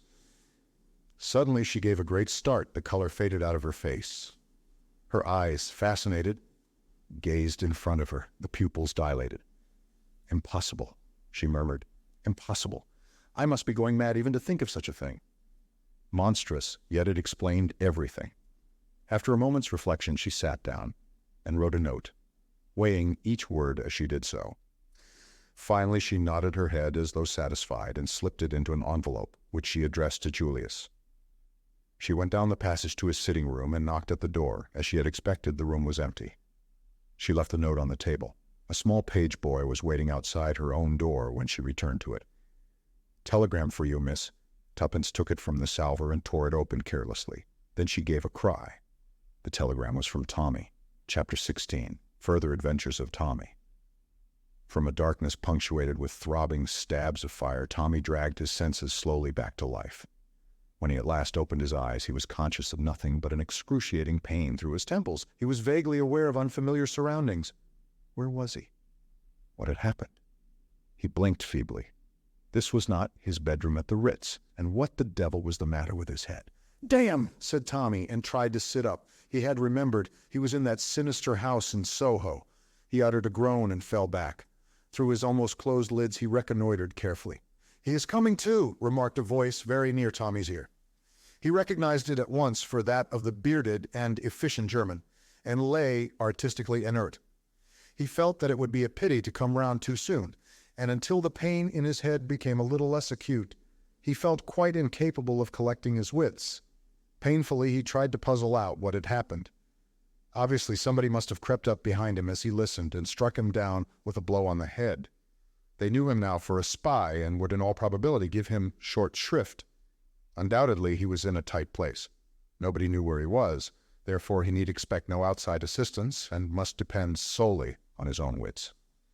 "Well, here goes," murmured Tommy to himself, and repeated his former remark. "Damn," he observed, and this time succeeded in sitting up. In a minute the German stepped forward and placed a glass to his lips, with the brief command, "Drink." Tommy obeyed. The potency of the draught made him choke, but it cleared his brain in a marvelous manner. He was lying on a couch in the room in which the meeting had been held. On one side of him was the German, on the other, the villainous-faced doorkeeper who had let him in. The others were grouped together at a little distance away, but Tommy missed one face. The man known as Number 1 was no longer of the company. "Feel better?" asked the German as he removed the empty glass. "Yes, thanks," returned Tommy cheerfully. "Ah, my young friend, it is lucky for you your skull is so thick." The good Conrad struck hard. He indicated the evil-faced doorkeeper by a nod. The man grinned. Tommy twisted his head round with an effort. "Oh," he said, "so you're Conrad, are you? It strikes me the thickness of my skull was lucky for you, too. When I look at you, I feel it's almost a pity I've enabled you to cheat the hangman." The man snarled, and the bearded man said quietly, "He would have run no risk of that." "Just as you like," replied Tommy. "I know it's the fashion to run down the police. I rather believe in them myself." His manner was nonchalant to the last degree. Tommy Beresford was one of those young Englishmen not distinguished by any special intellectual ability, but who are emphatically at their best in what is known as a tight place. Their natural diffidence and caution fall from them like a glove. Tommy realized perfectly that in his own wits lay the only chance of escape, and behind his casual manner he was racking his brains furiously. The cold accents of the German took up the conversation. "Have you anything to say before you are put to death as a spy?" "Simply lots of things," replied Tommy with the same urbanity as before. "Do you deny that you were listening at that door?" "I do not. I must really apologize, but your conversation was so interesting that it overcame my scruples." "How did you get in?" "Dear old Conrad here?" Tommy smiled deprecatingly at him. "I hesitate to suggest pensioning off a faithful servant, but you really ought to have a better watchdog." Conrad snarled impotently and said sullenly, as the man with the beard swung round upon him, "He gave the word. How was I to know?" "Yes," Tommy chimed in, "how was he to know? Don't blame the poor fellow. His hasty action has given me the pleasure of seeing you all face to face." He fancied that his words caused some discomposure among the group, but the watchful German stilled it with a wave of his hand. "Dead men tell no tales," he said evenly. "Ah," said Tommy, "but I'm not dead yet." "You soon will be, my young friend," said the German. An assenting murmur came from the others. Tommy's heart beat faster, but his casual pleasantness did not waver. "I think not," he said firmly. "I should have a great objection to dying." He had got them puzzled. He saw that by the look on his captor's face. "Can you give us any reason why we should not put you to death?" asked the German. "Several," replied Tommy. "Look here, you've been asking me a lot of questions. Let me ask you one for a change. Why didn't you kill me off at once before I regained consciousness?" The German hesitated, and Tommy seized his advantage. "Because you didn't know how much I knew and where I obtained that knowledge. If you kill me now, you never will know." But here the emotions of Boris became too much for him. He stepped forward, waving his arms. "You hell-hound of a spy," he screamed. "We will give you short shrift. Kill him, kill him." There was a roar of applause. "You hear?" said the German, his eyes on Tommy. "What have you to say to that?" "Say?" Tommy shrugged his shoulders. "Pack of fools. Let them ask themselves a few questions. How did I get into this place? Remember what dear old Conrad said with your own password, wasn't it? How did I get hold of that? You don't suppose I came up those steps haphazard and said the first thing that came into my head?" Tommy was pleased with the concluding words of this speech. His only regret was that Tuppence was not present to appreciate its full flavor. "That is true," said the working man suddenly. "Comrades, we have been betrayed." An ugly murmur arose. Tommy smiled at them encouragingly. "That's better. How can you hope to make a success of any job if you don't use your brains?" "You will tell us who has betrayed us," said the German. "But that shall not save you. Oh, no. You shall tell us all that you know. Boris here knows pretty ways of making people speak." "Bah," said Tommy scornfully, fighting down a singularly unpleasant feeling in the pit of his stomach. "You will neither torture me nor kill me." "And why not?" asked Boris. "'Cause you'd kill the goose that lays the golden eggs," replied Tommy quietly. There was a momentary pause. It seemed as though Tommy's persistent assurance was at last conquering. They were no longer completely sure of themselves. The man in the shabby clothes stared at Tommy searchingly. "He's bluffing you, Boris," he said quietly. Tommy hated him. Had the man seen through him? The German, with an effort, turned roughly to Tommy. "What do you mean?" "What do you think I mean?" parried Tommy, searching desperately in his own mind. Suddenly Boris stepped forward and shook his fist in Tommy's face. "Speak, you swine of an Englishman, speak!" "Don't get so excited, my good fellow," said Tommy calmly. "That's the worst of you foreigners. You can't keep calm. Now I ask you, do I look as though I thought there were the least chance of your killing me?" He looked confidently round, and was glad they could not hear the persistent beating of his heart, which gave the lie to his words. "No," admitted Boris at last sullenly. "You do not." "Thank God he's not a mind reader," thought Tommy. Aloud he pursued his advantage. "And why am I so confident? Because I know something that puts me in a position to propose a bargain." "A bargain?" The bearded man took him up sharply. "Yes, a bargain. My life and liberty against—" He paused. "Against what?" The group pressed forward. You could have heard a pin drop. Slowly Tommy spoke. "The papers the Danvers brought over from America in the Lusitania." The effect of his words was electrical. Everyone was on his feet. The German waved them back. He leaned over Tommy, his face purple with excitement. "Himmel, you have got them, then." With magnificent calm, Tommy shook his head. "You know where they are," persisted the German. Again Tommy shook his head. "Not in the least." Then, angry and baffled, the words failed him. Tommy looked round. He saw anger and bewilderment on every face, but his calm assurance had done its work. No one doubted but that something lay behind his words. "I don't know where the papers are, but I believe that I can find them. I have a theory." "Ha!"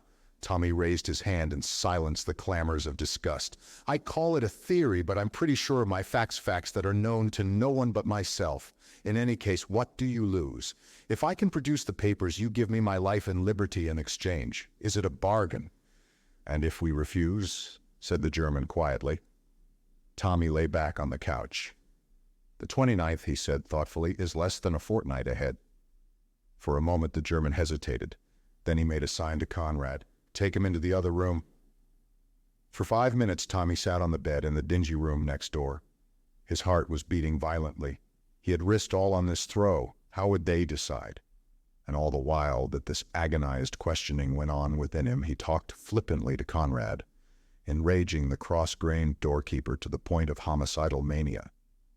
At last the door opened, and the German called imperiously to Conrad to return. "Let's hope the judge hasn't put his black cap on," remarked Tommy frivolously. "That's right, Conrad. March me in. The prisoner is at the bar, gentlemen." The German was seated once more behind the table. He motioned to Tommy to sit down opposite to him. "We accept," he said harshly. "On terms. The papers must be delivered to us before you go free." "Idiot," said Tommy amiably. "How do you think I can look for them if you keep me tied by the leg here?" "What do you expect, then?" "I must have liberty to go about the business in my own way." The German laughed. "Do you think we are little children to let you walk out of here, leaving us a pretty story full of promises? No, said Tommy thoughtfully. "Though infinitely simpler for me, I did not really think you would agree to that plan. Very well, we must arrange a compromise. How would it be if you attached little Conrad here to my person? He's a faithful fellow and very ready with the fist." "We prefer," said the German coldly, "that you should remain here. One of our number will carry out your instructions minutely. If the operations are complicated, he will return to you with a report, and you can instruct him further." "You're tying my hands," complained Tommy. "It's a very delicate affair, and the other fellow will muff it up as likely as not. And then where shall I be? I don't believe one of you has got an ounce of tact." The German rapped the table. "Those are our terms. Otherwise, death." Tommy leaned back wearily.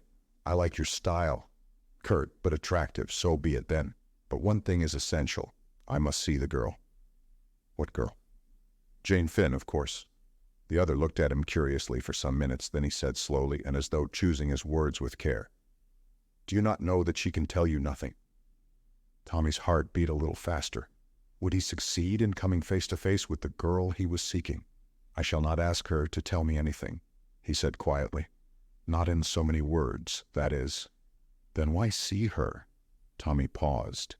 "To watch her face when I ask her one question," he replied at last. Again there was a look in the German's eyes that Tommy did not quite understand. "She will not be able to answer your question." "That does not matter. I shall have seen her face when I ask it." "And you think that will tell you anything?" He gave a short, disagreeable laugh.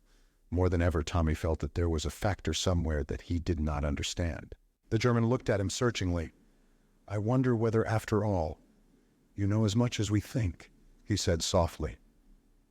Tommy felt his ascendancy less sure than a moment before.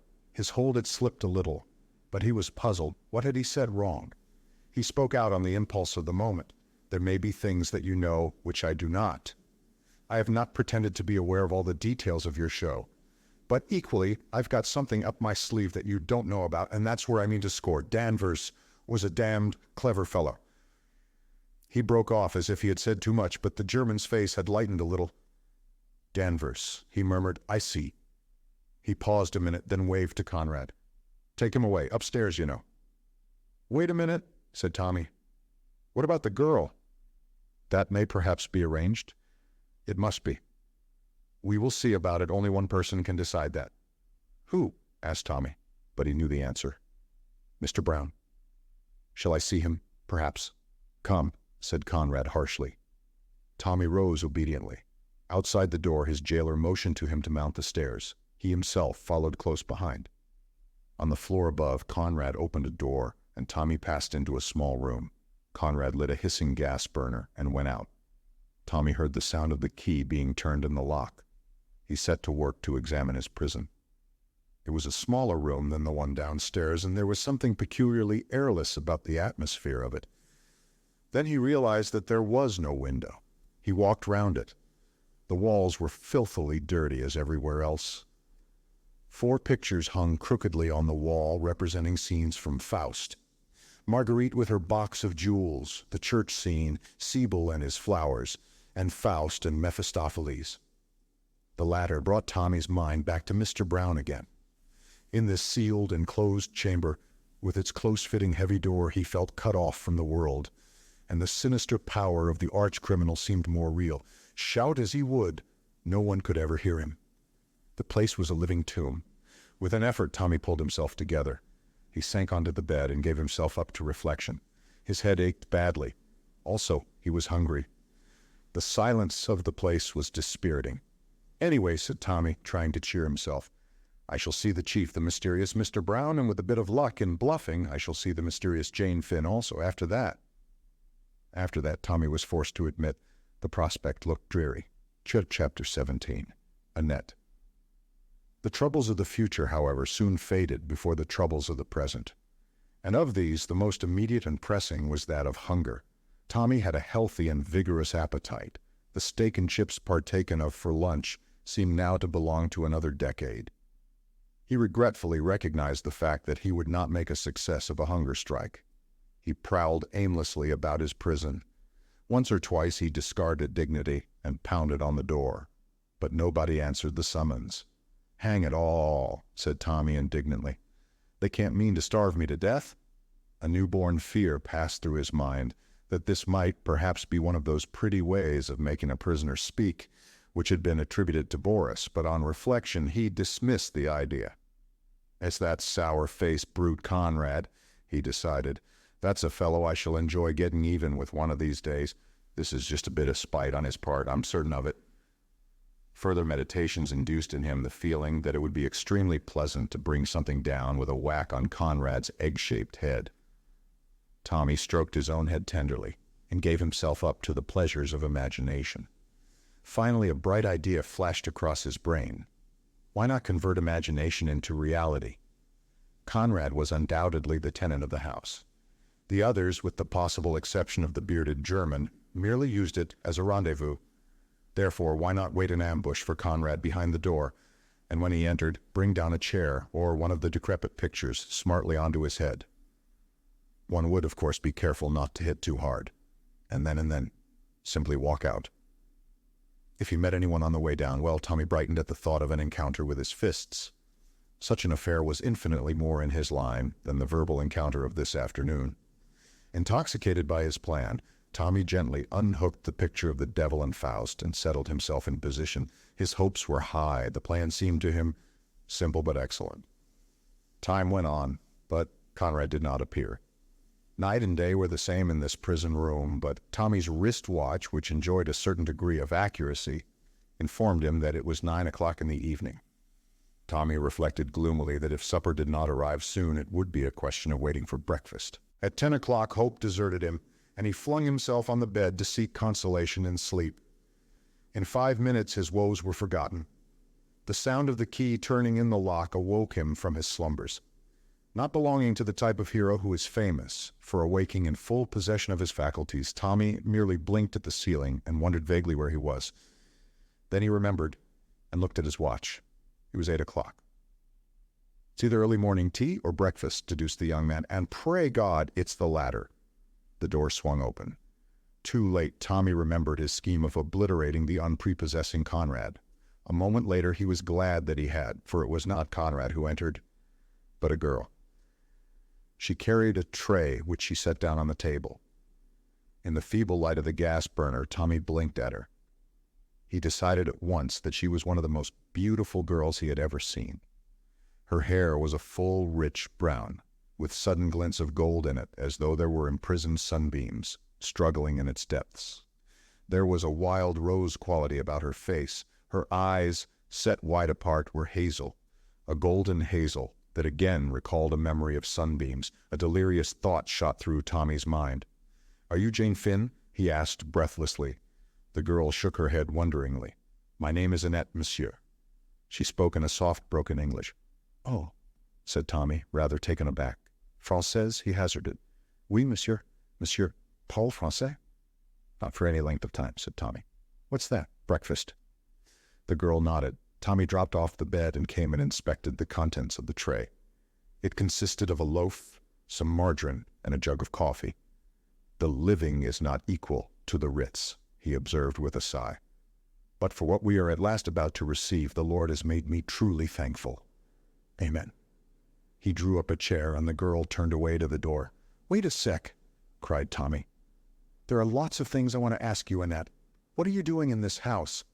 Don't tell me you're Conrad's niece or daughter or anything, because I can't believe it." "I do the service, monsieur. I'm not related to anybody." "I see," said Tommy. "You know what I asked you just now. Have you ever heard that name?" "I have heard people speak of Jane Finn, I think." "You don't know where she is?" Annette shook her head. "She's not in this house, for instance?"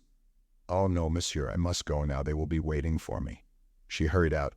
The key turned in the lock. "I wonder who they are," mused Tommy, as he continued to make inroads on the loaf. "With a bit of luck, that girl might help me to get out of here. She doesn't look like one of the gang." At 1 o'clock, Annette reappeared with another tray, but this time Conrad accompanied her. "Good morning," said Tommy amiably. "You have not used Pear's soap, I see."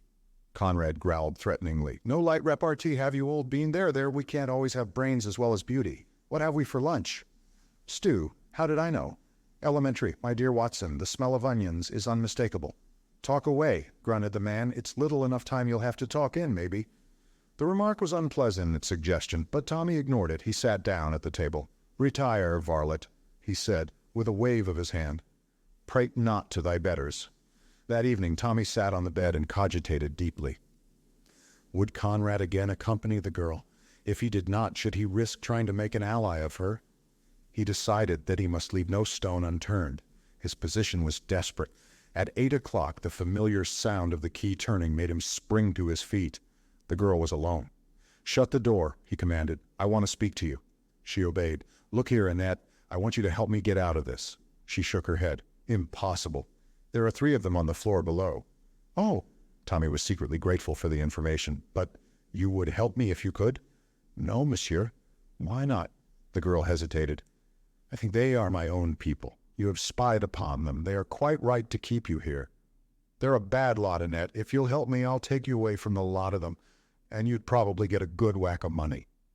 But the girl merely shook her head. "I dare not, monsieur. I am afraid of them." She turned away. "Wouldn't you do anything to help another girl?" cried Tommy. "She's about your age, too. Won't you save her from their clutches?" "You mean Jane Finn?" "Yes." "It is her you came here to look for, yes?" "That's it." The girl looked at him, then passed her hand across her forehead. "Jane Finn. Always I hear that name. It is familiar." Tommy came forward eagerly. "You must know something about her." But the girl turned away abruptly. "I know nothing, only the name." She walked towards the door. Suddenly she uttered a cry. Tommy stared. She had caught sight of the picture he had laid against the wall the night before. For a moment he caught a look of terror in her eyes. As inexplicably it changed to relief. Then abruptly she went out of the room. Tommy could make nothing of it. Did she fancy that he had meant to attack her with it? Surely not. He rehung the picture on the wall thoughtfully. 3 more days went by in dreary inaction. Tommy felt the strain telling on his nerves. He saw no one but Conrad and Annette, and the girl had become dumb. She spoke only in monosyllables. A kind of dark suspicion smoldered in her eyes. Tommy felt that if this solitary confinement went on much longer, he would go mad. He gathered from Conrad that they were waiting for orders from Mr. Brown. Perhaps, thought Tommy, he was abroad or away, and they were obliged to wait for his return. But the evening of the 3rd day brought a rude awakening. It was barely 7 o'clock when he heard the tramp of footsteps outside in the passage. In another minute, the door was flung open. Conrad entered. With him was the evil-looking number 14. Tommy's heart sank at the sight of them. "Evening, governor," said the man with a leer. "Got those ropes, mate?" The silent Conrad produced a length of fine cord. The next minute, number 14's hands, horribly dexterous, were winding the cord round his limbs, while Conrad held him down. "What the devil?" began Tommy, but the slow, speechless grin of the silent Conrad froze the words on his lips. Number 14 proceeded deftly with his task. In another minute, Tommy was a mere helpless bundle. Then, at last, Conrad spoke. "Thought you'd bluffed us, did you? With what you knew and what you didn't know. Bargained with us. And all the time it was bluff. Bluff. You know less than a kitten. But your number's up now, all right, you be swine." Tommy lay silent. There was nothing to say. He had failed. Somehow or other, the omnipotent Mr. Brown had seen through his pretensions. Suddenly a thought occurred to him. "A very good speech, Conrad," he said approvingly. "But wherefore the bonds and fetters? Why not let this kind gentleman here cut my throat without delay?" "Garn," said number 14 unexpectedly. "Think we're as green as to do you in here, and have the police nosing round? Not 'alf. We've ordered the carriage for your lordship tomorrow morning, but in the meantime, we're not taking any chances, see?" "Nothing," said Tommy, "could be plainer than your words, unless it was your face." "Stow it," said number 14. "With pleasure," replied Tommy. "You're making a sad mistake, but yours will be the loss." "You don't kid us that way again," said number 14, "and talking as though you were still at the blooming Ritz, aren't you?" Tommy made no reply. He was engaged in wondering how Mr. Brown had discovered his identity. He decided that Tuppence, in the throes of anxiety, had gone to the police, and that his disappearance having been made public, the gang had not been slow to put 2 and 2 together. The 2 men departed, and the door slammed. Tommy was left to his meditations. They were not pleasant ones. Already his limbs felt cramped and stiff. He was utterly helpless, and he could see no hope anywhere. About an hour had passed when he heard the key softly turned and the door opened. It was Annette. Tommy's heart beat a little faster. He had forgotten the girl. Was it possible that she had come to his help? Suddenly he heard Conrad's voice. "Come out of it, Annette. He doesn't want any supper tonight." "What?" "Oui, je sais bien, but I must take the other tray. We need the things on it." "Well, hurry up," growled Conrad. Without looking at Tommy, the girl went over to the table and picked up the tray. She raised a hand and turned out the light. "Curse you!" Conrad had come to the door. "Why did you do that?" "I always turn it out. You should have told me. Shall I relight it, Monsieur Conrad?" "No. Come on out of it." "Le beau petit monsieur," cried Annette, pausing by the bed in the darkness. "You have tied him up well, Hank? He is like a trussed chicken." The frank amusement in her tone jarred on the boy. But at that moment, to his amazement, he felt her hand running lightly over his bonds, and something small and cold was pressed into the palm of his hand. "Come on, Annette." "Mais me voilà." The door shut. Tommy heard Conrad say, "Lock it and give me the key." The footsteps died away. Tommy lay petrified with amazement. The object Annette had thrust into his hand was a small penknife, the blade open. From the way she had studiously avoided looking at him, and her action with the light, he came to the conclusion that the room was overlooked. There must be a peephole somewhere in the walls. Remembering how guarded she had always been in her manner, he saw that he had probably been under observation all the time. Had he said anything to give himself away? Hardly. He had revealed a wish to escape and a desire to find Jane Finn, but nothing that could have given a clue to his own identity. True, his question to Annette had proved that he was personally unacquainted with Jane Finn, but he had never pretended otherwise. The question now was, did Annette really know more? Were her denials intended primarily for the listeners? On that point he could come to no conclusion, but there was a more vital question that drove out all others. Could he, bound as he was, manage to cut his bonds? He essayed cautiously to rub the open blade up and down on the cord that bound his two wrists together. It was an awkward business, and drew a smothered ow of pain from him as the knife cut into his wrist, but slowly and doggedly he went on sawing to and fro. He cut the flesh badly, but at last he felt the cord slacken. With his hands free, the rest was easy. 5 minutes later he stood upright with some difficulty, owing to the cramp in his limbs. His first care was to bind up his bleeding wrist. Then he sat on the edge of the bed to think. Conrad had taken the key of the door, so he could expect little more assistance from Annette. The only outlet from the room was the door. Consequently, he would perforce have to wait until the two men returned to fetch him. But when they did, Tommy smiled. Moving with infinite caution in the dark room, he found and unhooked the famous picture. He felt an economical pleasure that his first plan would not be wasted. There was now nothing to do but to wait. He waited. The night passed slowly. Tommy lived through an eternity of hours, but at last he heard footsteps. He stood upright, drew a deep breath, and clutched the picture firmly. The door opened, a faint light streamed in from outside. Conrad went straight towards the gas to light it. Tommy deeply regretted that it was he who had entered first. It would have been pleasant to get even with Conrad. Number 14 followed. As he stepped across the threshold, Tommy brought the picture down with terrific force on his head.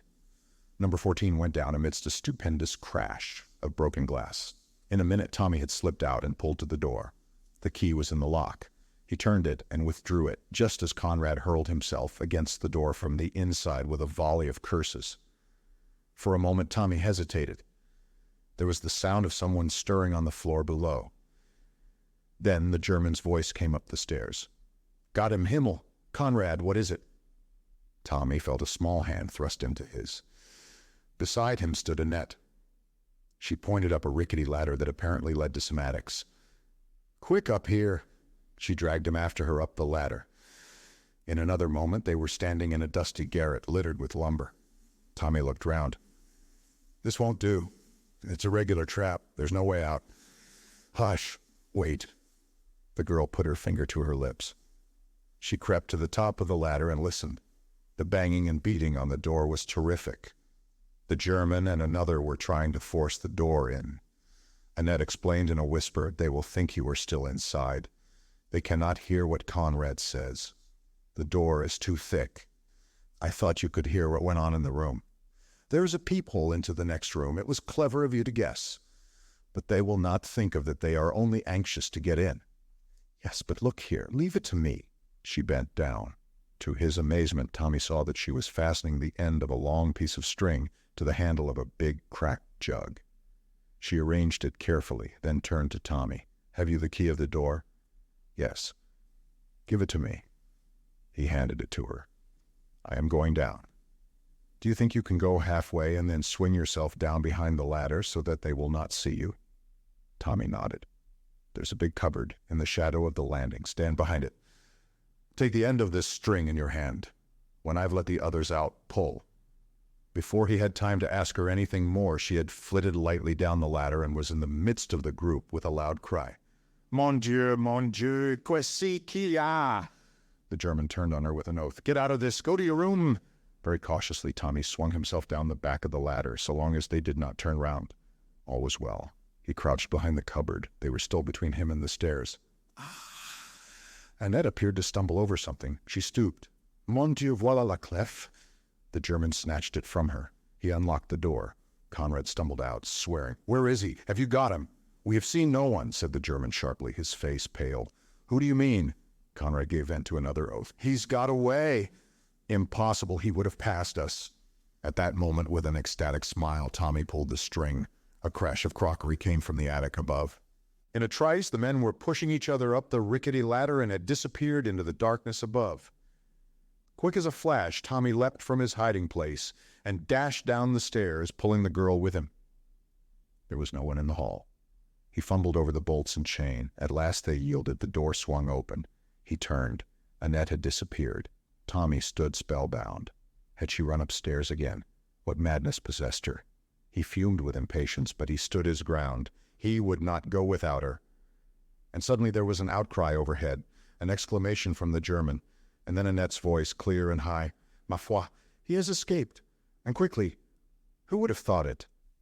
Tommy still stood rooted to the ground. Was that a command to him to go? He fancied it was. And then, louder still, the words floated down to him. This is a terrible house. I want to go back to Marguerite. To Marguerite. To Marguerite. Tommy had run back to the stairs. She wanted him to go and leave her. But why? At all costs, he must try and get her away with him. Then his heart sank. Conrad was leaping down the stairs, uttering a savage cry at the sight of him. After him came the others.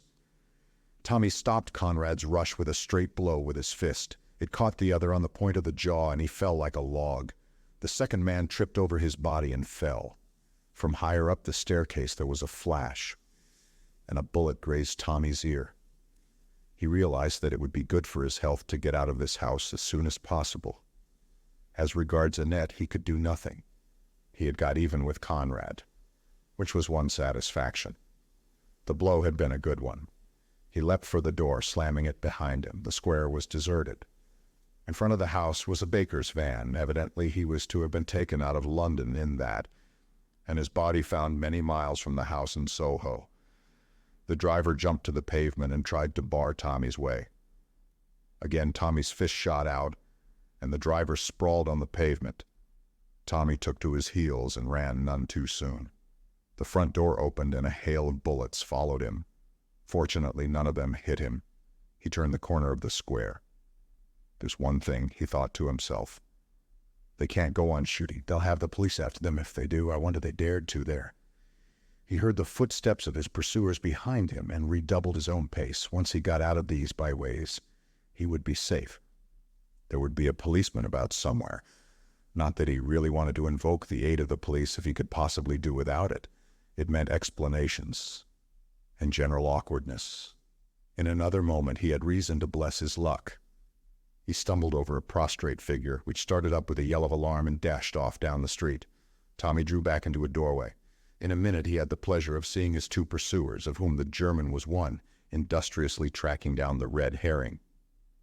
Tommy sat down quietly on the doorstep and allowed a few moments to elapse while he recovered his breath. Then he strolled gently in the opposite direction. He glanced at his watch. It was a little after 5:30. It was rapidly growing light. At the next corner he passed a policeman.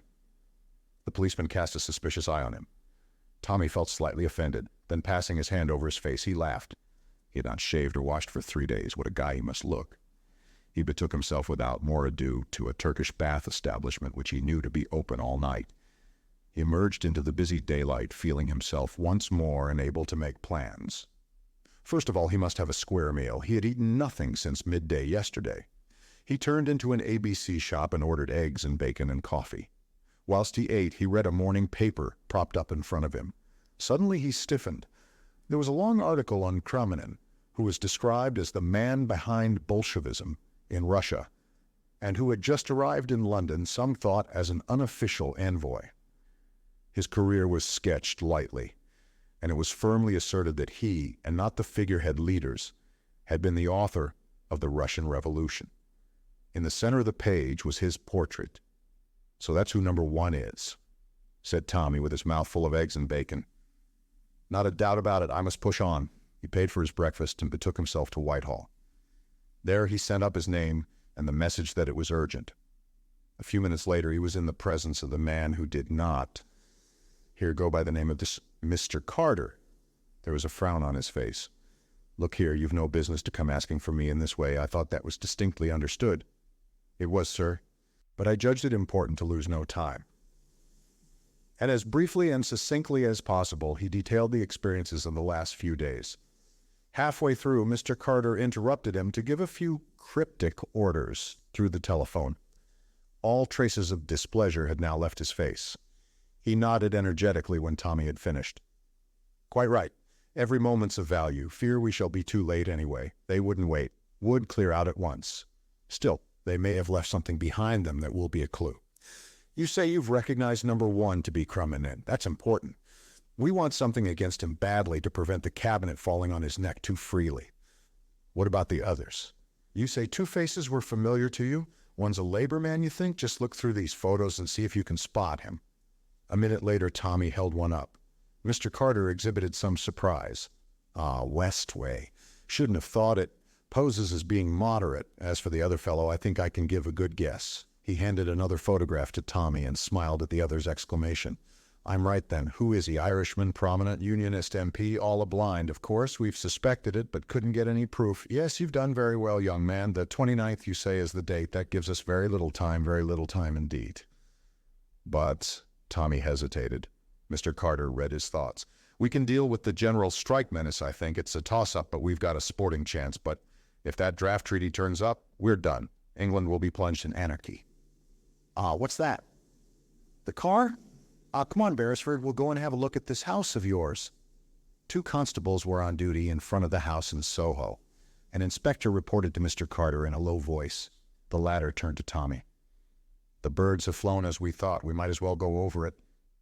Going over the deserted house seemed to Tommy to partake of the character of a dream. Everything was just as it had been. The prison room with the crooked pictures, the broken jug in the attic, the meeting room with its long table. But nowhere was there a trace of papers. Everything of that kind had either been destroyed or taken away, and there was no sign of Annette. "What you tell me about the girl puzzled me," said Mr. Carter. "You believe that she deliberately went back?" "It would seem so, sir. She ran upstairs while I was getting the door open." "She must belong to the gang, then. But being a woman, didn't feel like standing by to see a personable young man killed. But evidently she's in with them, or she wouldn't have gone back. I can't believe she's really one of them, sir. She seems so different." "Good looking, I suppose," said Mr. Carter with a smile that made Tommy flush to the roots of his hair. He admitted Annette's beauty rather shamefacedly. "By the way," observed Mr. Carter, "have you shown yourself to Miss Tuppence yet? She's been bombarding me with letters about you." "Tuppence? I was afraid she might get a bit rattled. Did she go to the police?" Mr. Carter shook his head. "Then I wonder how they twigged me." Mr. Carter looked inquiringly at him, and Tommy explained. The other nodded thoughtfully. "True, that's rather a curious point. Unless the mention of the Ritz was an accidental remark." "It might have been, sir. But they must have found out about me suddenly in some way." "Well," said Mr. Carter, looking around him, "there's nothing more to be done here. What about some lunch with me?" "Thanks awfully, sir. But I think I'd better get back and rout out Tuppence." "Of course. Give her my kind regards and tell her not to believe you're killed too readily next time." Tommy grinned. I take a lot of killing, sir." "So I perceive," said Mr. Carter dryly. "Well, goodbye. Remember, you're a marked man now, and take reasonable care of yourself." "Thank you, sir." Hailing a taxi briskly, Tommy stepped in and was swiftly borne to the Ritz, dwelling the while on the pleasurable anticipation of startling Tuppence. "Wonder what she's been up to. Dogging Rita, most likely. By the way, I suppose that's who Annette meant by Marguerite. I didn't get it at the time." The thought saddened him a little, for it seemed to prove that Mrs. Vandermeyer and the girl were on intimate terms. The taxi drew up at the Ritz.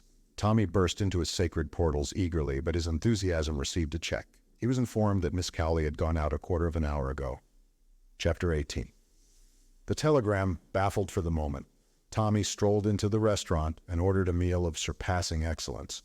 His 4 days' imprisonment had taught him anew to value good food. He was in the middle of conveying a particularly choice morsel of Soleil, à la Jeanette, to his mouth, when he caught sight of Julius entering the room.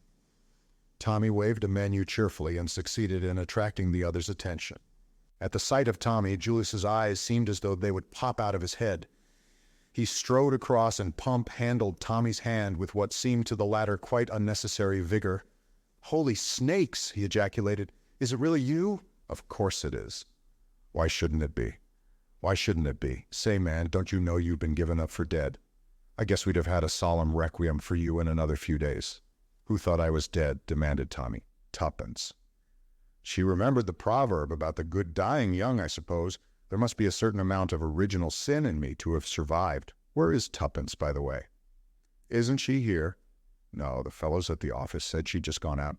"Gone shopping, I guess. I dropped her here in the car about an hour ago, but say, can't you shed that British calm of yours and get down to it? What on God's earth have you been doing all this time?" "If you're feeding here," replied Tommy. "Order now. It's going to be a long story." Julius drew up a chair to the opposite side of the table, summoned a hovering waiter, and dictated his wishes. Then he turned to Tommy. "Fire ahead. I guess you've had some few adventures." "1 or 2, replied Tommy modestly, and plunged into his recital. Julius listened, spellbound. Half the dishes that were placed before him he forgot to eat. At the end, he heaved a long sigh. "Bully for you. Reads like a dime novel." "And now for the home front," said Tommy, stretching out his hand for a peach. Drawled Julius. "I don't mind admitting we've had some adventures, too." He, in his turn, assumed the role of narrator. Beginning with his unsuccessful reconnoitering at Bournemouth, he passed on to his return to London, the buying of the car, the growing anxieties of Tuppence, the call upon Sir James, and the sensational occurrences of the previous night. "But who killed her?" asked Tommy. "I don't quite understand." "The doctor kidded himself she took it herself," replied Julius dryly. "And Sir James, what did he think?"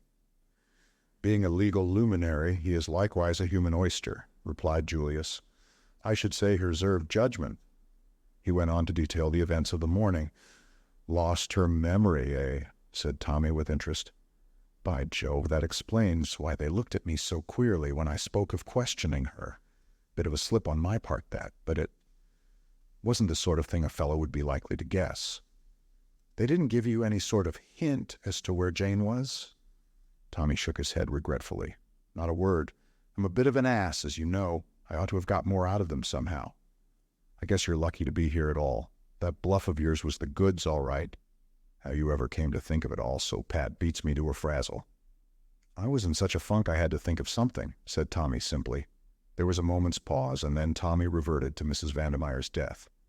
"There's no doubt it was chloral?" "I believe not.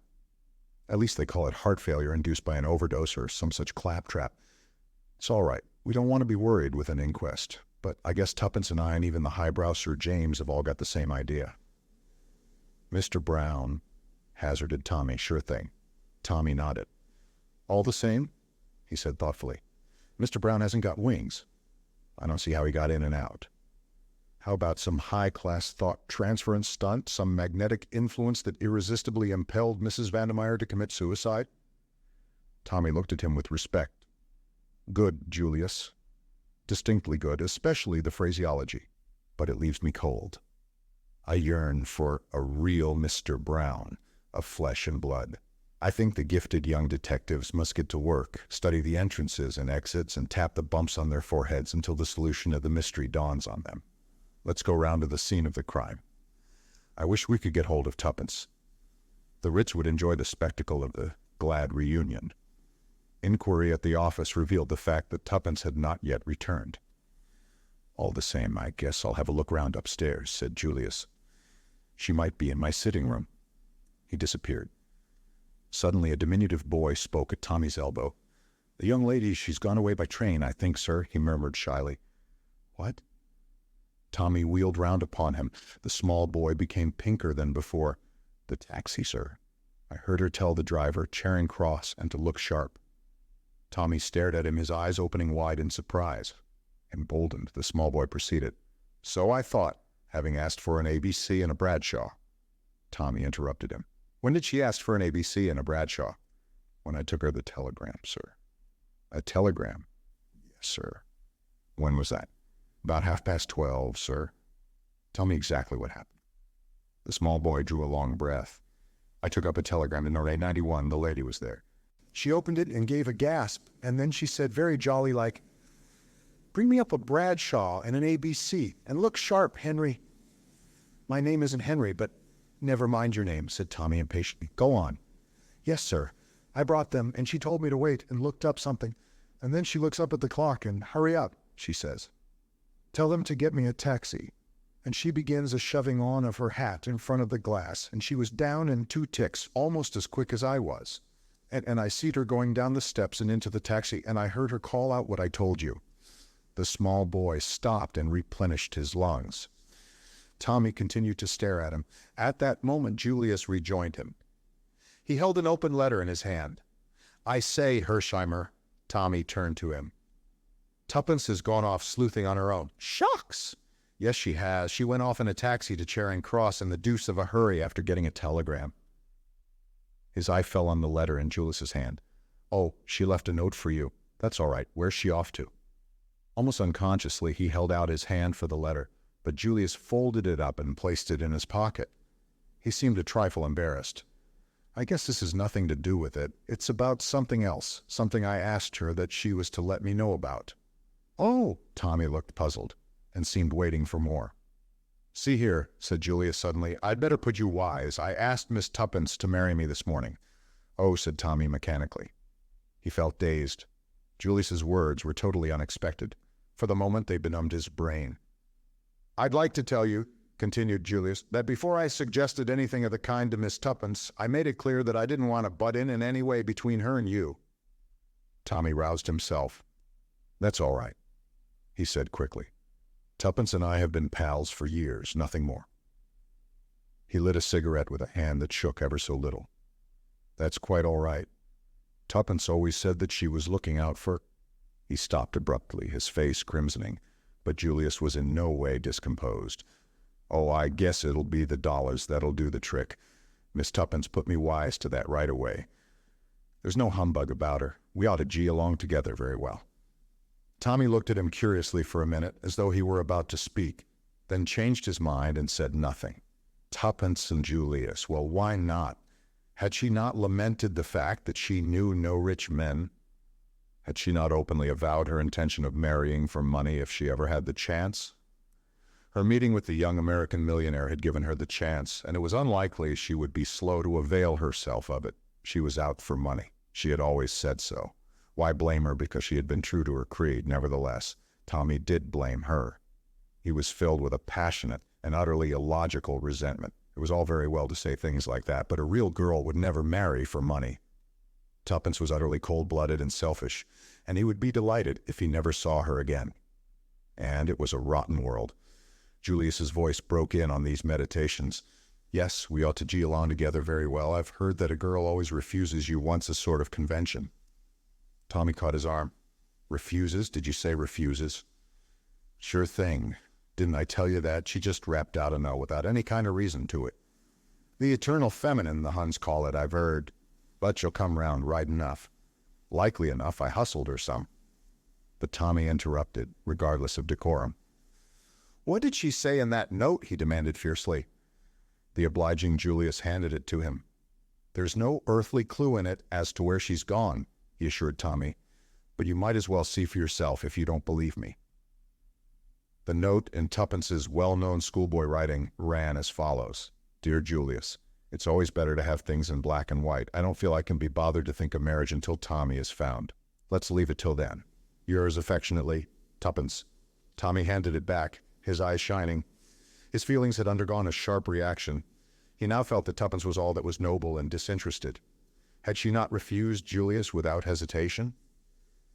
True, the note betokened signs of weakening, but he could excuse that. It read almost like a bribe to Julius to spur him on in his efforts to find Tommy, but he supposed she had not really meant it that way. Darling Tuppence. There was not a girl in the world to touch her. When he saw her, his thoughts were brought up with a sudden jerk. As you say, he remarked, pulling himself together, there's not a hint here as to what she's up to. Hi, Henry. The small boy came obediently. Tommy produced 5 shillings. One thing more. Do you remember what the young lady did with the telegram? Henry gasped and spoke. She crumpled it up into a ball and threw it into the grate and made a sort of noise like, whoop. Sir.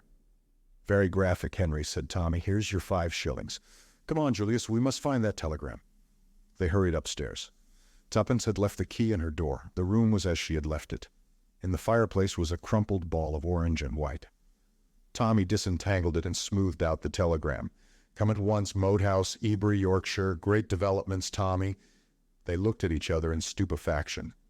Julius spoke first. You didn't send it? Of course not. What does it mean?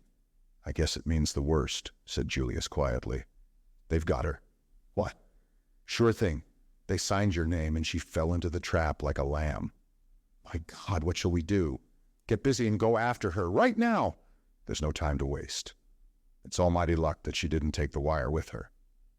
If she had, we'd probably never have traced her, but we've got to hustle. Where's that Bradshaw? The energy of Julius was infectious. Left to himself, Tommy would probably have sat down to think things out for a good half hour before he decided on a plan of action. But with Julius Hersheimmer about, hustling was inevitable. After a few muttered imprecations, he handed the Bradshaw to Tommy as being more conversant with its mysteries. Tommy abandoned it in favor of an ABC. Here we are, Ebury, Yorks, from King's Cross or St. Pancras. Boy must have made a mistake. It was King's Cross, not Charing Cross. 12.50, that's the train she went by. 2.10, that's gone. 3.20 is the next, and a damn slow train, too. What about the car? Tommy shook his head. Send it up if you like, but we'd better stick to the train. The great thing is to keep calm. Julius groaned. That's so, but it gets my goat to think of that innocent young girl in danger. Tommy nodded abstractedly. He was thinking. In a moment or two, he said, I say, Julius, what do they want her for anyway? I don't get you. What I mean is that I don't think it's their game to do her any harm, explained Tommy, puckering his brow with the strain of his mental processes. She's a hostage, that's what she is. She's in no immediate danger because if we tumble onto anything, she'd be damned useful to them. As long as they've got her, they've got the whip hand of us, see? Sure thing, said Julius thoughtfully. That's so. Besides, added Tommy as an afterthought, I've great faith in Tuppence. The journey was wearisome, with many stops and crowded carriages. They had to change twice, once at Doncaster, once at a small junction. Ebury was a deserted station with a solitary porter to whom Tommy addressed himself. Can you tell me the way to the Moat House? The Moat House? It's a tidy step from here, the big house near the sea, you mean? Tommy assented brazenly. After listening to the porter's meticulous but perplexing directions, they prepared to leave the station. It was beginning to rain, and they turned up the collars of their coats as they trudged through the slush of the road. Suddenly, Tommy halted. Wait a moment. He ran back to the station and tackled the porter anew. Look here, do you remember a young lady who arrived by an earlier train, the 12.50 from London? She'd probably ask you the way to the Moat House. He described Tuppence as well as he could, but the porter shook his head. Several people had arrived by the train in question. He could not call to mind one young lady in particular, but he was quite certain that no one had asked him the way to the Moat House. Tommy rejoined Julius and explained. Depression was settling on him like a leaden weight. He felt convinced that their quest was going to be unsuccessful. The enemy had over 3 hours' start. 3 hours was more than enough for Mr. Brown. He would not ignore the possibility of the telegram having been found. The way seemed endless. Once they took the wrong turning and went nearly half a mile out of their direction. It was past 7 o'clock when a small boy told them that Tuppence House was just past the next corner. A rusty iron gate swinging dismally on its hinges. An overgrown drive thick with leaves. There was something about the place that struck a chill to both their hearts. They went up the deserted drive. The leaves deadened their footsteps. The daylight was almost gone. It was like walking in a world of ghosts. Overhead the branches flapped and creaked with a mournful note. Occasionally a sodden leaf drifted silently down, startling them with its cold touch on their cheek. A turn of the drive brought them in sight of the house. That, too, seemed empty and deserted. The shutters were closed, the steps up to the door overgrown with moss. Was it indeed to this desolate spot that Tuppence had been decoyed? It seemed hard to believe that a human footstep had passed this way for months. Julius jerked the rusty bell handle. A jangling peal rang discordantly, echoing through the emptiness within.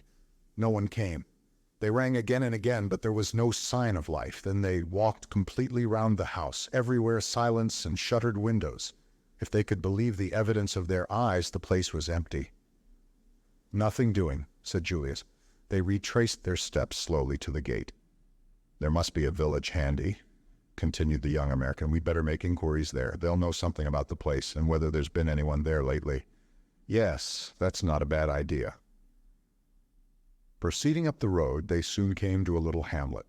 On the outskirts of it, they met a workman swinging his bag of tools, and Tommy stopped him with a question.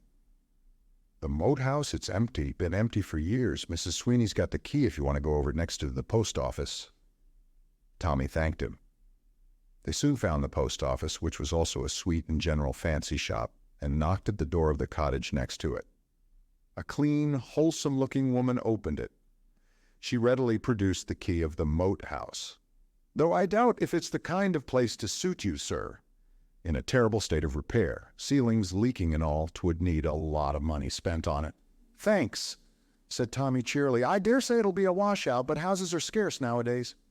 "That they are," declared the woman heartily. "My daughter and son-in-law have been looking for a decent cottage for I don't know how long. It's all the war." "Upset things terribly, it has. But excuse me, sir, it'll be too dark for you to see much of the house." "Hadn't you better wait until tomorrow?" "That's all right. We'll have a look around this evening anyway. We'd have been here before, only we lost our way. What's the best place to stay at for the night round here?" Mrs. Sweeney looked doubtful. "There's the Yorkshire Arms, but it's not much of a place for gentlemen like you." "Oh, it will do very well, thanks. By the way, you've not had a young lady here asking for this key today?" The woman shook her head. "No one's been over the place for a long time." "Thanks very much." They retraced their steps to the moat house.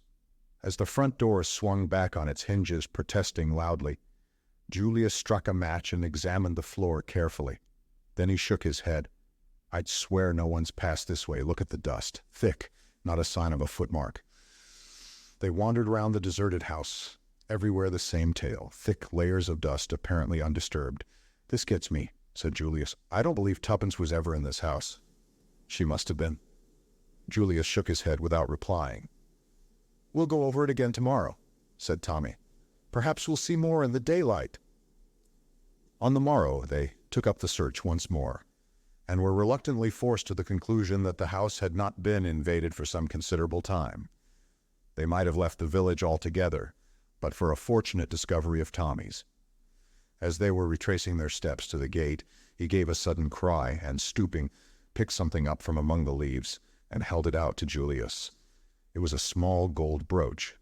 "That's Tuppence's." "Are you sure?" "Absolutely. I've often seen her wear it." Julius drew a deep breath. "I guess that settles it. She came as far as here anyway.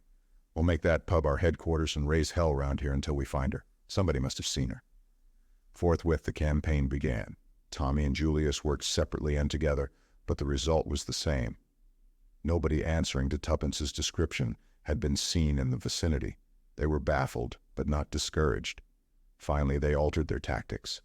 Tuppence had certainly not remained long in the neighborhood of the moat house. That pointed to her having been overcome and carried away in a car. They renewed inquiries. Had anyone seen a car standing somewhere near the moat house that day? Again, they met with no success. Julius wired to town for his own car, and they scoured the neighborhood daily with unflagging zeal. A gray limousine on which they had set high hopes was traced to Harrogate, and turned out to be the property of a highly respectable maiden lady. Each day saw them set out on a new quest. Julius was like a hound on the leash. He followed up the slenderest clue. Every car that had passed through the village on the fateful day was tracked down. He forced his way into country properties and submitted the owners of the motors to a searching cross-examination. His apologies were as thorough as his methods, and seldom failed in disarming the indignation of his victims, but as day succeeded day, they were no nearer to discovering Tuppence's whereabouts. So well had the abduction been planned that the girl seemed literally to have vanished into thin air, and another preoccupation was weighing on Tommy's mind. "Do you know how long we've been here?" he asked one morning as they sat facing each other at breakfast. "A week? We're no nearer to finding Tuppence. And next Sunday is the 29th. "Shucks," said Julius thoughtfully. "I'd almost forgotten about the 29th. I've been thinking of nothing but Tuppence." "So have I. At least I hadn't forgotten about the 29th, but it didn't seem to matter a damn in comparison to finding Tuppence. But today's the 23rd, and time's getting short. If we're ever going to get hold of her at all, we must do it before that 29th. Her life won't be worth an hour's purchase afterwards. The hostage game will be played out by then. I'm beginning to feel that we've made a big mistake in the way we've said about this. We've wasted time, and we're no furrader. I'm with you there. We've been a couple of mutts who've bitten off a bigger bit than they can chew. I'm going to quit fooling right away." "What do you mean?" "I'll tell you. I'm going to do what we ought to have done a week ago. I'm going right back to London to put the case in the hands of your British police. We fancied ourselves as sleuths. Sleuths. It was a piece of damn foolishness. I'm through. I've had enough of it. Scotland Yard for me." "You're right," said Tommy slowly. "I wish to God we'd gone there right away." "Better late than never. We've been like a couple of babes playing here we go around the mulberry bush. Now I'm going right along to Scotland Yard to ask them to take me by the hand and show me the way I should go. I guess the professional always scores over the amateur in the end. Are you coming along with me?" Tommy shook his head. "What's the good? One of us is enough. I might as well stay here and nose around a bit longer. Something might turn up. One never knows." "Sure thing. Well, so long. I'll be back in a couple of shakes with a few inspectors along. I shall tell them to pick out their brightest and best." But the course of events was not to follow the plan Julius had laid down. Later in the day, Tommy received a wire. "Join me Manchester Midland Hotel. Important news, Julius." At 7:30 that night, Tommy alighted from a slow cross-country train. Julius was on the platform. "Thought you'd come by this train if you weren't out when my wire arrived." Tommy grasped him by the arm. "What is it? Is Tuppence found?" Julius shook his head. "No, but I found this waiting in London, just arrived." He handed the telegraph form to the other. Tommy's eyes opened as he read, "Jane Finn found. Come Manchester Midland Hotel immediately, Peel Edgerton." Julius took the form back and folded it up. "Queer," he said thoughtfully. "I thought that lawyer chap had quit." Chapter 19, Jane Finn. "My train got in half an hour ago," explained Julius as he led his way out of the station. "I reckoned you'd come by this before I left London and wired accordingly to Sir James. He's booked rooms for us and will be round to dine at 8. "What made you think he'd cease to take any interest in that case?" asked Tommy curiously. "What he said," replied Julius dryly. "The old bird's as close as an oyster. Like all the darned lot of them, he wasn't going to commit himself till he was sure he could deliver the goods." "I wonder," said Tommy thoughtfully. Julius turned on him. "You wonder what?" "Whether that was his real reason." "Sure, you bet your life it was." Tommy shook his head, unconvinced. Sir James arrived punctually at 8 o'clock, and Julius introduced Tommy. Sir James shook hands with him warmly. "I am delighted to make your acquaintance, Mr. Beresford. I have heard so much about you from Miss Tuppence." He smiled involuntarily, that it really seems as though I already know you quite well. "Thank you, sir," said Tommy with his cheerful grin. He scanned the great lawyer eagerly. Like Tuppence, he felt the magnetism of the other's personality. He was reminded of Mr. Carter. The two men totally unlike so far as physical resemblance went, produced a similar effect. Beneath the weary manner of the one and the professional reserve of the other lay the same quality of mind, keen-edged like a rapier. In the meantime, he was conscious of Sir James's close scrutiny. When the lawyer dropped his eyes, the young man had the feeling that the other had read him through and through like an open book. He could not but wonder what the final judgment was, but there was little chance of learning that. Sir James took in everything, but gave out only what he chose. A proof of that occurred almost at once. Immediately the first greetings were over, Julius broke out into a flood of eager questions. How had Sir James managed to track the girl? Why had he not let them know that he was still working on the case? And so on. Sir James stroked his chin and smiled. At last he said, just so, just so. Well, she's found. And that's the great thing, isn't it? Eh? Come now, that's the great thing. Sure it is. But just how did you strike her trail? Miss Tuppence and I thought you'd quit for good and all. Ah. The lawyer shot a lightning glance at him, then resumed operations on his chin. You thought that, did you? Did you really? Dear me. But I guess I can take it we were wrong, pursued Julius. Well, I don't know that I should go so far as to say that, but it's certainly fortunate for all parties that we've managed to find the young lady. But where is she? Demanded Julius, his thoughts flying off on another tack. I thought you'd be sure to bring her along. That would hardly be possible, said Sir James gravely. Why? Because the young lady was knocked down in a street accident and has sustained slight injuries to the head. She was taken to the infirmary and on recovering consciousness gave her name as Jane Finn. When I heard that, I arranged for her to be removed to the house of a doctor, a friend of mine, and wired at once for you. She relapsed into unconsciousness and has not spoken since. She's not seriously hurt? Oh, a bruise and a cut or two? Really, from a medical point of view, absurdly slight injuries to have produced such a condition. Her state is probably to be attributed to the mental shock consequent on recovering her memory. It's come back, cried Julius excitedly. Sir James tapped the table rather impatiently. Undoubtedly, Mr. Hersheimmer, since she was able to give her real name. I thought you had appreciated that point. And you just happened to be on the spot, said Tommy. Seems quite like a fairy tale. But Sir James was far too wary to be drawn. Coincidences are curious things, he said dryly. Nevertheless, Tommy was now certain of what he had before only suspected. Sir James's presence in Manchester was not accidental. Far from abandoning the case, as Julius supposed, he had by some means of his own successfully run the missing girl to earth. The only thing that puzzled Tommy was the reason for all this secrecy. He concluded that it was a foible of the legal mind. Julius was speaking. After dinner, he announced, I shall go right away and see Jane. That will be impossible, I fear, said Sir James. It is very unlikely they would allow her to see visitors at this time of night. I should suggest tomorrow morning about 10 o'clock. Julius flushed. There was something in Sir James which always stirred him to antagonism. It was a conflict of two masterful personalities. All the same, I reckon I'll go round there tonight and see if I can't ginger them up to break through their silly rules. It will be quite useless, Mr. Hersheimmer. The words came out like the crack of a pistol, and Tommy looked up with a start. Julius was nervous and excited. The hand with which he raised his glass to his lips shook slightly, but his eyes held Sir James's defiantly.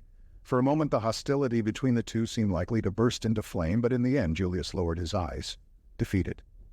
For the moment, I reckon you're the boss. Thank you, said the other. We will say 10 o'clock then. With consummate ease of manner he turned to Tommy. I must confess, Mr. Beresford, that it was something of a surprise to me to see you here this evening. The last I heard of you was that your friends were in grave anxiety on your behalf. Nothing had been heard of you for some days, and Miss Tuppence was inclined to think you had got into difficulties. I had, sir. Tommy grinned reminiscently. I was never in a tighter place in my life. Helped out by questions from Sir James, he gave an abbreviated account of his adventures. The lawyer looked at him with renewed interest as he brought the tale to a close. You got yourself out of a tight place very well, he said gravely. I congratulate you. You displayed a great deal of ingenuity and carried your part through well. Tommy blushed, his face assuming a prawn-like hue at the praise. I couldn't have got away but for the girl, sir. No. Sir James smiled a little. It was lucky for you she happened to take a fancy to you." Tommy appeared about to protest, but Sir James went on. "There's no doubt about her being one of the gang, I suppose." "I'm afraid not, sir. I thought perhaps they were keeping her there by force. But the way she acted didn't fit in with that. You see, she went back to them when she could have got away." Sir James nodded thoughtfully. "What did she say?" "Something about wanting to be taken to Marguerite?" "Yes, sir. I suppose she meant Mrs. Vandemeyer." "She always signed herself Rita Vandemeyer. All her friends spoke of her as Rita." "Still, I suppose the girl must have been in the habit of calling her by her full name, and at the moment she was crying out to her Mrs. Vandemeyer was either dead or dying. Curious. There are one or two points that strike me as being obscure. Their sudden change of attitude towards yourself, for instance. By the way, the house was raided, of course." "Yes, sir, but they'd all cleared out." "Naturally," said Sir James dryly. "And not a clue left behind. I wonder—" The lawyer tapped the table thoughtfully. Something in his voice made Tommy look up. Would this man's eyes have seen something where theirs had been blind? He spoke impulsively. "I wish you'd been there, sir, to go over the house." "I wish I had," said Sir James quietly. He sat for a moment in silence. Then he looked up. "And since then, what have you been doing?" For a moment Tommy stared at him. Then it dawned on him that of course the lawyer did not know. "I forgot that you didn't know about Tuppence," he said slowly. The sickening anxiety, forgotten for a while in the excitement of knowing Jane Finn was found at last, swept over him again. The lawyer laid down his knife and fork sharply. "Has anything happened to Miss Tuppence?" His voice was keen-edged. "She's disappeared," said Julius. "When?" "A week ago." "How?" Sir James's questions fairly shot out. Between them, Tommy and Julius gave the history of the last week and their futile search. Sir James went at once to the root of the matter. "A wire signed with your name?" "They knew enough of you both for that. They weren't sure of how much you had learnt in that house. Their kidnapping of Miss Tuppence is the counter-move to your escape. If necessary, they could seal your lips with a threat of what might happen to her." Tommy nodded. "That's just what I thought, sir." Sir James looked at him keenly. "You had worked that out, had you? Not bad, not at all bad. The curious thing is that they certainly did not know anything about you when they first held you prisoner. You are sure that you did not in any way disclose your identity?" Tommy shook his head. "That's so," said Julius with a nod. "Therefore I reckon someone put them wise, and not earlier than Sunday afternoon." "Yes, but who?" "That almighty, omniscient Mr. Brown, of course." There was a faint note of derision in the American's voice, which made Sir James look up sharply. "You don't believe in Mr. Brown, Mr. Hersheimmer?" "No, sir, I do not," returned the young American with emphasis. "Not as such, that is to say. I reckon it out that he's a figurehead, just a bogey name to frighten the children with. The real head of this business is that Russian chap, Kremenin. I guess he's quite capable of running revolutions in 3 countries at once if he chose. The man, Whittington, is probably the head of the English branch." "I disagree with you," said Sir James shortly. "Mr. Brown exists." He turned to Tommy. "Did you happen to notice where that wire was handed in?" "No, sir, I'm afraid I didn't." Got it with you?" "It's upstairs, sir, in my kit." "I'd like to have a look at it sometime. No hurry. You've wasted a week." Tommy hung his head. "A day or so more is immaterial. We'll deal with Miss Jane Finn first. Afterwards, we'll set to work to rescue Miss Tuppence from bondage. I don't think she's in any immediate danger. That is, so long as they don't know that we've got Jane Finn and that her memory has returned. We must keep that dark at all costs. You understand?" The other two assented, and after making arrangements for meeting on the morrow, the great lawyer took his leave. At 10 o'clock, the 2 young men were at the appointed spot. Sir James had joined them on the doorstep. He alone appeared unexcited. He introduced them to the doctor. "Mr. Hersheimmer, Mr. Beresford, Dr. Roylance, how's the patient?" "Going on well. Evidently no idea of the flight of time. Asked this morning how many had been saved from the Lusitania. Was it in the papers yet? That, of course, was only what was to be expected. She seems to have something on her mind, though. I think we can relieve her anxiety. May we go up?" "Certainly." Tommy's heart beat sensibly faster as they followed the doctor upstairs. Jane Finn at last. The long-sought, the mysterious, the elusive Jane Finn. How wildly improbable success had seemed, And here in this house, her memory almost miraculously restored, lay the girl who held the future of England in her hands. A half-groan broke from Tommy's lips. If only Tuppence could have been at his side to share in the triumphant conclusion of their joint venture. Then he put the thought of Tuppence resolutely aside. His confidence in Sir James was growing. There was a man who would unerringly ferret out Tuppence's whereabouts. In the meantime, Jane Finn. And suddenly a dread clutched at his heart. It seemed too easy. Suppose they should find her dead, stricken down by the hand of Mr. Brown? In another minute he was laughing at these melodramatic fancies. The doctor held open the door of a room, and they passed in. On the white bed, bandages round her head, lay the girl. Somehow the whole scene seemed unreal. It was so exactly what one expected that it gave the effect of being beautifully staged. The girl looked from one to the other of them with large, wondering eyes. Sir James spoke first. "Miss Finn," he said, "this is your cousin, Mr. Julius P. Hersheimmer." A faint flush flitted over the girl's face as Julius stepped forward and took her hand. "How do, Cousin Jane?" he said lightly. But Tommy caught the tremor in his voice. "Are you really Uncle Hiram's son?" she asked wonderingly. Her voice, with the slight warmth of the Western accent, had an almost thrilling quality. It seemed vaguely familiar to Tommy, but he thrust the impression aside as impossible. "Sure thing. We used to read about Uncle Hiram in the papers," continued the girl, in her low, soft tones. "But I never thought I'd meet you one day. Mother figured it out that Uncle Hiram would never get over being mad with her." "The old man was like that," admitted Julius, "but I guess the new generation's sort of different. Got no use for the family feud business. First thing I thought about, soon as the war was over, was to come along and hunt you up." A shadow passed over the girl's face. "They've been telling me things, dreadful things, that my memory went, and that there are years I shall never know about, years lost out of my life. You didn't realize that yourself?" The girl's eyes opened wide. "Why, no. It seems to me as though it were no time since we were being hustled into those boats. I can see it all now." She closed her eyes with a shudder. Julius looked across at Sir James, who nodded. "Don't worry any. It isn't worth it. Now see here, Jane. There's something we want to know about. There was a man aboard that boat with some mighty important papers on him, and the big guns in this country have got a notion that he passed on the goods to you. Is that so?" The girl hesitated, her glance shifting to the other two. Julius understood. "Mr. Beresford is commissioned by the British government to get those papers back. Sir James Peel Edgerton is an English member of Parliament, and might be a big gun in the cabinet if he liked. It's owing to him that we ferreted you out at last. So you can go right ahead and tell us the whole story. Did Danvers give you the papers?" "Yes, he said they'd have a better chance with me, because they would save the women and children first." "Just as we thought," said Sir James. "He said they were very important, that they might make all the difference to the Allies. But if it's all so long ago, and the war's over, what does it matter now?" "I guess history repeats itself, Jane. First there was a great hue and cry over those papers, then it all died down, and now the whole caboodle's started all over again for rather different reasons. Then you can hand them over to us right away?" "But I can't." "What? I haven't got them." "You haven't got them?" Julius punctuated the words with little pauses. "No, I hid them."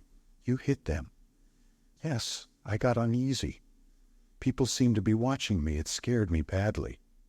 She put her hand to her head. "It's almost the last thing I remember before waking up in the hospital." "Go on," said Sir James in his quiet, penetrating tones. "What do you remember?" She turned to him obediently. "It was at Holyhead. I came that way. I don't remember why." "That doesn't matter. Go on." "In the confusion on the quay, I slipped away. Nobody saw me. I took a car. Told the man to drive me out of the town. I watched when we got on the open road. No other car was following us. I saw a path at the side of the road. I told the man to wait."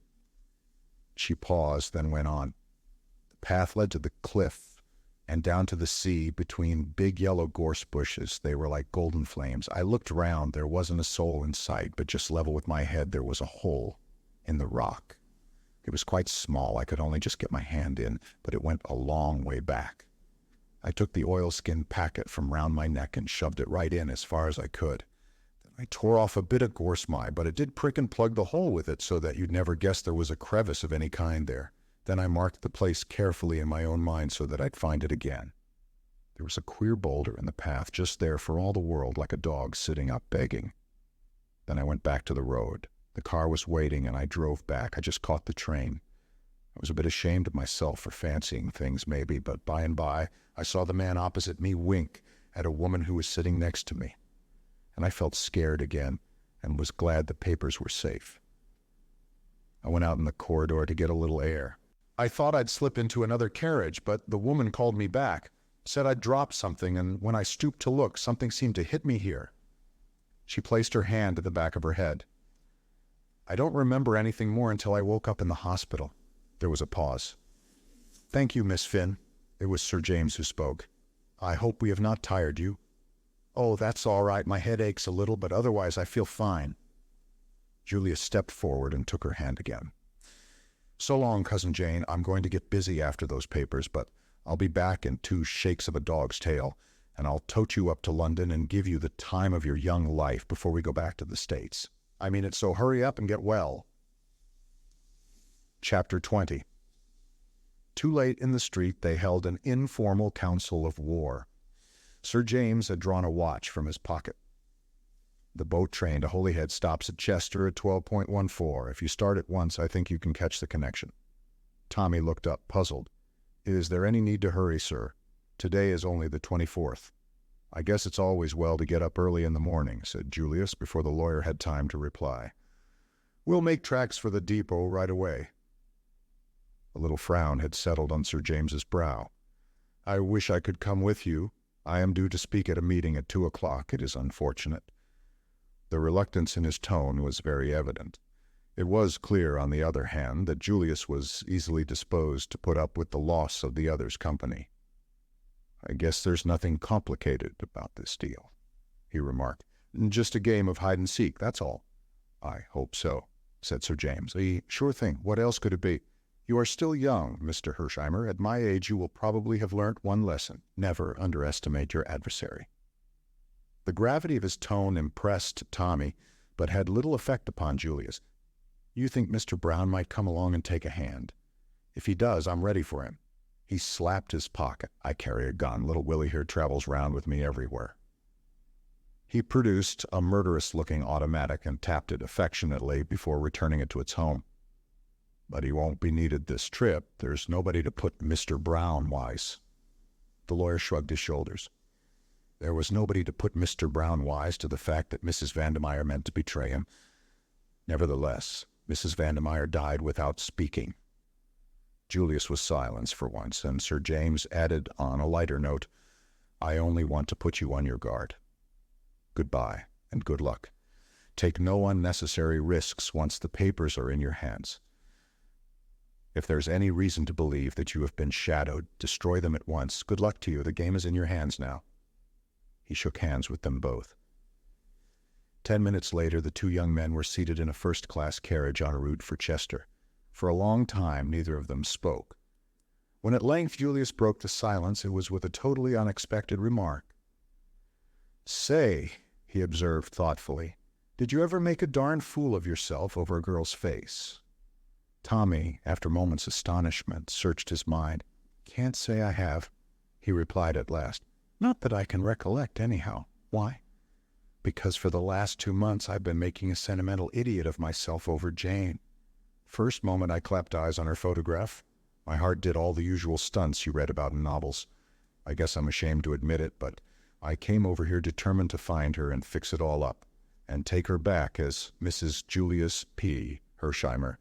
"Oh," said Tommy, amazed. Julius uncrossed his legs brusquely and continued.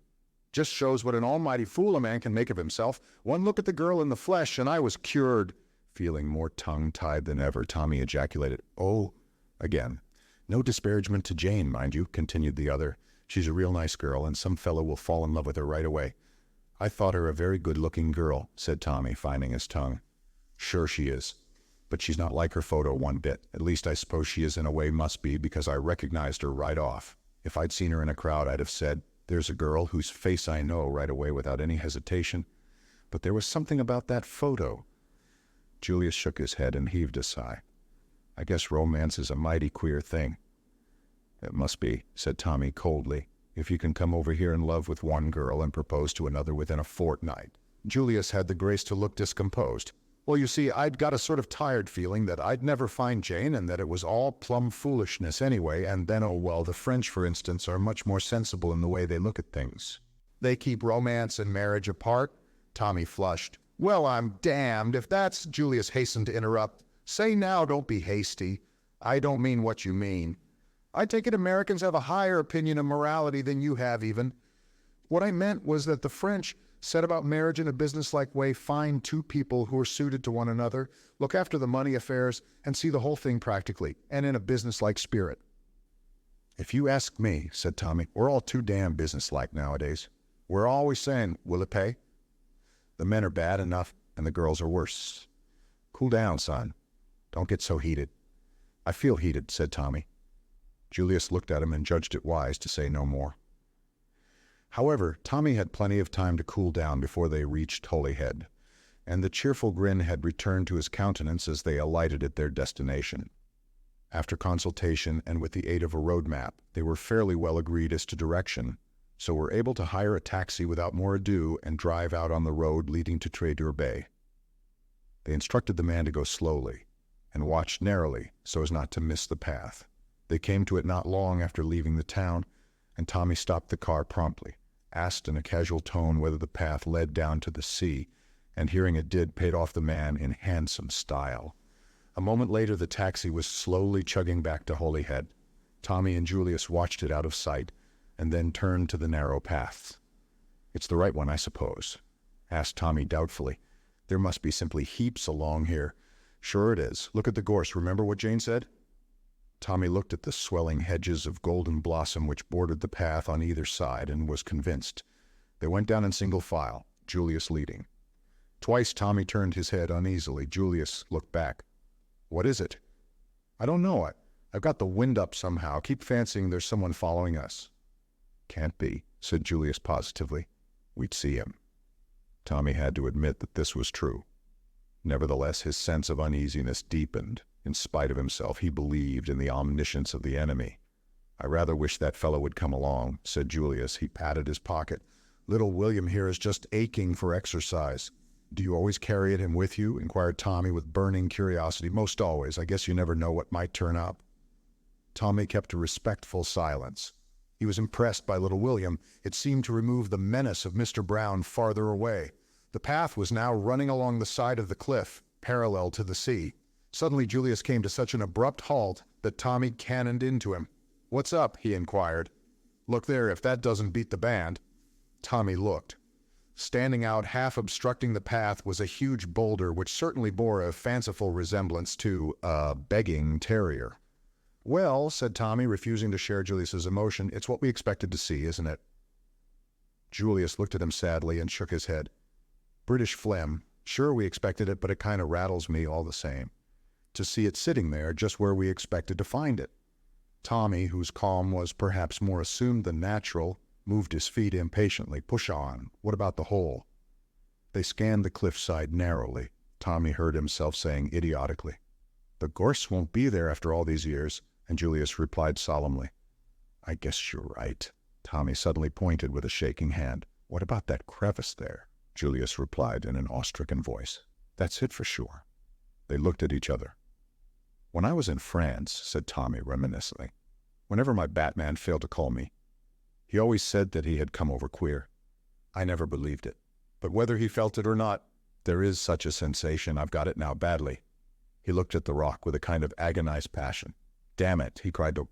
"It's impossible. 5 years, think of it. Birds, nesting boys, picnic parties, thousands of people passing. It can't be there. It's 100 to 1 against its being there. It's against all reason." Indeed, he felt it to be impossible more, perhaps, because he could not believe in his own success where so many others had failed. The thing was too easy, therefore it could not be. The hole would be empty. Julius looked at him with a widening smile. "I guess you're rattled now, all right," he drawled with some enjoyment. "Well, here goes." He thrust his hand into the crevice and made a slight grimace. "It's a tight fit. Jane's hand must be a few sizes smaller than mine. I don't feel anything, no say. What's this? Gee whiz." And with a flourish, He waved aloft a small discolored packet. "It's the goods, all right, sewn up in oilskin. Hold it while I get my penknife." The unbelievable had happened. Tommy held the precious packet tenderly between his hands. They had succeeded. "It's queer," he murmured idly. "You'd think the stitches would have rotted. They look just as good as new." They cut them carefully and ripped away the oilskin. Inside was a small folded sheet of paper. With trembling fingers, they unfolded it. The sheet was blank. They stared at each other, puzzled. "A dummy?" hazarded Julius. Was Danvers just a decoy? Tommy shook his head. That solution did not satisfy him. Suddenly his face cleared. "I've got it, sympathetic ink." "You think so?" "Worth trying anyhow. Heat usually does the trick. Get some sticks, we'll make a fire." In a few minutes the little fire of twigs and leaves was blazing merrily. Tommy held the sheet of paper near the glow. The paper curled a little with the heat, nothing more. Suddenly Julius grasped his arm and pointed to where characters were appearing in a faint brown color. "Gee whiz, you've got it. Say, that idea of yours was great. It never occurred to me." Tommy held the paper in position some minutes longer, until he judged the heat had done its work. Then he withdrew it. A moment later, he uttered a cry.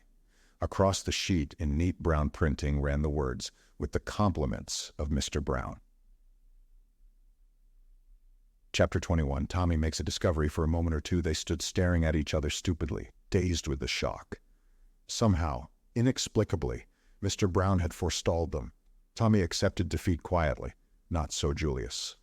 "How in tarnation did he get ahead of us? That's what beats me," he ended up. Tommy shook his head and said dully, "It accounts for the stitches being new. We might have guessed." "Never mind the darn stitches. How did he get ahead of us? We hustled all we knew. It's downright impossible for anyone to get here quicker than we did. And anyway, how did he know? Do you reckon there was a dictaphone in Jane's room? I guess there must have been." But Tommy's common sense pointed out objections. No one could have known beforehand that she was going to be in that house, much less that particular room. "That's so," admitted Julius. "Then one of the nurses was a crook and listened at the door. How's that?" "I don't see that it matters anyway," said Tommy wearily. "He may have found out some months ago and removed the papers, then—" "No, by Jove, that won't wash. They'd have been published at once." "Sure thing they would. No, someone's got ahead of us today by an hour or so, but how they did it gets my goat." "I wish that chap Peel Edgerton had been with us," said Tommy thoughtfully. "Why?" Julius stared. "The mischief was done when we came." "Yes." Tommy hesitated. He could not explain his own feeling, the illogical idea that the Casey's presence would somehow have averted the catastrophe. He reverted to his former point of view. "It's no good arguing about how it was done. The game's up. We failed. There's only one thing for me to do." "What's that?" "Get back to London as soon as possible. Mr. Carter must be warned. It's only a matter of hours now before the blow falls. But at any rate, he ought to know the worst." The duty was an unpleasant one, but Tommy had no intention of shirking it. He must report his failure to Mr. Carter. After that, his work was done. He took the midnight mail to London. Julius elected to stay the night at Holyhead. Half an hour after arrival, haggard and pale, Tommy stood before his chief. "I've come to report, sir. I've failed badly." Mr. Carter eyed him sharply. "You mean that the treaty is in the hands of Mr. Brown, sir?" "Ah," said Mr. Carter quietly. The expression on his face did not change, but Tommy caught the flicker of despair in his eyes. It convinced him, as nothing else had done, that the outlook was hopeless. "Well," said Mr. Carter after a minute or two, "we mustn't sag at the knees. I suppose I'm glad to know definitely we must do what we can." Through Tommy's mind flashed the assurance, "It's hopeless, and he knows it's hopeless." The other looked up at him. "Don't take it to heart, lad," he said kindly. You did your best. You were up against one of the biggest brains of the century, and you came very near success. Remember that." "Thank you, sir. It's awfully decent of you." "I blame myself. I have been blaming myself ever since I heard this other news." Something in his tone attracted Tommy's attention. A new fear gripped at his heart. "Is there something more, sir?" "I'm afraid so," said Mr. Carter gravely. He stretched out his hand to a sheet on the table. "Tuppence?" faltered Tommy. "Read for yourself." The typewritten words danced before his eyes. The description of a green toque, a coat with a handkerchief in the pocket, marked PLC. He looked an agonized question at Mr. Carter. The latter replied to it. Washed up on the Yorkshire coast near Ebury. I'm afraid it looks very much like foul play. My God, gasped Tommy. Tuppence, those devils, I'll never rest till I've got even with them. I'll hunt them down, The pity on Mr. Carter's face stopped him. I know what you feel like, my poor boy. But it's no good. You'll waste your strength uselessly. It may sound harsh, but my advice to you is, cut your losses. Time's merciful. You'll forget. Forget Tuppence? Never. Mr. Carter shook his head. So you think now. Well, it won't bear thinking of that brave little girl. I'm sorry about the whole business, confoundedly sorry. Tommy came to himself with a start. I'm taking up your time, sir, he said with an effort. There's no need for you to blame yourself. I dare say we were a couple of young fools to take on such a job. You warned us all right, but I wish to God I'd been the one to get it in the neck. Goodbye, sir. Back at the Ritz, Tommy packed up his few belongings mechanically, his thoughts far away. He was still bewildered by the introduction of tragedy into his cheerful, commonplace existence. What fun they had had together, he and Tuppence. And now, oh, he couldn't believe it. It couldn't be true. Tuppence dead. Little Tuppence brimming over with life. It was a dream. A horrible dream. Nothing more. They brought him a note, a few kind words of sympathy from Peel Edgerton, who had read the news in the paper. There had been a large headline. Ex-Vad feared drowned. The letter ended with the offer of a post on a ranch in the Argentine, where Sir James had considerable interests. Kind old beggar, muttered Tommy as he flung it aside. The door opened and Julius burst in with his usual violence. He held an open newspaper in his hand. Say, what's all this? They seem to have got some fool idea about Tuppence. It's true, said Tommy quietly. You mean they've done her in? Tommy nodded. I suppose when they got the treaty, she wasn't any good to them any longer, and they were afraid to let her go. Well, I'm darned, said Julius. Little Tuppence. She sure was the pluckiest little girl. But suddenly something seemed to crack in Tommy's brain. He rose to his feet. Oh, get out! You don't really care, damn you! You asked her to marry you in your rotten, cold-blooded way. But I loved her. I'd have given the soul out of my body to save her from harm. I'd have stood by without a word and let her marry you, because you could have given her the sort of time she ought to have had, and I was only a poor devil without a penny to bless himself with, but it wouldn't have been because I didn't care. See here, began Julius temperately. Oh, go to the devil. I can't stand your coming here and talking about little Tuppence. Go and look after your cousin. Tuppence is my girl, and I've always loved her from the time we played together as kids. We grew up. And it was just the same. I shall never forget when I was in hospital and she came in that ridiculous cap and apron. It was like a miracle to see the girl I loved turn up in a nurse's kit, but Julius interrupted him. A nurse's kit? Gee whiz, I must be going to Colney Hatch. I could swear I've seen Jane in a nurse's cap too, and that's plumb impossible. No, by gum, I've got it. It was her I saw talking to Whittington at that nursing home in Bournemouth. She wasn't a patient there. She was a nurse. I dare say, said Tommy angrily, she's probably been in with them from the start. I shouldn't wonder if she stole those papers from Danvers to begin with. I'm darned if she did, shouted Julius. Hey, she's my cousin, and as patriotic a girl as ever stepped. I don't care a damn what she is, but get out of here, retorted Tommy, also at the top of his voice.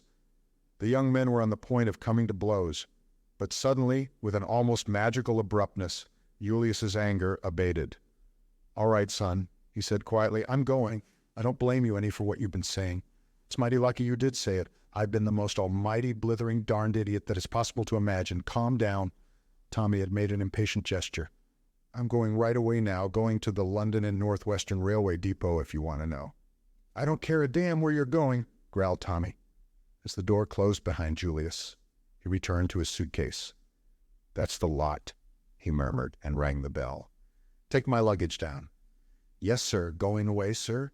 I'm going to the devil, said Tommy, regardless of the menial's feelings. That functionary, however, merely replied respectfully, Yes, sir. Shall I call a taxi? Tommy nodded. Where was he going? He hadn't the faintest idea. Beyond a fixed determination to get even with Mr. Brown, he had no plans. He reread Sir James's letter and shook his head. Tuppence must be avenged. Still, it was kind of the old fellow. Better answer it, I suppose. He went across to the writing table. With the usual perversity of bedroom stationery, there were innumerable envelopes and no paper. He rang. No one came. Tommy fumed at the delay. Then he remembered that there was a good supply in Julius's sitting room. The American had announced his immediate departure. There would be no fear of running up against him. Besides, he wouldn't mind if he did. He was beginning to be rather ashamed of the things he had said. Old Julius had taken them jolly well. He'd apologize if he found him there. But the room was deserted. Tommy walked across to the writing table and opened the middle drawer. A photograph, carelessly thrust in face upwards, caught his eye. For a moment he stood rooted to the ground. Then he took it out, shut the drawer, walked slowly over to an armchair, and sat down, still staring at the photograph in his hand. What on earth was a photograph of the French girl Annette doing in Julius Hersheimmer's writing table? Chapter 22. In Downing Street, the Prime Minister tapped the desk in front of him with nervous fingers. His face was worn and harassed. He took up his conversation with Mr. Carter at the point it had broken off. "I don't understand," he said. "Do you really mean that things are not so desperate after all? So this lad seems to think. Let's have a look at his letter again." Mr. Carter handed it over. It was written in a sprawling, boyish hand. "Dear Mr. Carter, something's turned up that has given me a jar. Of course, I may be simply making an awful ass of myself, but I don't think so. If my conclusions are right, that girl at Manchester was just a plant. The whole thing was prearranged, sham packet and all, with the object of making us think the game was up. Therefore, I fancy that we must have been pretty hot on the scent. I think I know who the real Jane Finn is, and I've even got an idea where the papers are. That lasts only a guess, of course, but I have a sort of feeling it'll turn out right. Anyhow, I enclose it in a sealed envelope for what it's worth. I'm going to ask you not to open it until the very last moment, midnight on the 28th, in fact. You'll understand why in a minute. You see, I figured it out that those things of Tuppence's are a plant too, and she's no more drowned than I am. The way I reason is this. As a last chance, they'll let Jane Finn escape in the hope that she's been shamming this memory stunt, and that once she thinks she's free, she'll go right away to the cash. Of course, it's an awful risk for them to take because she knows all about them, but they're pretty desperate to get hold of that treaty. But if they know that the papers have been recovered by us, neither of those two girls' lives will be worth an hour's purchase. I must try and get hold of Tuppence before Jane escapes.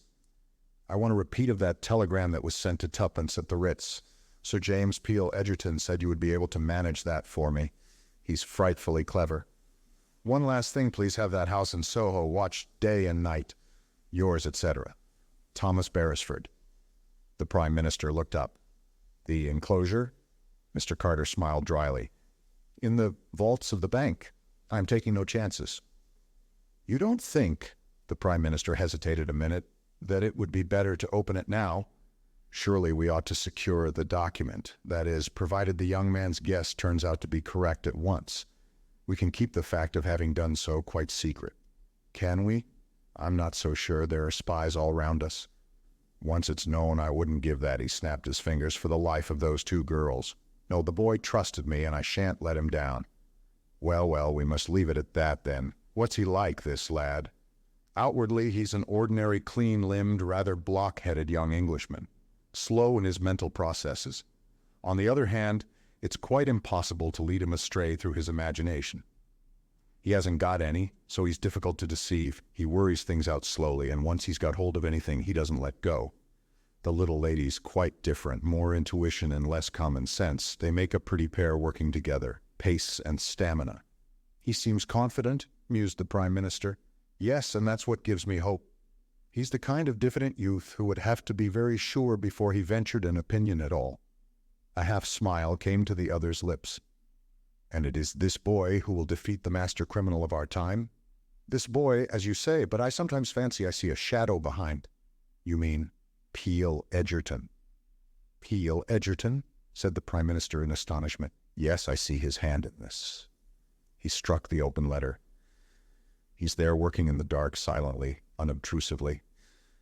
I've always felt that if anyone was to run Mr. Brown to earth, Peel Edgerton would be the man. I tell you, he's on the case now, but doesn't want it known. By the way, I got rather an odd request from him the other day. Yes. He sent me a cutting from some American paper. It referred to a man's body found near the docks in New York about 3 weeks ago. He asked me to collect any information on the subject I could. Well, Carter shrugged his shoulders. I couldn't get much. Young fellow, about 35, poorly dressed face, very badly disfigured. He was never identified. And you fancy that the two matters are connected in some way? Somehow I do. I may be wrong, of course. There was a pause. Then Mr. Carter continued. I asked him to come round here. Not that we'll get anything out of him he doesn't want to tell. His legal instincts are too strong. But there's no doubt he can throw light on one or two obscure points in young Beresford's letter. Ah, here he is. The two men rose to greet the newcomer. A half-whimsical thought flashed across the Premier's mind. My successor, perhaps. We've had a letter from young Beresford, said Mr. Carter, coming to the point at once. You've seen him, I suppose? You suppose wrong, said the lawyer. Oh, Mr. Carter was a little nonplussed. Sir James smiled and stroked his chin. He rang me up, he volunteered. Would you have any objection to telling us exactly what passed between you? Not at all. He thanked me for a certain letter which I had written to him. As a matter of fact, I had offered him a job. Then he reminded me of something I had said to him at Manchester, respecting that bogus telegram which lured Miss Cowley away. I asked him if anything untoward had occurred. He said it had that in a drawer in Mr. Hersheimmer's room he had discovered a photograph. The lawyer paused, then continued. I asked him if the photograph bore the name and address of a Californian photographer. He replied, You're onto it, sir, it had. Then he went on to tell me something I didn't know. The original of that photograph was the French girl, Annette, who saved his life. What? Exactly. I asked the young man with some curiosity what he had done with the photograph. He replied that he had put it back where he found it. The lawyer paused again. That was good, you know, distinctly good. He can use his brains, that young fellow. I congratulated him. The discovery was a providential one. Of course, from the moment that the girl in Manchester was proved to be a plant, everything was altered. Young Beresford saw that for himself, without my having to tell it him. But he felt he couldn't trust his judgment on the subject of Miss Cowley. Did I think she was alive? I told him, duly weighing the evidence, that there was a very decided chance in favor of it. That brought us back to the telegram. Yes? I advised him to apply to you for a copy of the original wire, and yet it had occurred to me as probable that after Miss Cowley flung it on the floor, certain words might have been erased and altered with the express intention of setting searchers on a false trail. Carter nodded. He took a sheet from his pocket and read aloud. Come at once. Astley Priors, Gatehouse, Kent. Great developments, Tommy. Very simple, said Sir James, and very ingenious. And just a few words to alter and the thing was done. And the one important clue they overlooked. What was that? The page boy's statement that Miss Cowley drove to Charing Cross. They were so sure of themselves that they took it for granted he had made a mistake. Then young Beresford is now? At Gatehouse, Kent, unless I'm much mistaken. Mr. Carter looked at him curiously. I rather wonder you're not there too, Peel Edgerton. Ah, I'm busy on a case. I thought you were on your holiday. Oh, I've not been briefed. Perhaps it would be more correct to say I'm preparing a case. Any more facts about that American chap for me? I'm afraid not.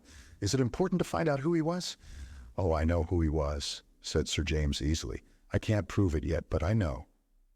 The other two asked no questions. They had an instinct that it would be mere waste of breath. But what I don't understand, said the Prime Minister suddenly, is how that photograph came to be in Mr. Hersheimmer's drawer. Perhaps it never left it, suggested the lawyer gently. But the bogus inspector, Inspector Brown. Ah, said Sir James thoughtfully. He rose to his feet. I mustn't keep you. Go on with the affairs of the nation. I must get back to my case. 2 days later, Julius Hersheimmer returned from Manchester. A note from Tommy lay on his table. Dear Hersheimmer, sorry I lost my temper. In case I don't see you again, goodbye. I've been offered a job in the Argentine, and might as well take it. Yours, Tommy Beresford. A peculiar smile lingered for a moment on Julius's face. He threw the letter into the wastepaper basket. The darned fools, he murmured. Chapter 23. A race against time. After ringing up Sir James, Tommy's next procedure was to make a call at South Audley Mansions. He found Albert discharging his professional duties and introduced himself without more ado as a friend of Tuppence's. Albert unbent immediately. "Things has been very quiet here lately," he said wistfully. "Hope the young lady's keeping well, sir?" "That's just the point, Albert. She's disappeared." "You don't mean as the crooks have got her?" "They have." "In the underworld?" "No, dash it all, in this world. It's a expression, sir," explained Albert. "At the pictures, the crooks always have a restaurant in the underworld. But do you think as they've done her in, sir?" "I hope not. By the way, have you by any chance an aunt, a cousin, a grandmother, or any other suitable female relation who might be represented as being likely to kick the bucket?" A delighted grin spread slowly over Albert's countenance. "I'm on, sir. My poor aunt, what lives in the country, has been mortal bad for a long time, and she's asking for me with her dying breath." Tommy nodded approval. "Can you report this in the proper quarter and meet me at Charing Cross in an hour's time?" "I'll be there. Sir, you can count on me." As Tommy had judged, the faithful Albert proved an invaluable ally. The two took up their quarters at the inn in Gatehouse. To Albert fell the task of collecting information. There was no difficulty about it. Astley Priors was the property of a Dr. Adams. The doctor no longer practiced, had retired, the landlord believed, but he took a few private patients here. The good fellow tapped his forehead knowingly. "Balmy ones, you understand?" The doctor was a popular figure in the village, subscribed freely to all the local sports, a very pleasant, affable gentleman. Been there long?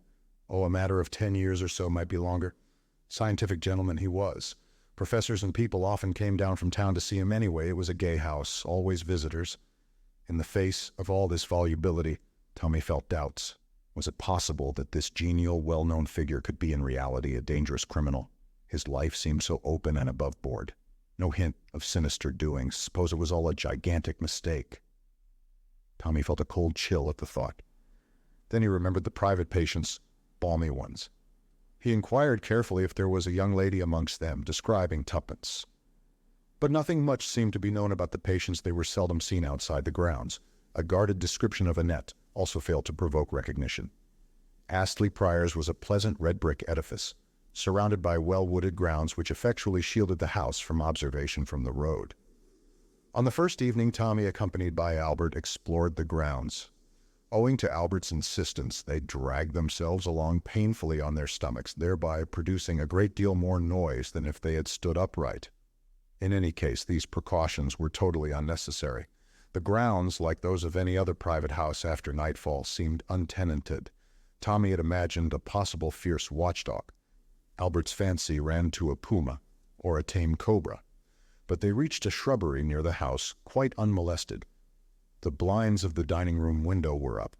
There was a large company assembled round the table. The port was passing from hand to hand. It seemed a normal, pleasant company.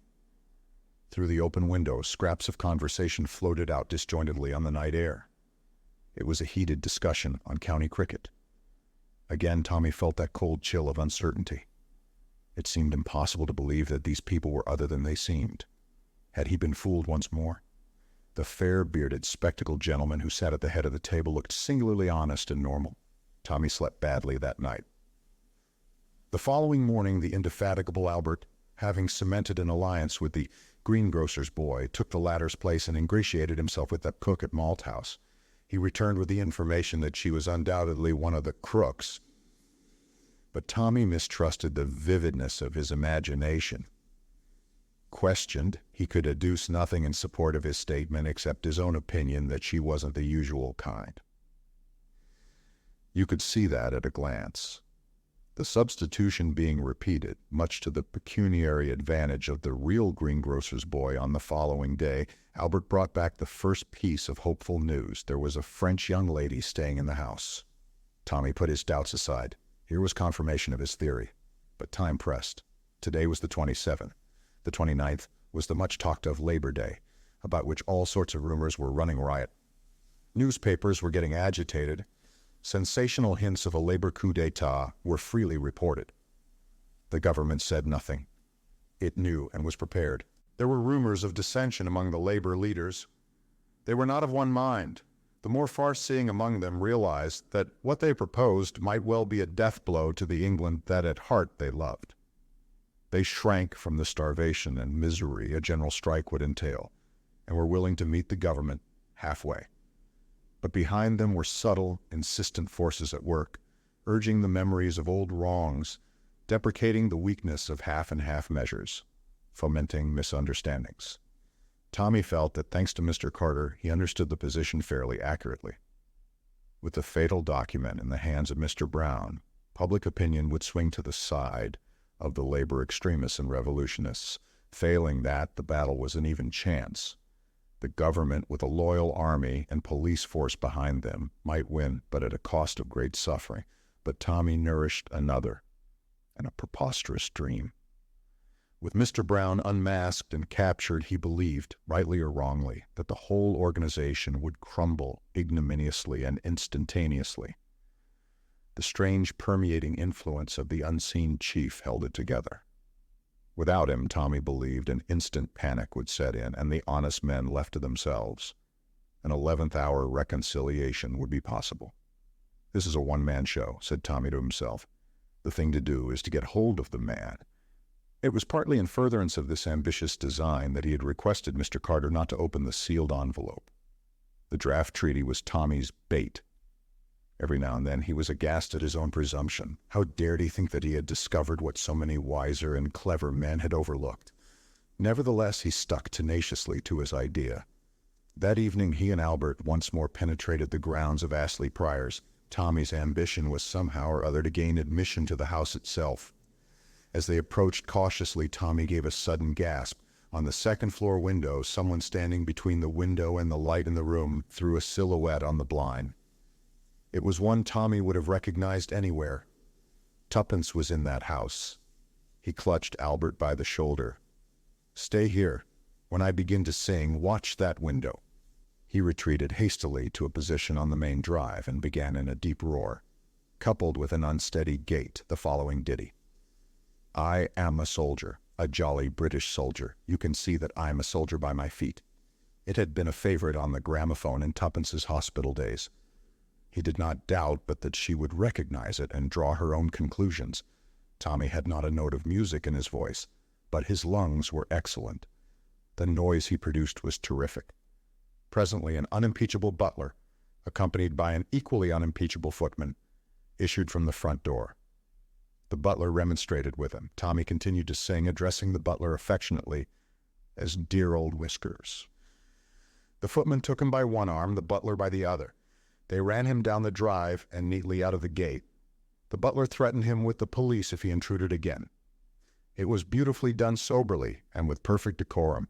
Anyone would have sworn that the butler was a real butler, the footman a real footman only. As it happened, the butler was Whittington.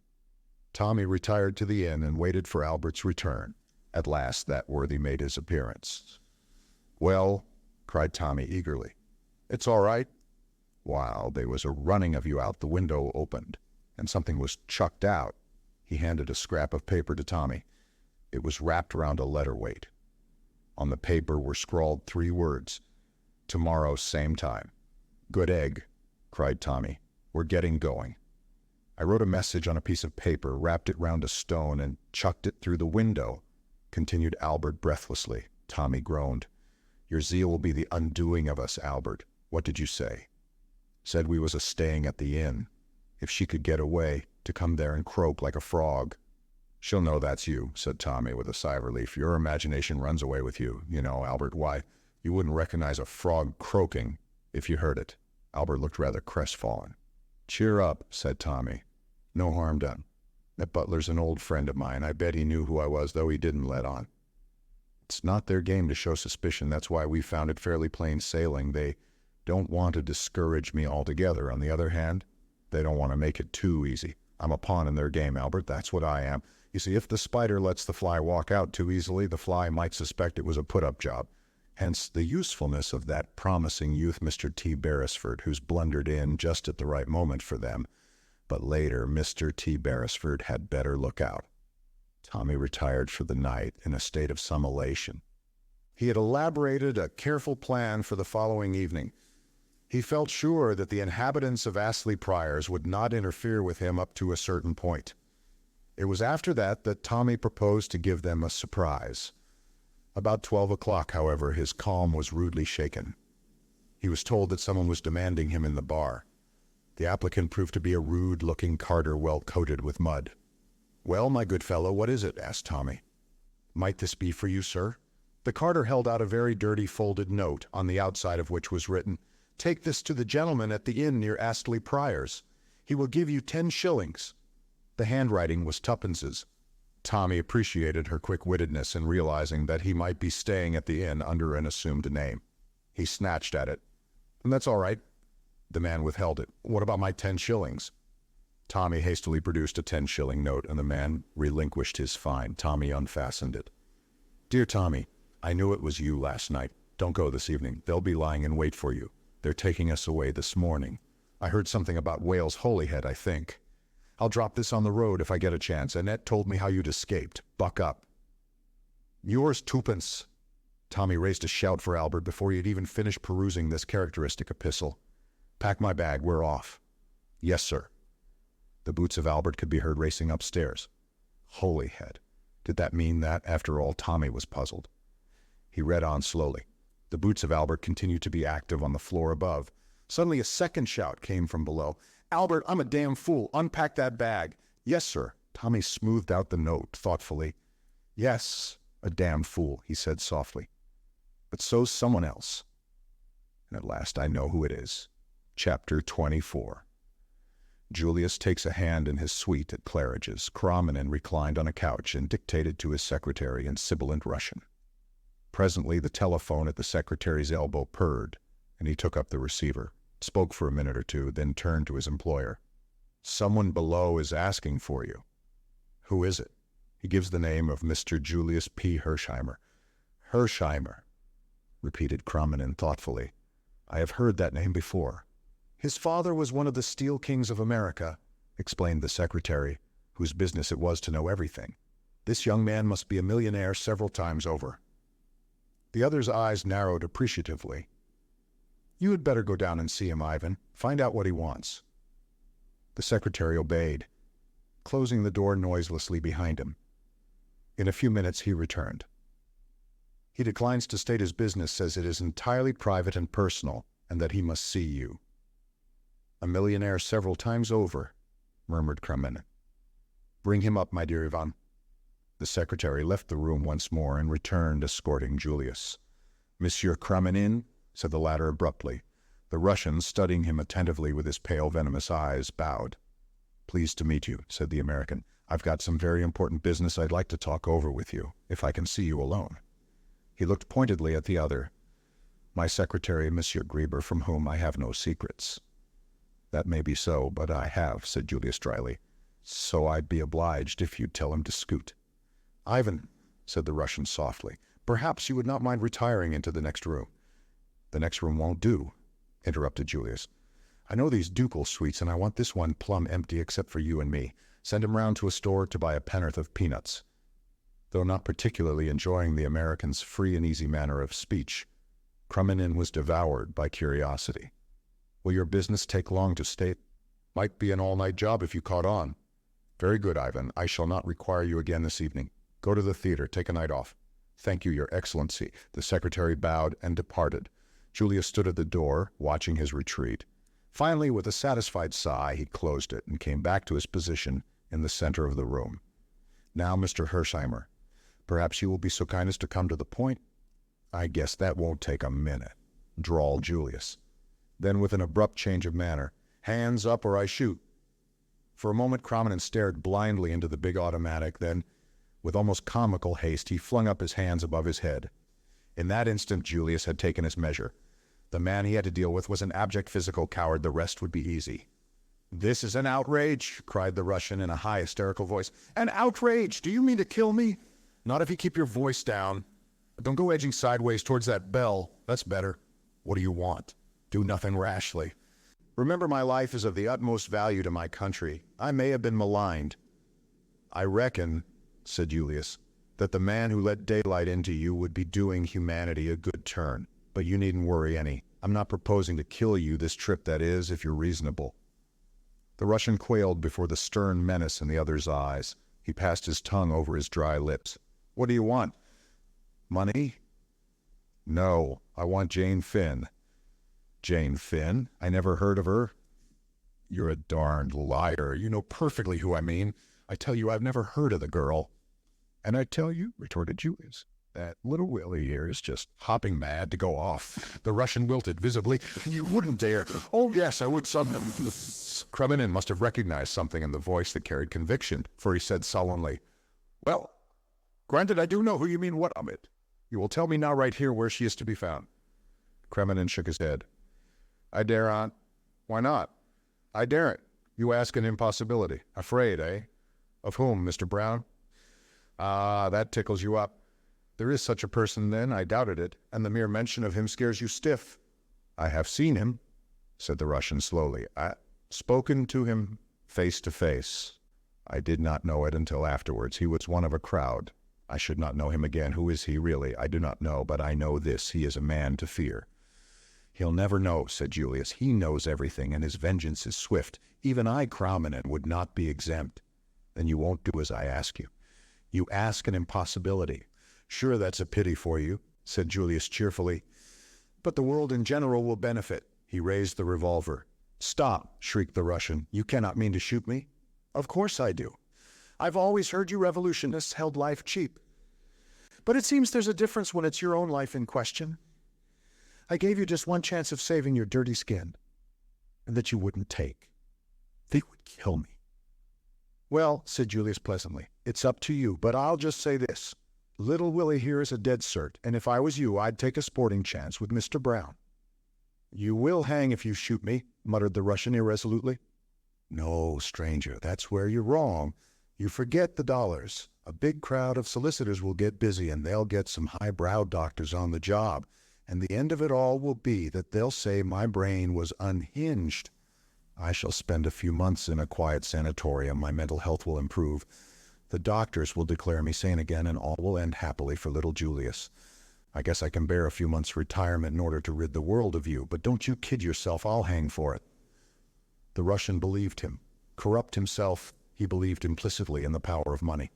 He had read of American murder trials running much on the lines indicated by Julius. He had bought and sold justice himself. This virile young American with the significant drawling voice had the whip hand of him. I'm going to count 5, continued Julius, and I guess if you let me get past 4, you needn't worry any about Mr. Brown. Maybe he'll send some flowers to the funeral, but you won't smell them. Are you ready? I'll begin. 1, 2, 3, 4. The Russian interrupted with a shriek. Do not shoot. I will do all you wish. Julius lowered the revolver. I thought you'd hear sense. Where is the girl? At Gatehouse in Kent. Astley Priors, the place is called. Is she a prisoner there? She's not allowed to leave the house, though it's safe enough. Really. The little fool has lost her memory, curse her. That's been annoying for you and your friends, I reckon. What about the other girl, the one you decoyed away over a week ago? She's there too, said the Russian sullenly. That's good, said Julius. Isn't it all panning out beautifully, and a lovely night for the run? What run? Demanded Kremenin with a stare. Down to Gatehouse, sure. I hope you're fond of motoring. What do you mean? I refuse to go. And now don't get mad. You must see I'm not such a kid as to leave you here. You'd ring up your friends on that telephone first thing. He observed the fall on the other's face. You see, you got it all fixed. No, sir, you're coming along with me. This your bedroom next door here? Walk right in. Little Willie and I will come behind. Put on a thick coat, that's right. Fur line? And you a socialist. Now we're ready. We walked downstairs and out through the hall to where my car's waiting. And don't you forget I've got you covered every inch of the way. I can shoot just as well through my coat pocket. One word or a glance even at one of those liveried menials, and there'll sure be a strange face in the sulphur and brimstone works. Together they descended the stairs and passed out to the waiting car. The Russian was shaking with rage. The hotel servants surrounded them. A cry hovered on his lips, but at the last minute his nerve failed him. The American was a man of his word. When they reached the car, Julius breathed a sigh of relief. The danger zone was past. Fear had successfully hypnotized the man by his side. Get in, he ordered. Then as he caught the other's sidelong glance, no, the chauffeur won't help you any. Naval man. Was on a submarine in Russia. When the revolution broke out, a brother of his was murdered by your people, George. Yes, sir? The chauffeur turned his head. This gentleman is a Russian Bolshevik. We don't want to shoot him, but it may be necessary. You understand? Perfectly, sir. I want to go to Gatehouse in Kent. Know the road at all? Yes, sir, it will be about an hour and a half's run. Make it an hour. I'm in a hurry. I'll do my best, sir. The car shot forward through the traffic. Julius ensconced himself comfortably by the side of his victim. He kept his hand in the pocket of his coat, but his manner was urbane to the last degree. There was a man I shot once in Arizona, he began cheerfully. At the end of the hour's run, the unfortunate Kremenin was more dead than alive. In succession to the anecdote of the Arizona man, there had been a tough from Frisco and an episode in the Rockies. Julius's narrative style, if not strictly accurate, was picturesque.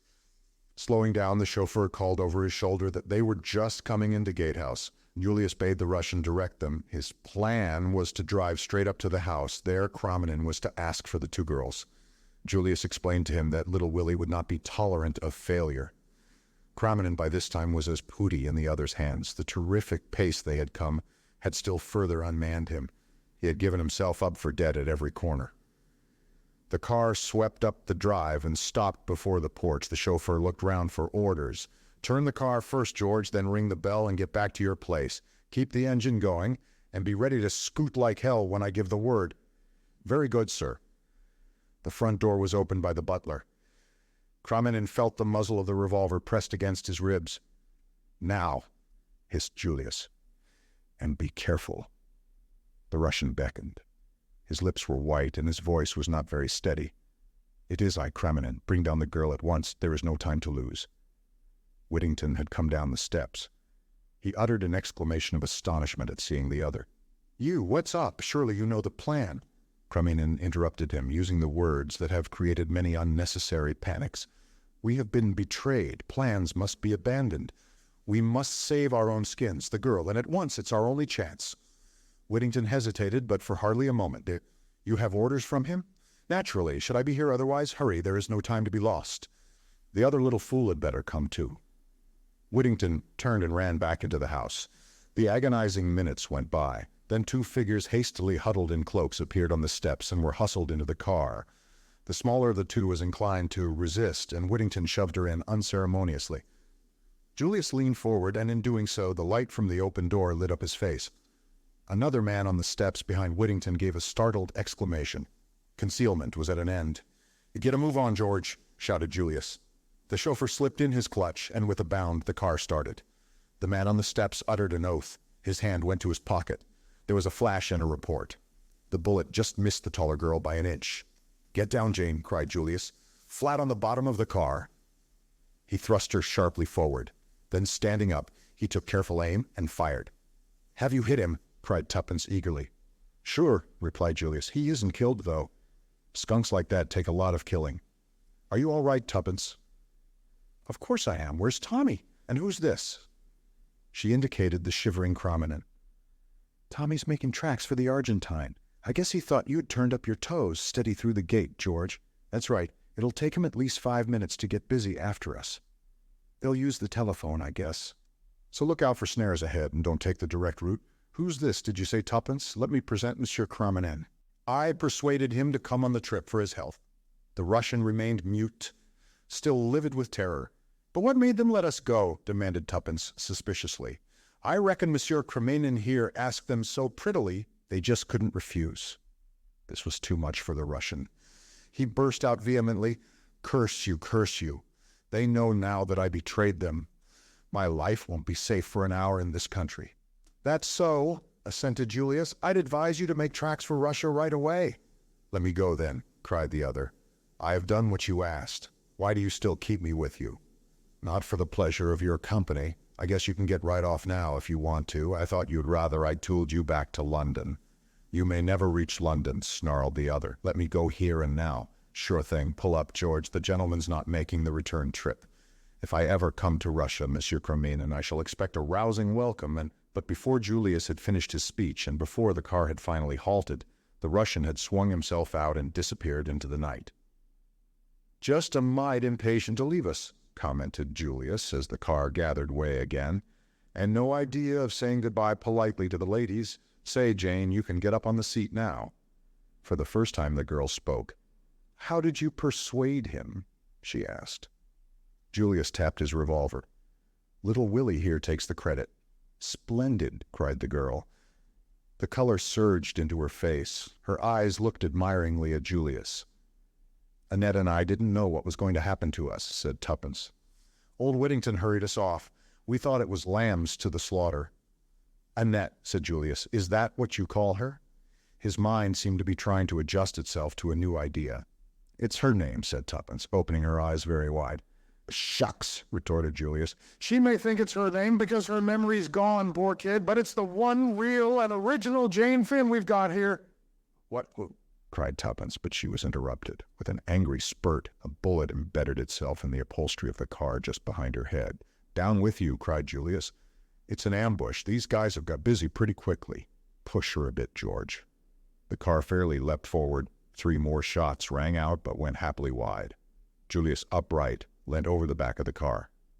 "Nothing to shoot at," he announced gloomily, "but I guess there'll be another little picnic soon. Ah." He raised his hand to his cheek. "You are hurt?"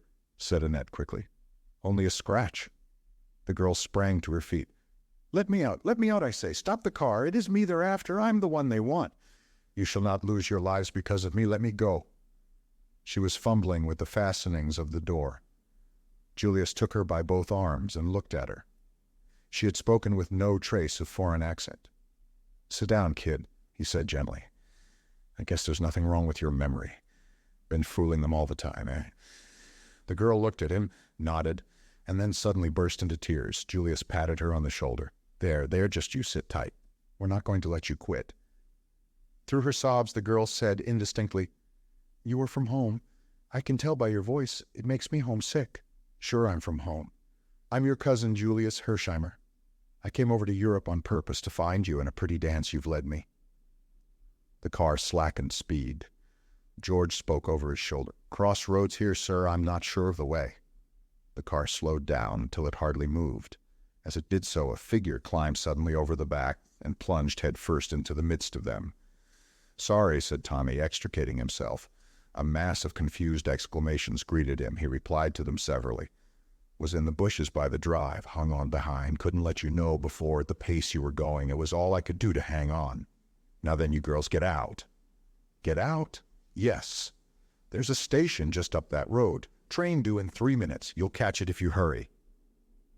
"What the devil are you driving at?" demanded Julius. "Do you think you can fool them by leaving the car?" "You and I aren't going to leave the car, only the girls." "You're crazed, Beresford, stark staring mad. You can't let those girls go off alone. It'll be the end of it if you do." Tommy turned to Tuppence.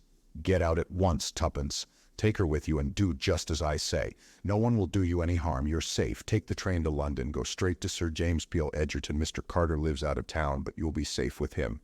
"Darn you," cried Julius. "You're mad, Jane. You stay where you are." With a sudden swift movement, Tommy snatched the revolver from Julius's hand and leveled it at him. "Now will you believe I'm in earnest? Get out, both of you, and do as I say or I'll shoot." Tuppence sprang out, dragging the unwilling Jane after her. "Come on, it's all right. If Tommy's sure, he's sure. Be quick. We'll miss the train." They started running. Julius's pent-up rage burst forth. "What the hell?" Tommy interrupted him. "Dry up. I want a few words with you, Mr. Julius Hersheimmer." Chapter 25. Jane's Story. Her arm through Jane's, dragging her along, Tuppence reached the station. Her quick ears caught the sound of the approaching train. "Hurry up," she panted, "or we'll miss it." They arrived on the platform just as the train came to a standstill. Tuppence opened the door of an empty first-class compartment, and the 2 girls sank down breathless on the padded seats. A man looked in, then passed on to the next carriage. Jane started nervously. Her eyes dilated with terror. She looked questioningly at Tuppence. "Is he one of them, do you think?" she breathed. Tuppence shook her head. No. "It's all right." She took Jane's hand in hers. "Tommy wouldn't have told us to do this unless he was sure we'd be all right." "But he doesn't know them as I do." The girl shivered. "You can't understand. 5 years, 5 long years. Sometimes I thought I should go mad." "Never mind, it's all over." "Is it?" The train was moving now, speeding through the night at a gradually increasing rate. Suddenly Jane Finn started up. "What was that? I thought I saw a face looking in through the window." "No, there's nothing. See?" Tuppence went to the window and, lifting the strap, let the pane down. "You sure?" Quite sure. The other seemed to feel some excuse was necessary. I guess I'm acting like a frightened rabbit, but I can't help it. If they caught me now, they'd... Her eyes opened wide and staring. Don't, implored Tuppence. Lie back and don't think. You can be quite sure that Tommy wouldn't have said it was safe if it wasn't. My cousin didn't think so. He didn't want us to do this. No, said Tuppence, rather embarrassed. What are you thinking of? Said Jane sharply. Why? Your voice was so queer. I was thinking of something, confessed Tuppence. But I don't want to tell you, not now. I may be wrong, but I don't think so. It's just an idea that came into my head a long time ago. Tommy's got it too. I'm almost sure he has. But don't you worry, there'll be time enough for that later. And it mayn't be so at all. Do what I tell you. Lie back and don't think of anything. I'll try. The long lashes drooped over the hazel eyes. Tuppence, for her part, sat bolt upright, much in the attitude of a watchful terrier on guard. In spite of herself, she was nervous. Her eyes flashed continually from one window to the other. She noted the exact position of the communication cord. What it was that she feared, she would have been hard put to it to say. But in her own mind, she was far from feeling the confidence displayed in her words. Not that she disbelieved in Tommy, but occasionally she was shaken with doubts as to whether anyone so simple and honest as he was could ever be a match for the fiendish subtlety of the arch-criminal. If they once reached Sir James Peel Edgerton in safety, all would be well. But would they reach him? Would not the silent forces of Mr. Brown already be assembling against them? Even that last picture of Tommy, revolver in hand, failed to comfort her. By now he might be overpowered, borne down by sheer force of numbers. Tuppence mapped out her plan of campaign. As the train at length drew slowly into Charing Cross, Jane Finn sat up with a start. Have we arrived? I never thought we should. Oh, I thought we'd get to London all right. If there's going to be any fun, now is when it will begin. Quick, get out. We'll nip into a taxi. In another minute they were passing the barrier, had paid the necessary fares, and were stepping into a taxi. King's Cross, directed Tuppence. Then she gave a jump. A man looked in at the window just as they started. She was almost certain it was the same man who had got into the carriage next to them. She had a horrible feeling of being slowly hemmed in on every side. You see, she explained to Jane, if they think we're going to Sir James, this will put them off the scent. Now they'll imagine we're going to Mr. Carter. His country place is north of London somewhere. Crossing Holborn there was a block, and the taxi was held up. This was what Tuppence had been waiting for. Quick, she whispered, open the right-hand door.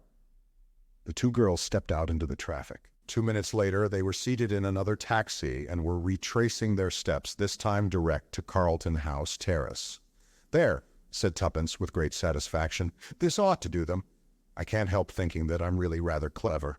How that other taxi man will swear. But I took his number, and I'll send him a postal order tomorrow so that he won't lose by it if he happens to be genuine. What's this thing swerving? Oh! There was a grinding noise and a bump. Another taxi had collided with them. In a flash, Tuppence was out on the pavement. A policeman was approaching. Before he arrived, Tuppence had handed the driver 5 shillings, and she and Jane had merged themselves in the crowd. It's only a step or two now, said Tuppence breathlessly. The accident had taken place in Trafalgar Square. Do you think the collision was an accident, or done deliberately? I don't know. It might have been either. Hand in hand, the two girls hurried along. It may be my fancy, said Tuppence suddenly, but I feel as though there was someone behind us. Hurry, murmured the other. Oh, hurry! They were now at the corner of Carlton House Terrace, and their spirits lightened. Suddenly a large and apparently intoxicated man barred their way. Good evening, ladies, he hiccuped. Whither away so fast? Let us pass, please, said Tuppence imperiously. Just a word with your pretty friend here. He stretched out an unsteady hand and clutched Jane by the shoulder. Tuppence heard other footsteps behind. She did not pause to ascertain whether they were friends or foes. Lowering her head, she repeated a maneuver of childish days and butted their aggressor full in the capacious middle. The success of these unsportsmanlike tactics was immediate. The man sat down abruptly on the pavement. Tuppence and Jane took to their heels. The house they sought was some way down. Other footsteps echoed behind them. Their breath was coming in choking gasps as they reached Sir James's door. Tuppence seized the bell and Jane the knocker. The man who had stopped them reached the foot of the steps. For a moment he hesitated, and as he did so, the door opened. They fell into the hall together. Sir James came forward from the library door. "Hello, what's this?" He stepped forward and put his arm round Jane as she swayed uncertainly. He half carried her into the library and laid her on the leather couch. From a tantalus on the table, he poured out a few drops of brandy and forced her to drink them. With a sigh, she sat up, her eyes still wild and frightened. "It's all right. Don't be afraid, my child. You're quite safe." Her breath came more normally, and the color was returning to her cheeks. Sir James looked at Tuppence quizzically. "So you're not dead, Miss Tuppence, any more than that Tommy boy of yours was?" "The young adventurers take a lot of killing," boasted Tuppence. "So it seems," said Sir James dryly. "Am I right in thinking that the joint venture has ended in success, and that this," he turned to the girl on the couch, "is Miss Jane Finn?" Jane sat up. "Yes," she said quietly, "I am Jane Finn. I have a lot to tell you. When you are stronger—" "No, now." Her voice rose a little. "I shall feel safer when I have told everything." "As you please," said the lawyer. He sat down in one of the big armchairs facing the couch. In a low voice, Jane began her story. "I came over on the Lusitania to take up a post in Paris. I was fearfully keen about the war and just dying to help somehow or other. I had been studying French, and my teacher said they were wanting help in a hospital in Paris, so I wrote and offered my services, and they were accepted. I hadn't got any folk of my own, so it made it easy to arrange things. When the Lusitania was torpedoed, a man came up to me. I'd noticed him more than once, and I'd figured it out in my own mind that he was afraid of somebody or something. He asked me if I was a patriotic American and told me he was carrying papers which were just life or death to the Allies. He asked me to take charge of them. I was to watch for an advertisement in the Times. If it didn't appear, I was to take them to the American ambassador. Most of what followed seems like a nightmare still. I see it in my dreams sometimes. I'll hurry over that part. Mr. Danvers had told me to watch out. He might have been shadowed from New York, but he didn't think so. At first I had no suspicions, but on the boat to Holyhead I began to get uneasy. There was one woman who had been very keen to look after me and chum up with me generally, a Mrs. Vandermeyer. At first I'd been only grateful to her for being so kind to me, but all the time I felt there was something about her I didn't like, and on the Irish boat I saw her talking to some queer-looking man, and from the way they looked, I saw that they were talking about me. I remembered that she'd been quite near me on the Lusitania when Mr. Danvers gave me the packet, and before that she'd tried to talk to him once or twice. I began to get scared, but I didn't quite see what to do. I had a wild idea of stopping at Holyhead and not going on to London that day, but I soon saw that that would be plumb foolishness. The only thing was to act as though I'd noticed nothing and hope for the best. I couldn't see how they could get me if I was on my guard. One thing I'd done already as a precaution, ripped open the oilskin packet and substituted blank paper, and then sewn it up again. So if anyone did manage to rob me of it, it wouldn't matter. What to do with the real thing worried me no end. Finally, I opened it out flat. There were only 2 sheets, and laid it between 2 of the advertisement pages of a magazine. I stuck the 2 pages together round the edge with some gum off an envelope. I carried the magazine carelessly, stuffed into the pocket of my ulster. At Holyhead, I tried to get into a carriage with people that looked all right, but in a queer way there seemed always to be a crowd round me, shoving and pushing me just the way I didn't want to go. There was something uncanny and frightening about it. In the end, I found myself in a carriage with Mrs. Vandermeyer after all. I went out into the corridor, but all the other carriages were full, so I had to go back and sit down. I consoled myself with the thought that there were other people in the carriage. There was quite a nice-looking man and his wife sitting just opposite. So I felt almost happy about it until just outside London. I had leaned back and closed my eyes. I guess they thought I was asleep, but my eyes weren't quite shut, and suddenly I saw the nice-looking man get something out of his bag and hand it to Mrs. Vandermeyer, and as he did so, he winked.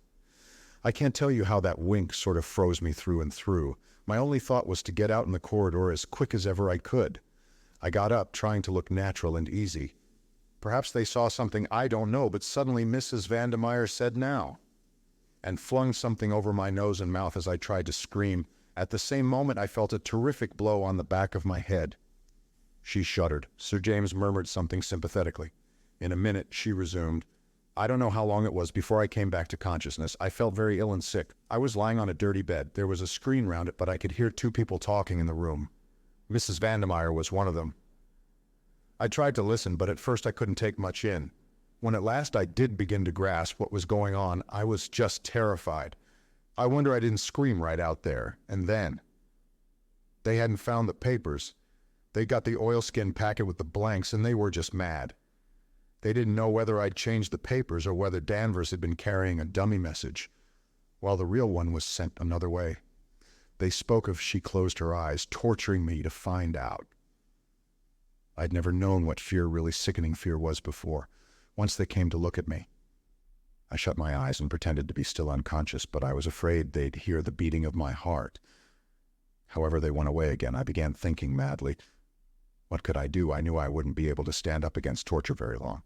Suddenly, something put the thought of loss of memory into my head.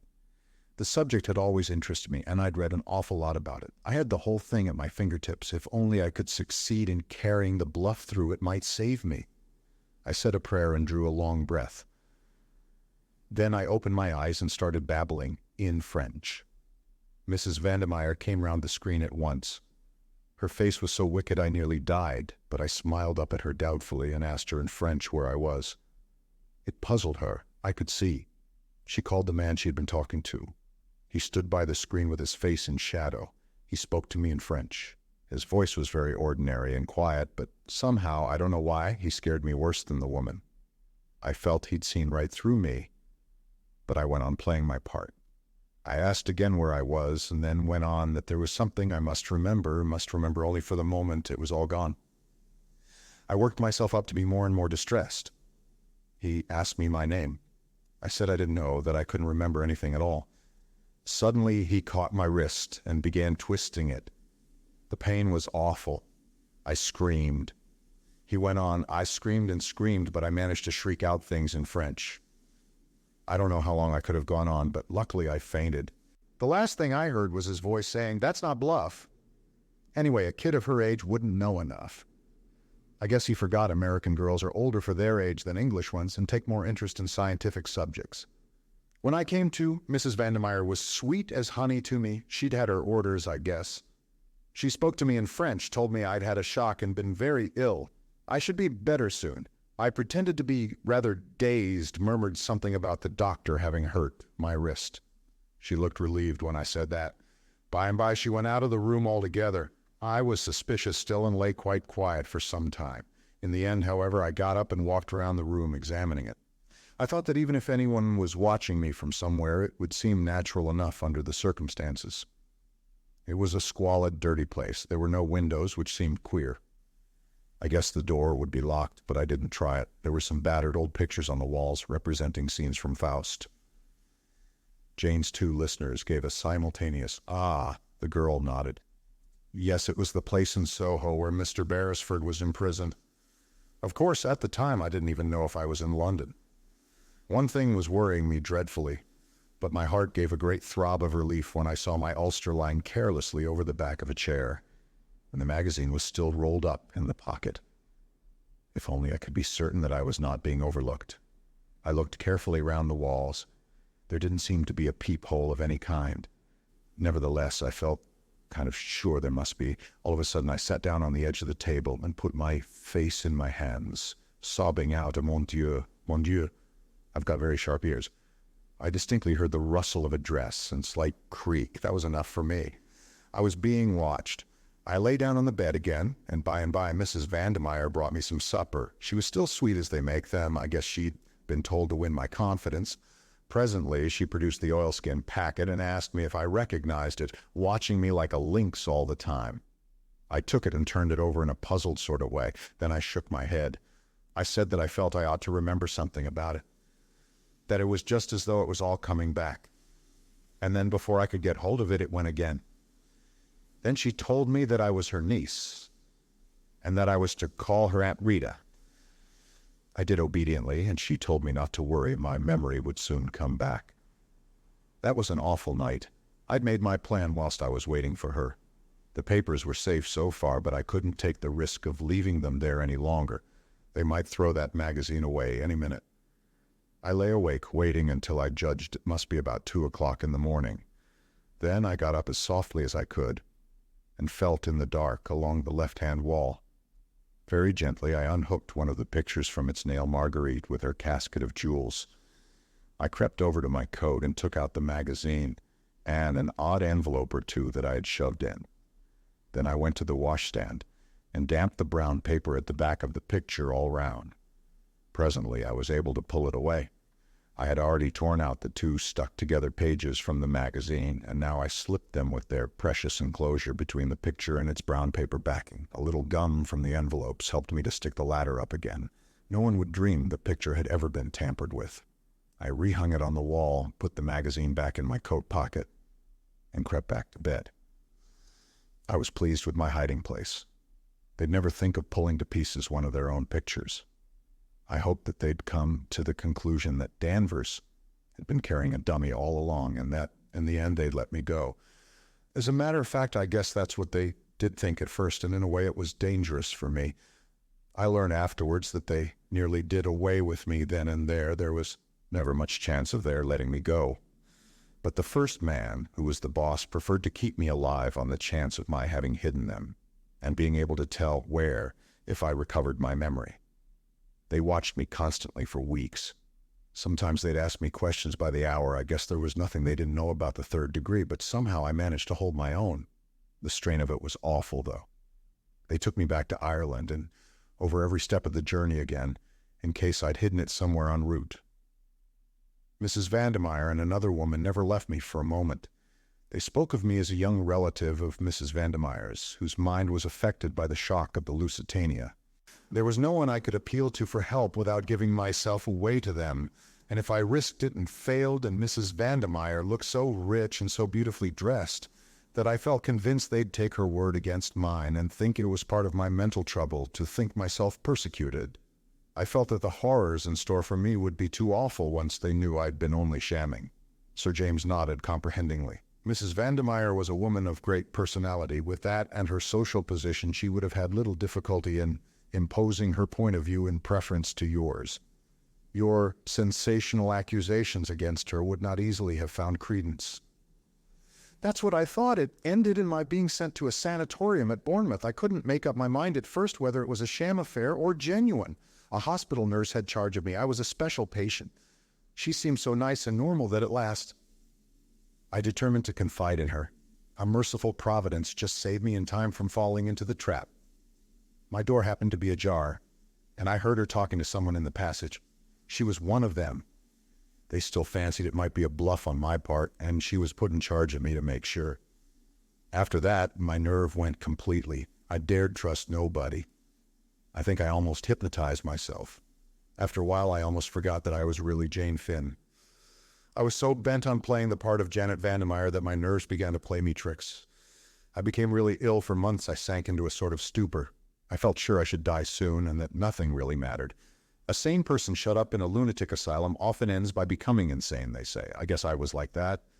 Playing my part had become second nature to me. I wasn't even unhappy in the end, just apathetic. Nothing seemed to matter. And the years went on, and then suddenly things seemed to change. Mrs. Vandermeyer came down from London. She and the doctor asked me questions, experimented with various treatments. There was some talk of sending me to a specialist in Paris. In the end, they did not dare risk it. I overheard something that seemed to show that other people's friends were looking for me.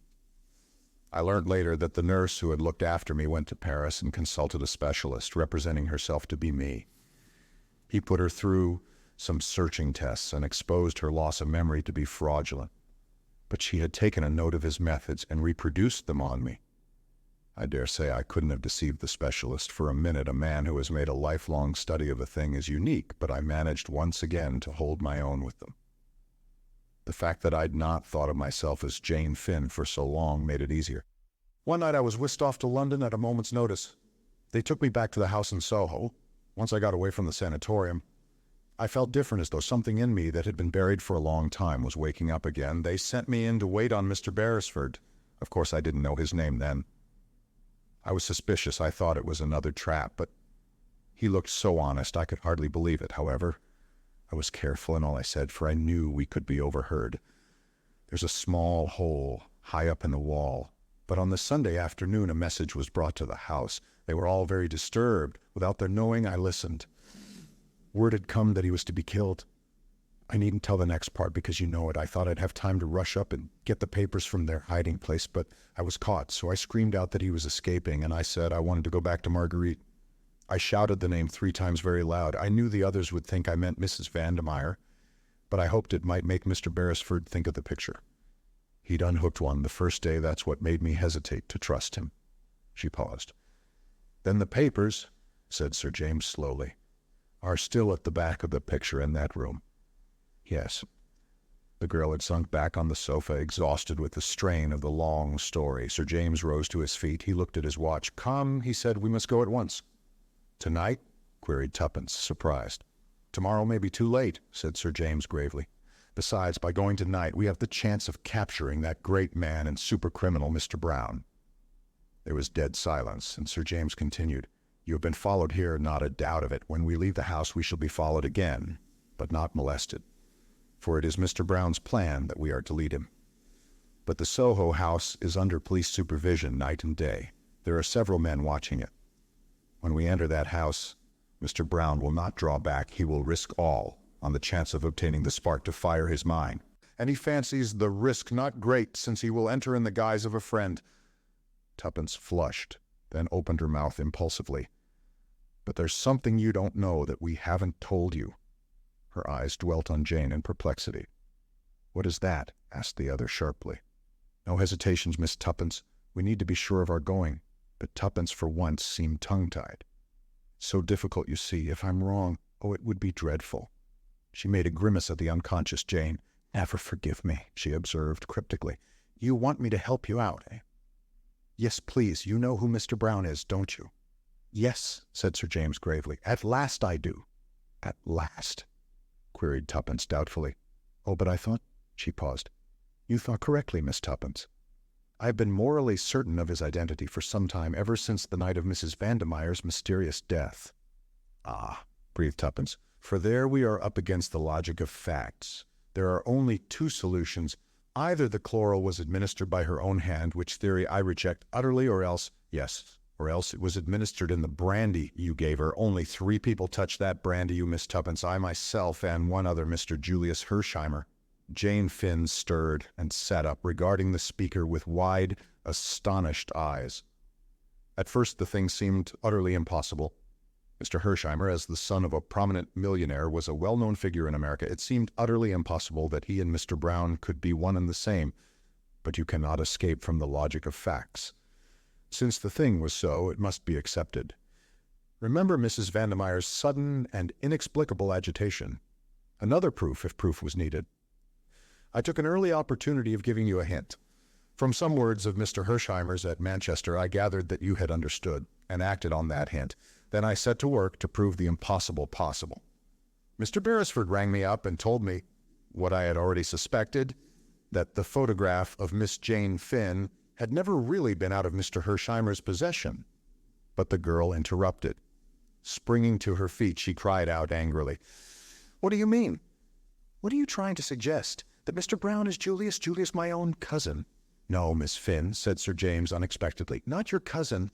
The man who calls himself Julius Hersheimmer is no relation to you whatsoever. Chapter 26. Mr. Brown. Sir James's words came like a bombshell. Both girls looked equally puzzled.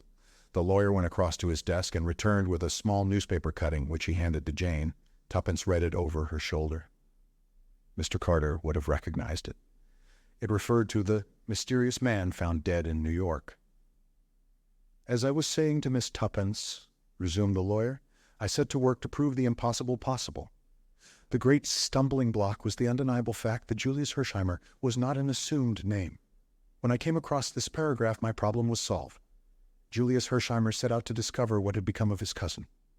He went out west, where he obtained news of her and her photograph to aid him in his search. On the eve of his departure from New York, he was set upon and murdered. His body was dressed in shabby clothes and the face disfigured to prevent identification. Mr. Brown took his place. He sailed immediately for England. None of the real Hersheimmer's friends or intimates saw him before he sailed, though indeed it would hardly have mattered if they had. The impersonation was so perfect. Since then he had been hand and glove with those sworn to hunt him down. Every secret of theirs has been known to him. Only once did he come near disaster. Mrs. Vandermeyer knew his secret. It was no part of his plan that huge bribe should ever be offered to her. But for Miss Tuppence's fortunate change of plan, she would have been far away from the flat when we arrived there. Exposure stared him in the face. He took a desperate step, trusting in his assumed character to avert suspicion. He nearly succeeded, but not quite. "I can't believe it," murmured Jane. "He seems so splendid." The real Julius Hersheimmer was a splendid fellow, and Mr. Brown is a consummate actor, but ask Miss Tuppence if she also has not had her suspicions. Jane turned mutely to Tuppence. The latter nodded. "I didn't want to say it, Jane. I knew it would hurt you. And after all, I couldn't be sure. I still don't understand why, if he's Mr. Brown, he rescued us. Was it Julius Hersheimmer who helped you to escape?" Tuppence recounted to Sir James the exciting events of the evening, ending up, "But I can't see why." "Can't you?" "I can. So can young Beresford by his actions." As a last hope, Jane Finn was to be allowed to escape, and the escape must be managed so that she harbors no suspicions of its being a put-up job. They're not averse to young Beresford's being in the neighborhood and, if necessary, communicating with you. They'll take care to get him out of the way at the right minute. Then Julius Hersheimmer dashes up and rescues you in true melodramatic style. Bullets fly, but don't hit anybody. What would have happened next? You would have driven straight to the house in Soho and secured the document which Miss Finn would probably have entrusted to her cousin's keeping. Or, if he conducted the search, he would have pretended to find the hiding place already rifled. He would have had a dozen ways of dealing with the situation, but the result would have been the same. And I rather fancy some accident would have happened to both of you. You see, you know rather an inconvenient amount. That's a rough outline. I admit I was caught napping. But somebody else wasn't. "Tommy," said Tuppence softly. "Yes, evidently when the right moment came to get rid of him, he was too sharp for them. All the same, I'm not too easy in my mind about him." "Why?" "Because Julius Hersheimmer is Mr. Brown," said Sir James dryly, "and it takes more than one man and a revolver to hold up Mr. Brown." Tuppence paled a little. "What can we do?" "Nothing until we've been to the house in Soho. If Beresford has still got the upper hand, there's nothing to fear. If otherwise, our enemy will come to find us, and he will not find us unprepared." From a drawer in the desk, he took a service revolver and placed it in his coat pocket. "Now we're ready. I know better than even to suggest going without you, Miss Tuppence. I should think so indeed. But I do suggest that Miss Finn should remain here. She will be perfectly safe, and I am afraid she's absolutely worn out with all she has been through." But to Tuppence's surprise, Jane shook her head.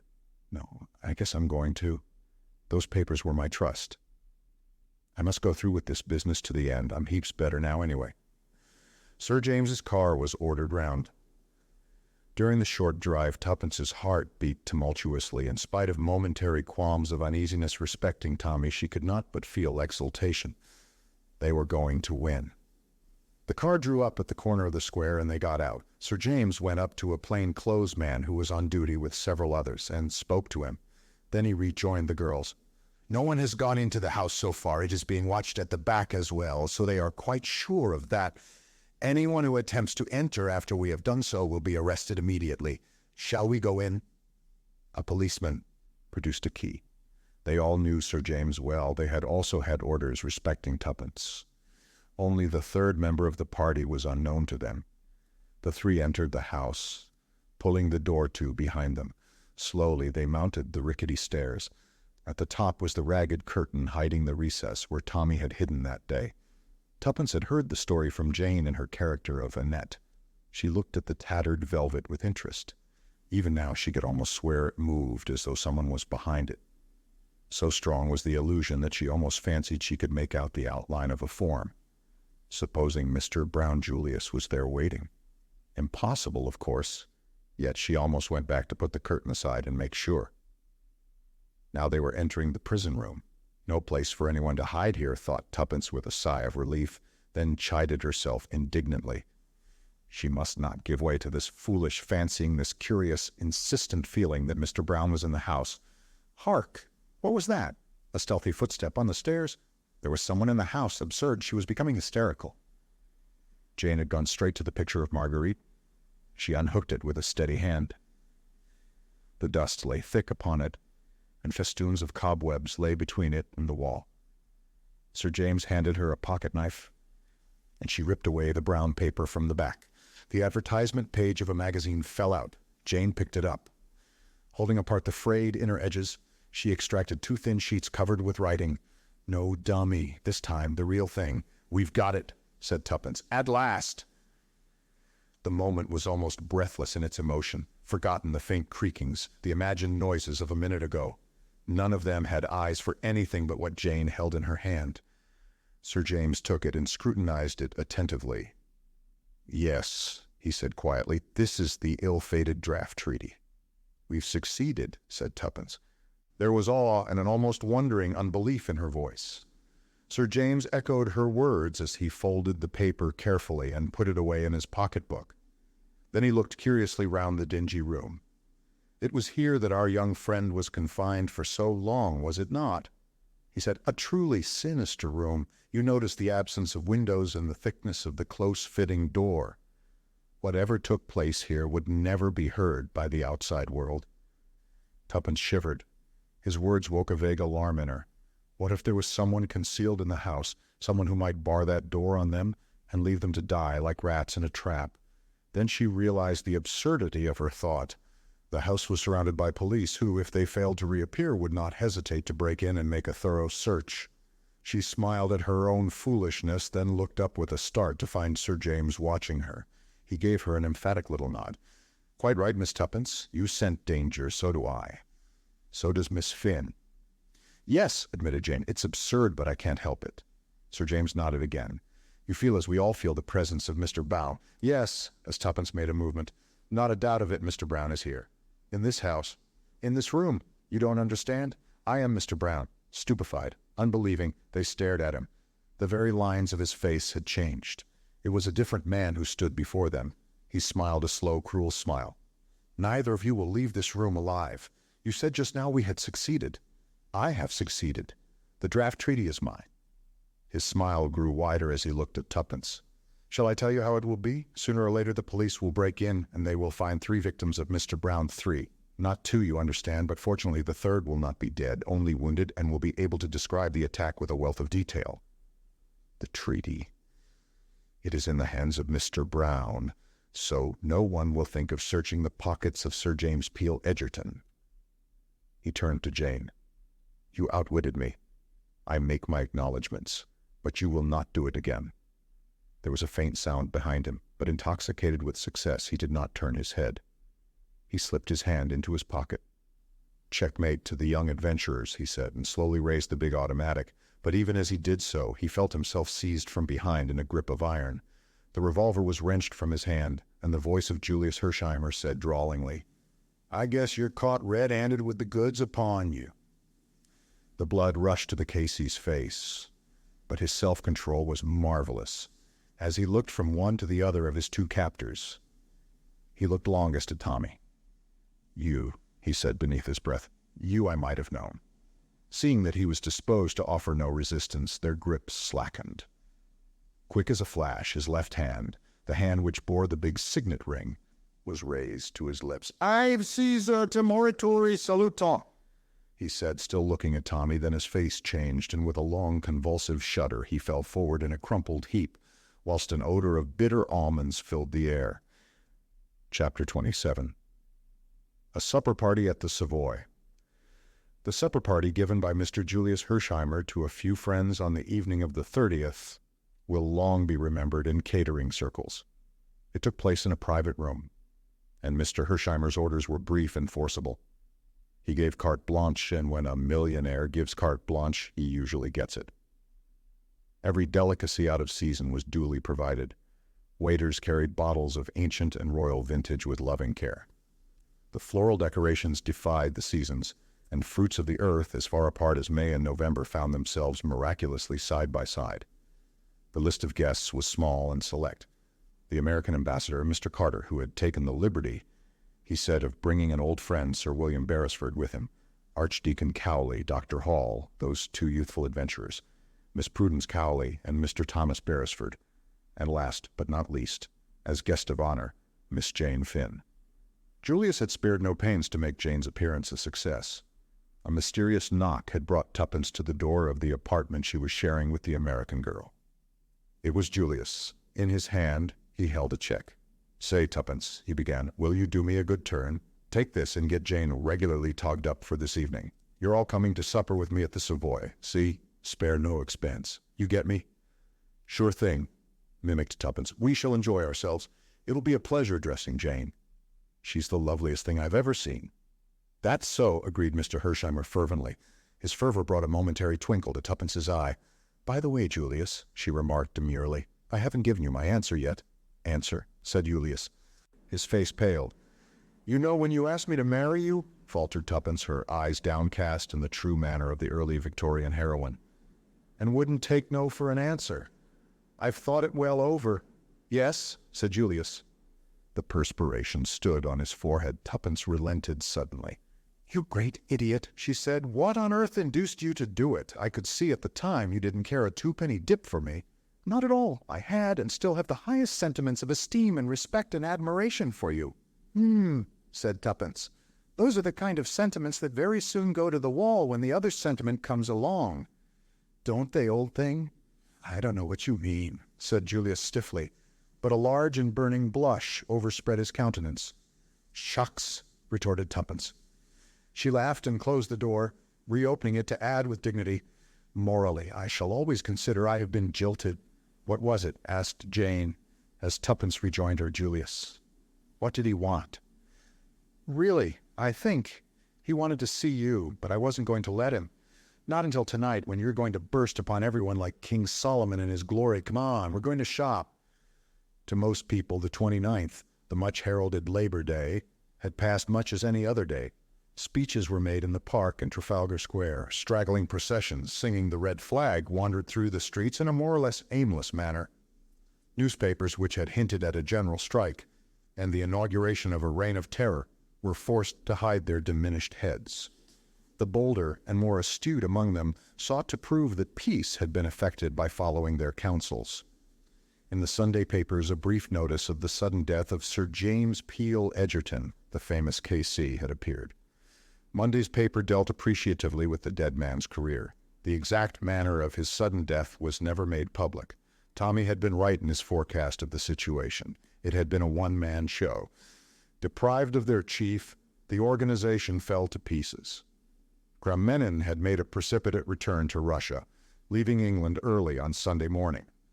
The gang had fled from Astley Priors in a panic, leaving behind, in their haste, various damaging documents which compromised them hopelessly. With these proofs of conspiracy in their hands, aided further by a small brown diary taken from the pocket of the dead man which had contained a full and damning resume of the whole plot, the government had called an 11th-hour conference. The labor leaders were forced to recognize that they had been used as a cat's paw. Certain concessions were made by the government and were eagerly accepted. It was to be peace, not war. But the cabinet knew by how narrow a margin they had escaped utter disaster, and burnt in on Mr. Carter's brain was the strange scene which had taken place in the house in Soho the night before. He had entered the squalid room to find that great man, the friend of a lifetime, dead, betrayed out of his own mouth. From the dead man's pocketbook he had retrieved the ill-omened draft treaty, and then and there, in the presence of the other three, it had been reduced to ashes. England was saved, and now, on the evening of the 30th, in a private room at the Savoy, Mr. Julius P. Hersheimmer was receiving his guests. Mr. Carter was the first to arrive. With him was a choleric-looking old gentleman, at sight of whom Tommy flushed up to the roots of his hair. He came forward. "Ha!" said the old gentleman, surveying him apoplectically. "So, you're my nephew, are you? Not much to look at, but you've done good work, it seems. Your mother must have brought you up well, after all." Shall we let bygones be bygones, eh? You're my heir, you know, and in future I propose to make you an allowance. And you can look upon Chalmers Park as your home. Thank you, sir. It's awfully decent of you. Where's this young lady I've been hearing such a lot about? Tommy introduced Tuppence. Ha, said Sir William, eyeing her. Girls aren't what they used to be in my young days. Yes, they are, said Tuppence. Their clothes are different, perhaps, but they themselves are just the same. Well, perhaps you're right. Minxes then minxes now. That's it, said Tuppence. I'm a frightful minx myself. I believe you, said the old gentleman, chuckling, and pinched her ear in high good humor. Most young women were terrified of the old bear, as they termed him. Tuppence's pertness delighted the old misogynist. Then came the timid archdeacon, a little bewildered by the company in which he found himself, glad that his daughter was considered to have distinguished herself, but unable to help glancing at her from time to time with nervous apprehension. But Tuppence behaved admirably. She forbore to cross her legs, set a guard upon her tongue, and steadfastly refused to smoke. Dr. Hall came next, and he was followed by the American ambassador. We might as well sit down, said Julius, when he had introduced all his guests to each other. Tuppence, will you? He indicated the place of honor with a wave of his hand. But Tuppence shook her head. No, that's Jane's place. When one thinks of how she's held out all these years, she ought to be made the queen of the feast tonight. Julius flung her a grateful glance, and Jane came forward shyly to the allotted seat. Beautiful as she had seemed before, it was as nothing to the loveliness that now went fully adorned. Tuppence had performed her part faithfully. The model gown supplied by a famous dressmaker had been entitled a tiger lily. It was all golds and reds and browns, and out of it rose the pure column of the girl's white throat and the bronze masses of hair that crowned her lovely head. There was admiration in every eye as she took her seat. Soon the supper party was in full swing, and with one accord Tommy was called upon for a full and complete explanation. You've been too darn close about the whole business, Julius accused him. You let on to me that you were off to the Argentine, though. I guess you had your reasons for that. The idea of both you and Tuppence casting me for the part of Mr. Brown just tickles me to death. The idea was not original to them, said Mr. Carter gravely. It was suggested, and the poison very carefully instilled by a past master in the art. The paragraph in the New York paper suggested the plan to him, and by means of it he wove a web that nearly enmeshed you fatally. I never liked him, said Julius. I felt from the first that there was something wrong about him, and I always suspected that it was he who silenced Mrs. Vandemeyer so appositely. But it wasn't until I heard that the order for Tommy's execution came right on the heels of our interview with him that Sunday that I began to tumble to the fact that he was the big bug himself. I never suspected it at all, lamented Tuppence. I've always thought I was so much cleverer than Tommy, but he's undoubtedly scored over me handsomely. Julius agreed. Tommy's been the goods this trip, and instead of sitting there as dumb as a fish, let him banish his blushes and tell us all about it. Here. There's nothing to tell, said Tommy, acutely uncomfortable. I was an awful mug right up to the time I found that photograph of Annette and realized that she was Jane Finn. Then I remembered how persistently she had shouted out that word Marguerite, and I thought of the pictures, and well, that's that. Then, of course, I went over the whole thing to see where I'd made an ass of myself. Go on, said Mr. Carter, as Tommy showed signs of taking refuge in silence once more. That business about Mrs. Vandemeyer had worried me when Julius told me about it. On the face of it, it seemed that he or Sir James must have done the trick, but I didn't know which. Finding that photograph in the drawer, after that story of how it had been got from him by Inspector Brown, made me suspect Julius. Then I remembered that it was Sir James who had discovered the false Jane Finn. In the end, I couldn't make up my mind and just decided to take no chances either way. I left a note for Julius in case he was Mr. Brown, saying I was off to the Argentine, and I dropped Sir James's letter with the offer of the job by the desk so that he would see it was a genuine stunt. Then I wrote my letter to Mr. Carter and rang up Sir James. Taking him into my confidence would be the best thing either way, so I told him everything except where I believed the papers to be hidden. The way he helped me to get on the track of Tuppence and Annette almost disarmed me, but not quite. I kept my mind open between the two of them, and then I got a bogus note from Tuppence and I knew. But how? Tommy took the note in question from his pocket and passed it round the table. It's her handwriting, all right, but I knew it wasn't from her because of the signature. She'd never spell her name Tuppence. But anyone who'd never seen it written might quite easily do so. Julius had seen it. He showed me a note of hers to him once, but Sir James hadn't. After that, everything was plain sailing. I sent off Albert post-haste to Mr. Carter. I pretended to go away, but doubled back again. When Julius came bursting up in his car, I felt it wasn't part of Mr. Brown's plan and that there would probably be trouble. Unless Sir James was actually caught in the act, so to speak, I knew Mr. Carter would never believe it of him on my bare word. I didn't, interposed Mr. Carter ruefully. That's why I sent the girls off to Sir James. I was sure they'd fetch up at the house in Soho sooner or later. I threatened Julius with the revolver because I wanted Tuppence to repeat that to Sir James so that he wouldn't worry about us. The moment the girls were out of sight, I told Julius to drive like hell for London, and as we went along, I told him the whole story. We got to the Soho house in plenty of time and met Mr. Carter outside. After arranging things with him, we went in and hid behind the curtain in the recess. The policeman had orders to say if they were asked that no one had gone into the house, that's all. And Tommy came to an abrupt halt. There was silence for a moment. By the way, said Julius suddenly, you're all wrong about that photograph of Jane. It was taken from me, but I found it again. Where? Cried Tuppence. In that little safe on the wall in Mrs. Vandemeyer's bedroom. I knew you found something, said Tuppence reproachfully.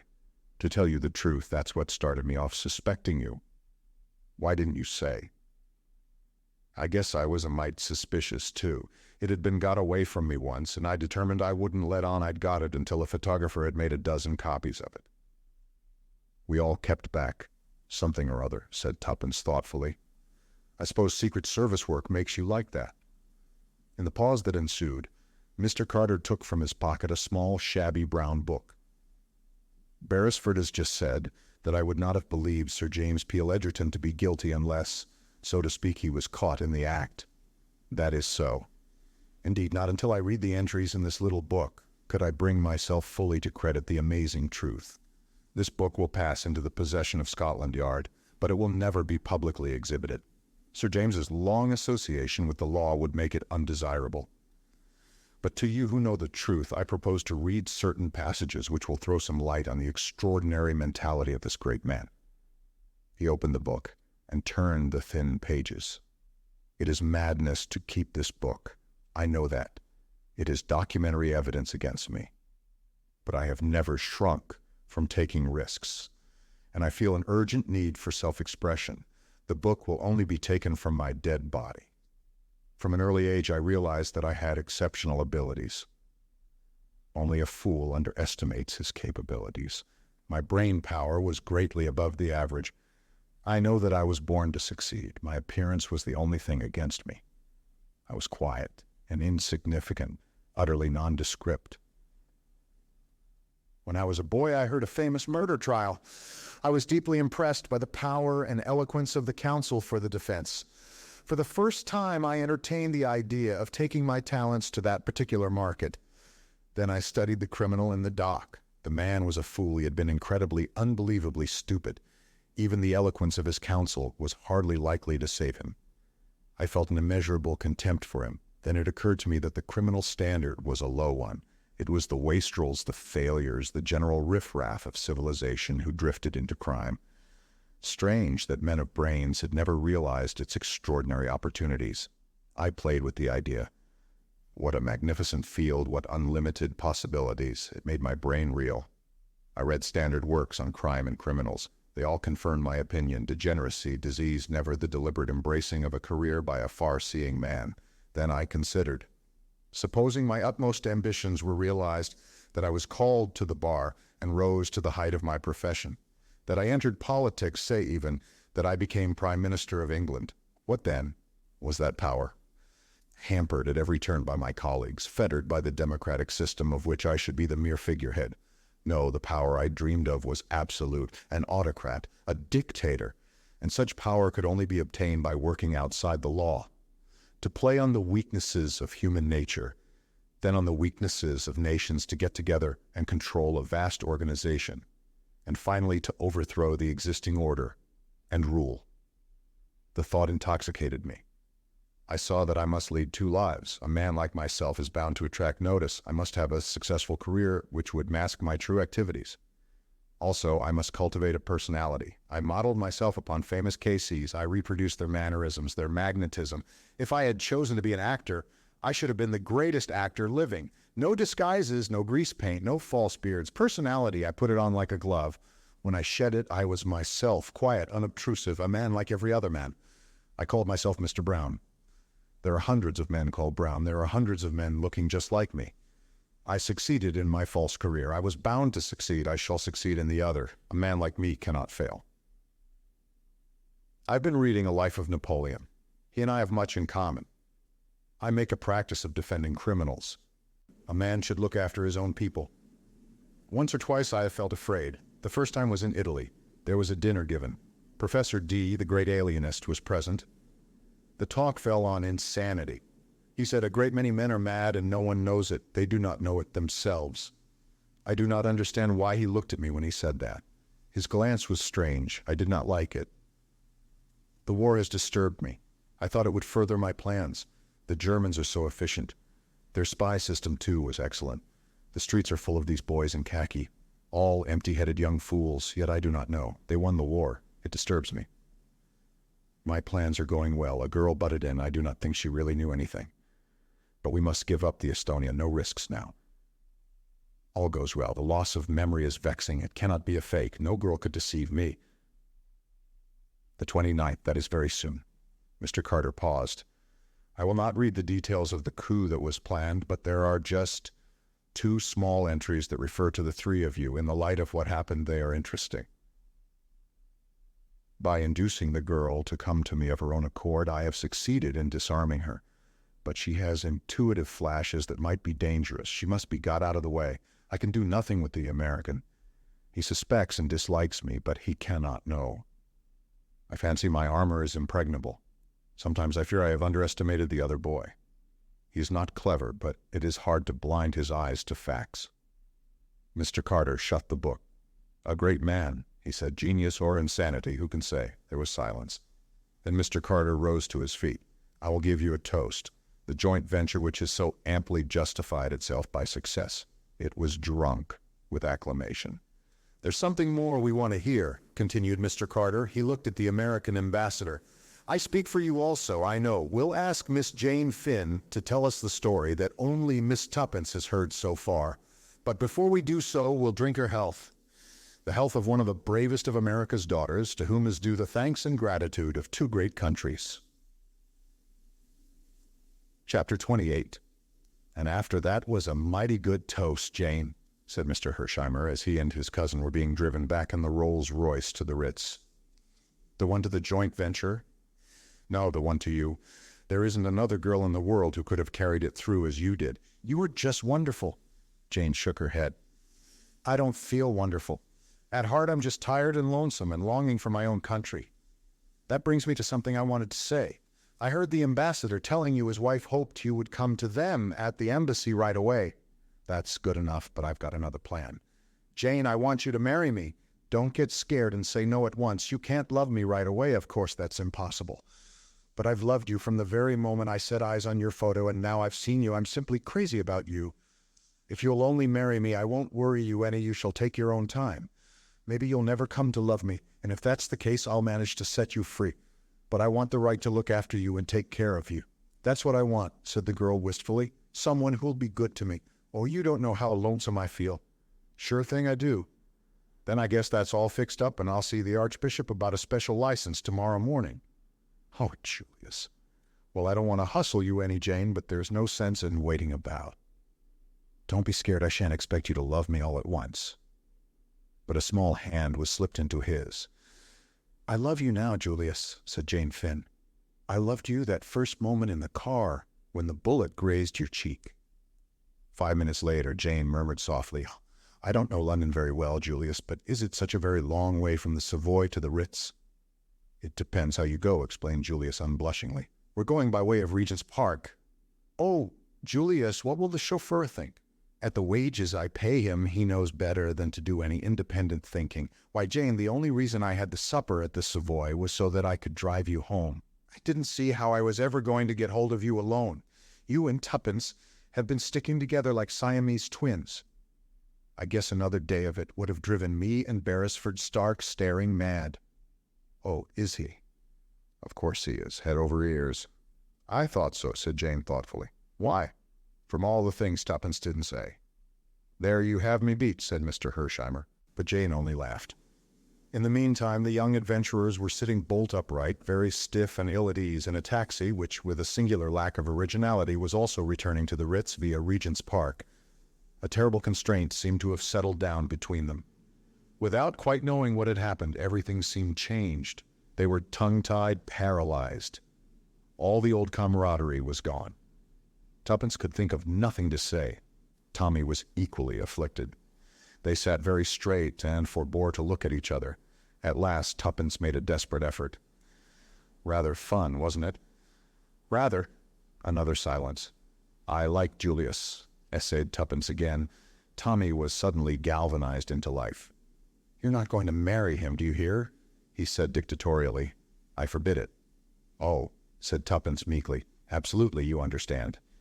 He doesn't want to marry me. He really only asked me out of kindness. That's not very likely, scoffed Tommy. It's quite true. He's head over ears in love with Jane. I expect he's proposing to her now. She'll do for him very nicely, said Tommy condescendingly. Don't you think she's the most lovely creature you've ever seen? Oh, I dare say. But I suppose you prefer sterling worth, said Tuppence demurely. Oh, dash it all, Tuppence, you know. I like your uncle, Tommy, said Tuppence, hastily creating a diversion. By the way, what are you going to do? Accept Mr. Carter's offer of a government job? Or accept Julius's invitation and take a richly remunerated post in America on his ranch? I shall stick to the old ship, I think. Though it's awfully good of Hersheimmer, but I feel you'd be more at home in London. I don't see where I come in. I do, said Tommy positively. Tuppence stole a glance at him sideways. There's the money, too, she observed thoughtfully. What money? We're going to get a check each. Mr. Carter told me so. Did you ask how much? Inquired Tommy sarcastically. Yes, said Tuppence triumphantly. But I shan't tell you. Tuppence, you are the limit. It has been fun, hasn't it, Tommy? I do hope we shall have lots more adventures. You're insatiable, Tuppence. I've had quite enough adventures for the present. Well, shopping is almost as good, said Tuppence dreamily. Think of buying old furniture and bright carpets and futurist silk curtains and a polished dining table and a divan with lots of cushions. Hold hard, said Tommy. What's all this for? Possibly a house, but I think a flat. Whose flat? You think I mind saying it, but I don't in the least. Ours, so there. You darling, cried Tommy, his arms tightly round her. I was determined to make you say it. I owe you something for the relentless way you've squashed me whenever I've tried to be sentimental. Tuppence raised her face to his. The taxi proceeded on its course round the north side of Regent's Park. You haven't really proposed now, pointed out Tuppence. Not what our grandmothers would call a proposal. But after listening to a rotten one like Julius's, I'm inclined to let you off. You won't be able to get out of marrying me, so don't you think it. What fun it will be, responded Tuppence. Marriage is called all sorts of things, a haven and a refuge and a crown and glory and a state of bondage and lots more. But do you know what I think it is? What? A sport. And a damned good sport, too, said Tommy.